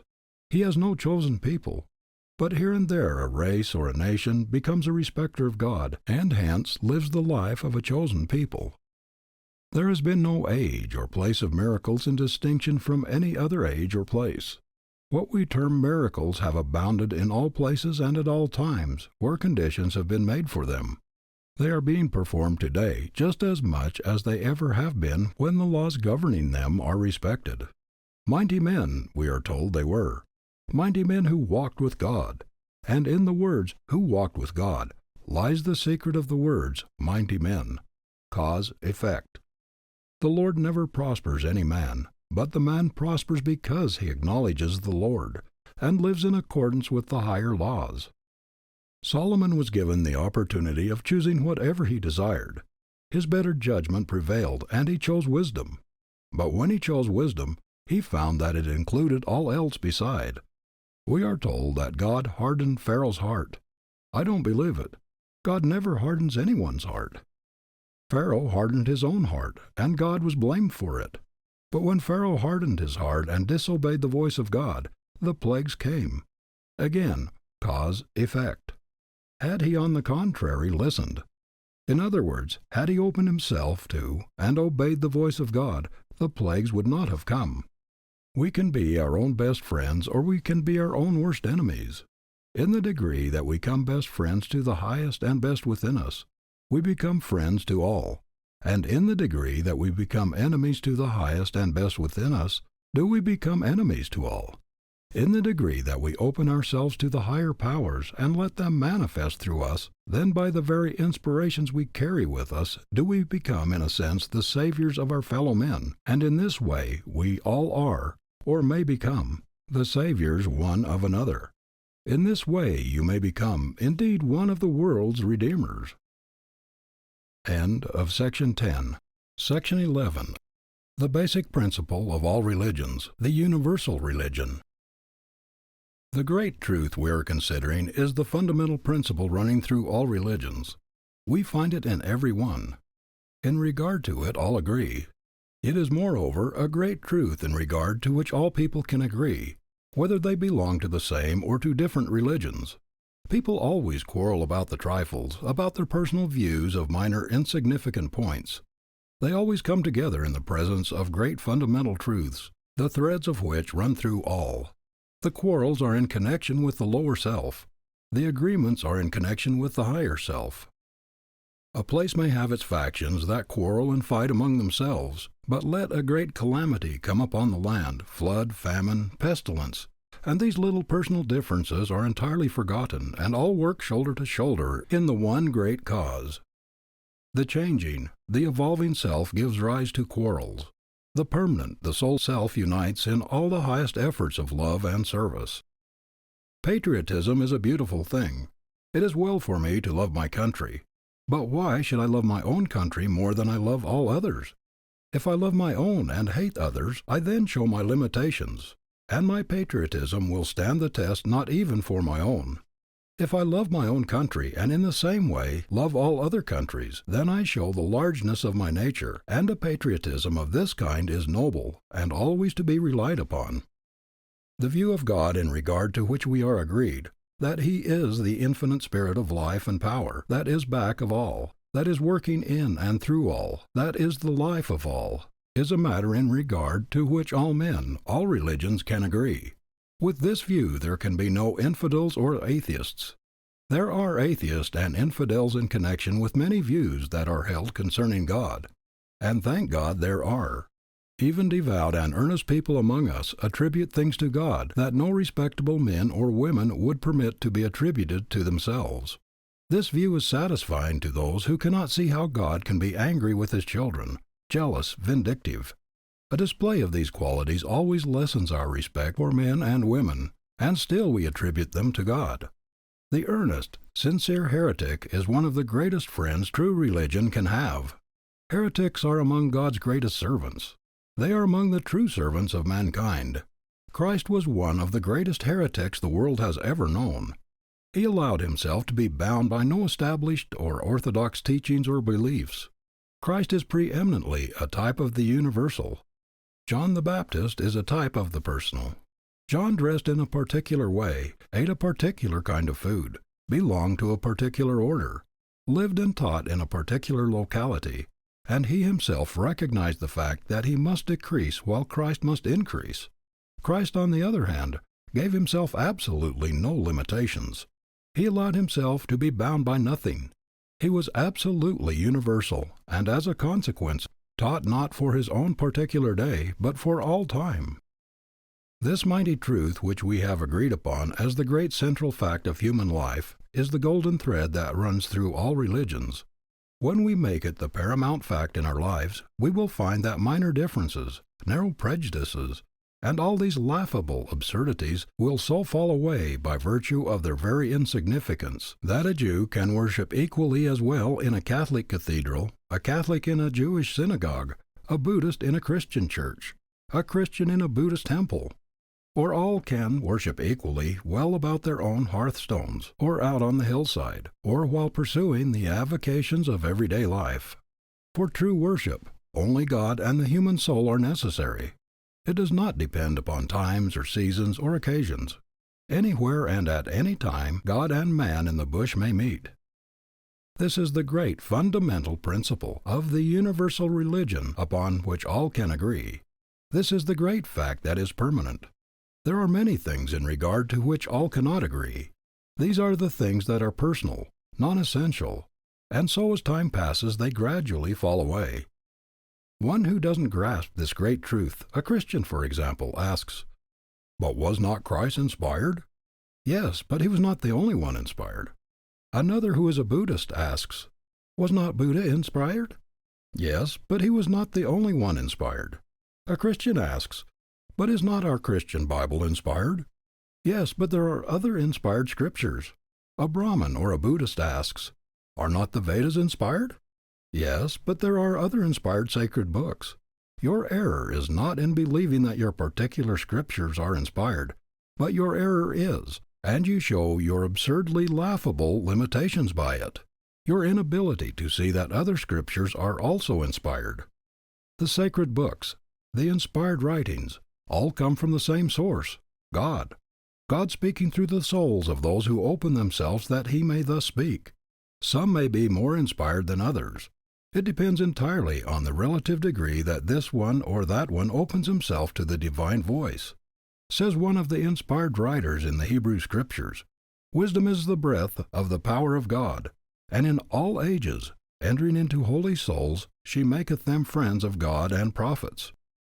Let us not be among the number so dwarfed, so limited, so bigoted as to think that the infinite God has revealed Himself to one little handful of His children, in one little quarter of the globe, and at one particular period of time.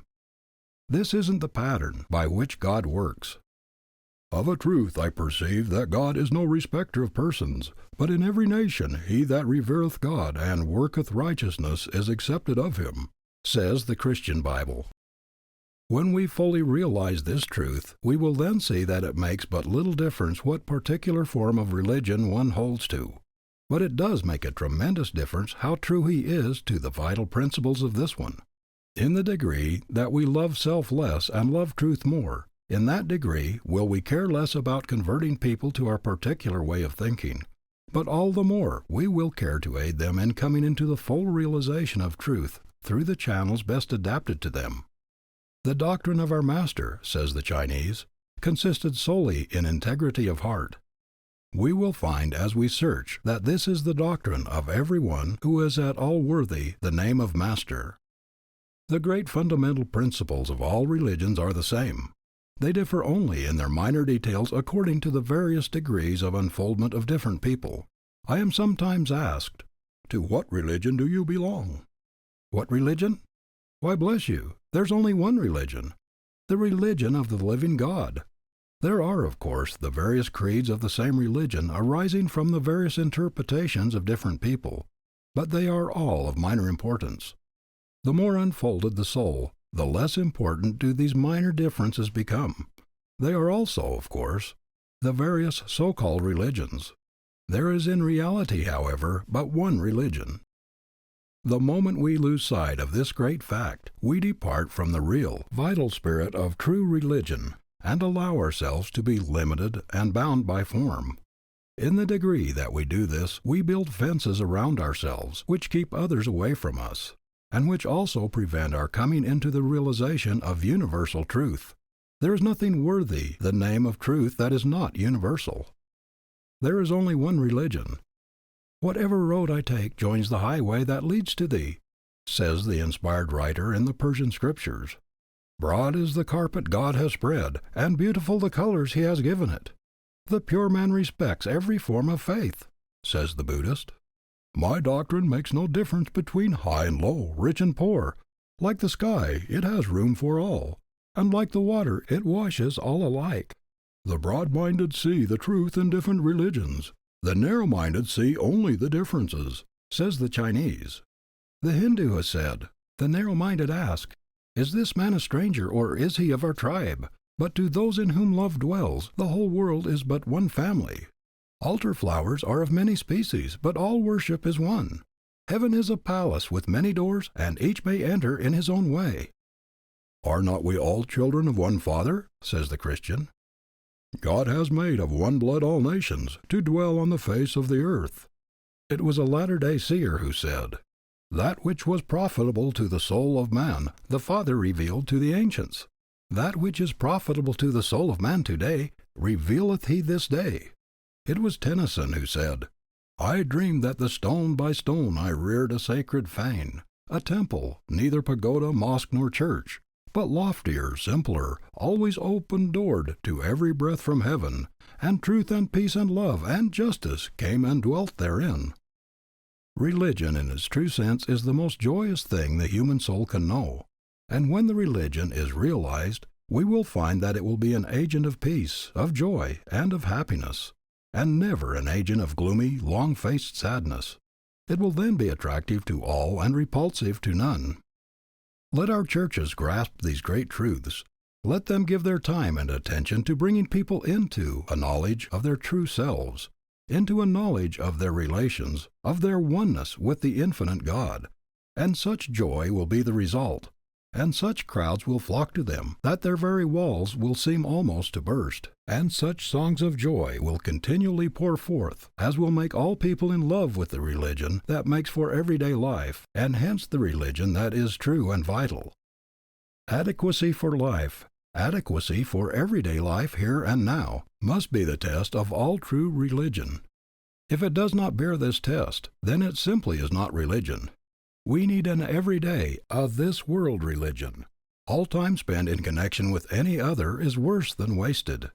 The eternal life that we are now living will be well lived if we take good care of each little period of time as it presents itself day after day. If we fail in doing this, we fail in everything. End of section 11. Section 12. Entering now into the realization of the highest riches.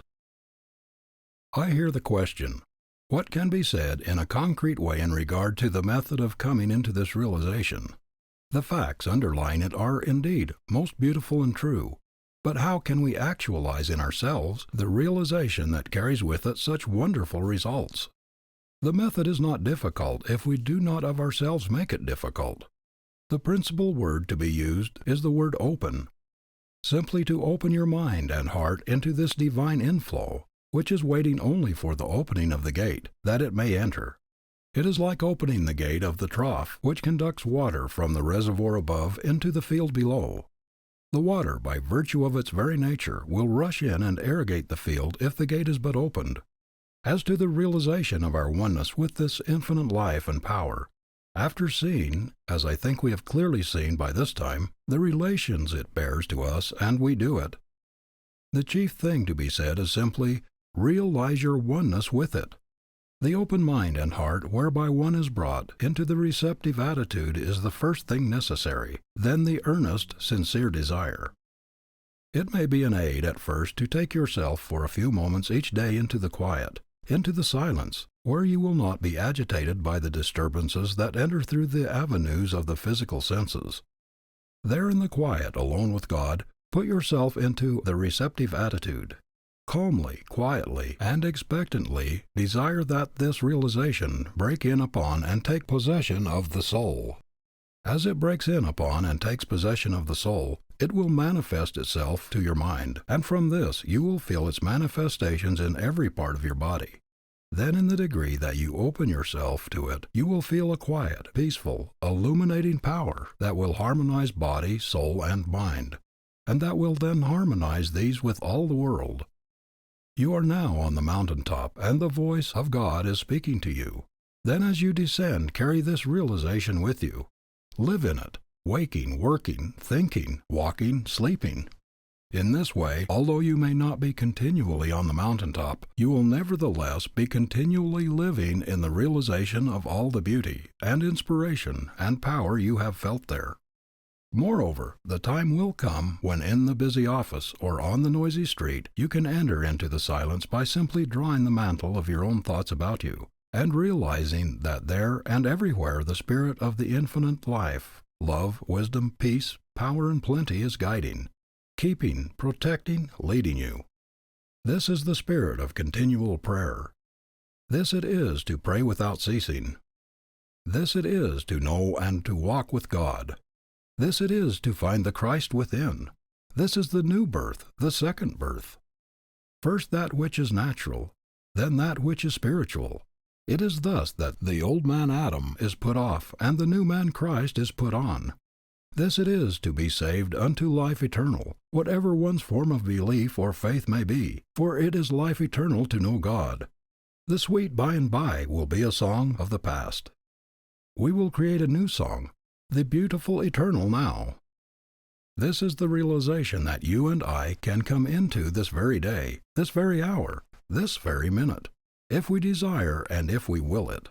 And if now we merely set our faces in the right direction, it is then but a matter of time until we come into the full splendors of this complete realization. To set one's face in the direction of the mountain and then simply to journey on, whether rapidly or more slowly, will bring him to it. But unless one set his face in the right direction and make the start, he will not reach it. It was Goethe who said, "Are you in earnest? Seize this very minute. What you can do, or dream you can, begin it. Boldness has genius, power, and magic in it. Only engage, and then the mind grows heated. Begin, and then the work will be completed." Said the young man, Gautama Siddhartha, "I have awakened to the truth, and I am resolved to accomplish my purpose. Verily I shall become a Buddha." It was this that brought him into the life of the Enlightened One, and so into the realization of Nirvana right here in this life. That this same realization and life is within the possibilities of all here and now was his teaching. It was this that has made him the light bearer to millions of people. Said the young man, "Jesus, know ye not that I must be about my Father's business?" Making this the one great purpose of his life, he came into the full and complete realization, "I and the Father are one." He thus came into the full realization of the kingdom of heaven right here in this life. That all could come into this same realization and life here and now was his teaching. It was this that has made him the light bearer to millions of people. And so far as practical things are concerned, we may hunt the whole wide universe through, and we shall find that there is no injunction more practical than, "Seek ye first the kingdom of God and his righteousness, and all other things shall be added unto you." And in the light of what has gone before, I think there is no one who is open to the truth and honest with himself who will fail to grasp the underlying reason and see the great laws upon which it is based. Personally, I know lives that have so fully entered into the kingdom through the realization of their oneness with the infinite life and through the opening of themselves so fully to its divine guidance, that they are most wonderfully concrete examples of the reality of this great and all-important truth. They are people whose lives are in this way guided not only in a general way, but literally in every detail. They simply live in the realization of their oneness with this infinite power, continually in harmony with it, and so continually in the realization of the kingdom of heaven. An abundance of all things is theirs. They are never at a loss for anything. The supply seems always to equal the demand. They never seem at a loss in regard to what to do or how to do it. Their lives are careless lives. Their lives are free from care because they are continually conscious of the fact that the higher powers are doing the guiding, and they are relieved of their responsibility. To enter into detail in connection with some of these lives, and particularly with 2 or 3 that come to my mind at this moment, would reveal facts that no doubt to some would seem almost incredible, if not miraculous. But let us remember that what is possible for one life to realize is possible for all.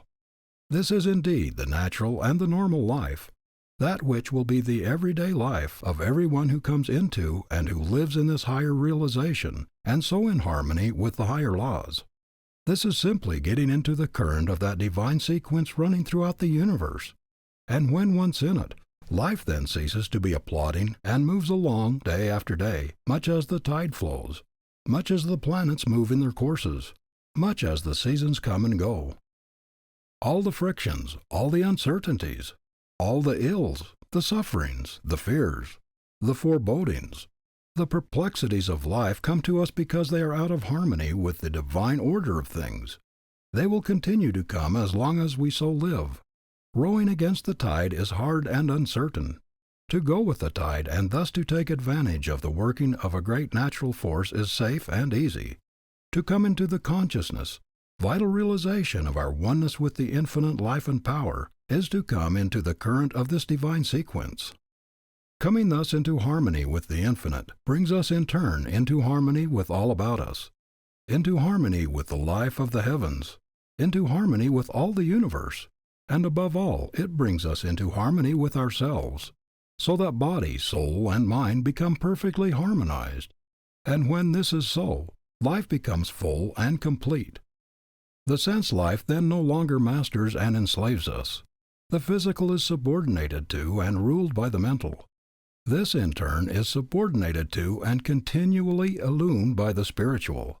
Life is then no longer the poor, one-sided thing it is in so many cases. but the threefold, the all-round life with all its beauties and ever-increasing joys and powers is entered upon. Thus it is that we are brought to realize that the middle path is the great solution of life, neither asceticism on the one hand, nor license and perverted use on the other. Everything is for use, but all must be wisely used in order to be fully enjoyed.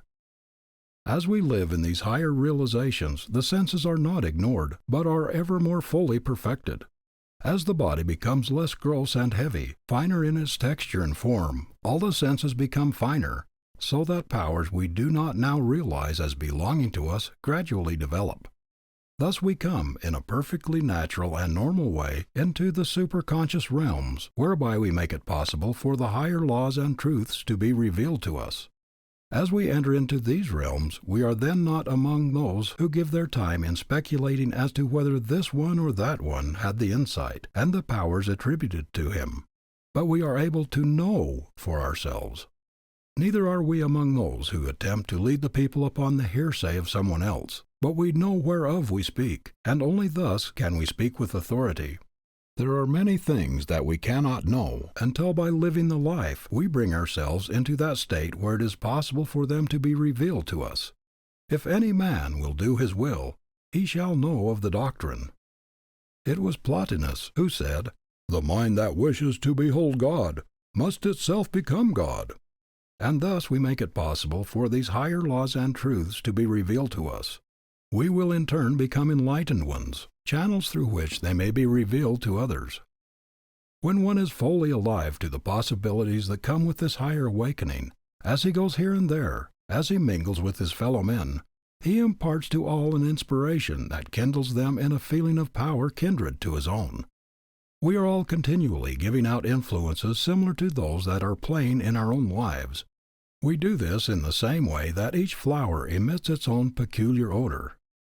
The rose breathes out its fragrance upon the air, and all who come near it are refreshed and inspired by this emanation from the soul of the rose. A poisonous weed sends out its obnoxious odor. It is neither refreshing nor inspiring in its effects. And if one remain near it long, he may be so unpleasantly affected as to be made even ill by it. The higher the life, the more inspiring and helpful are the emanations that it is continually sending out. The lower the life, the more harmful it is to the influence it continually sends out to all who come in contact with it. Each one is continually radiating an atmosphere of one kind or the other. We are told by the mariners who sail on the Indian seas that many times they are able to tell their approach to certain islands long before they see them by the sweet fragrance of the sandalwood that is wafted far out upon the deep. Do you not see how it would serve to have such a soul playing through such a body, that as you go here and there, a subtle, silent force goes out from you that all feel and are influenced by, so that you carry with you an inspiration and continually shed a benediction wherever you go, so that your friends and all people will say, "His coming brings peace and joy into our homes. Welcome his coming," so that as you pass along the street tired and weary, and even sin-sick men and women will feel a certain divine touch that will awaken new desires and a new life in them, that will make the very horse, as you pass him, turn his head with a strange, half-human, longing look? Such are the subtle powers of the human soul when it makes itself translucent to the divine. To know that such a life is within our living here and now is enough to make one burst forth with songs of joy. And when the life itself is entered upon, the sentiment of at least one song will be, "Oh, I stand in the great forever. All things to me are divine. I eat of the heavenly manna. I drink of the heavenly wine. In the gleam of the shining rainbow, the Father's love I behold, as I gaze on its radiant blending of crimson and blue and gold. In all the bright birds that are singing, in all the fair flowers that bloom, those welcome aromas are bringing their blessings of sweet perfume. In the glorious tint of the morning, in the gorgeous sheen of the night, oh, my soul is lost in rapture, my senses are lost in sight." As one comes into and lives continually in the full, conscious realization of his oneness with the infinite life and power, then all else follows. This it is that brings the realization of such splendors and beauties and joys as a life that is thus related with the infinite power alone can know. It is this to come into the realization of heaven's richest treasures while walking on the earth. This it is to bring heaven down to earth, or rather to bring earth up to heaven. This it is to exchange weakness and impotence for strength, sorrows and sighings for joy, fears and forebodings for faith, longings for realizations. This it is to come into fullness of peace, power, and plenty. This it is to be in tune with the infinite. End of section 12. Recording by Kirk Ziegler, Ogden, Utah. Voiceovers by Kirk.com. End of In Tune with the Infinite.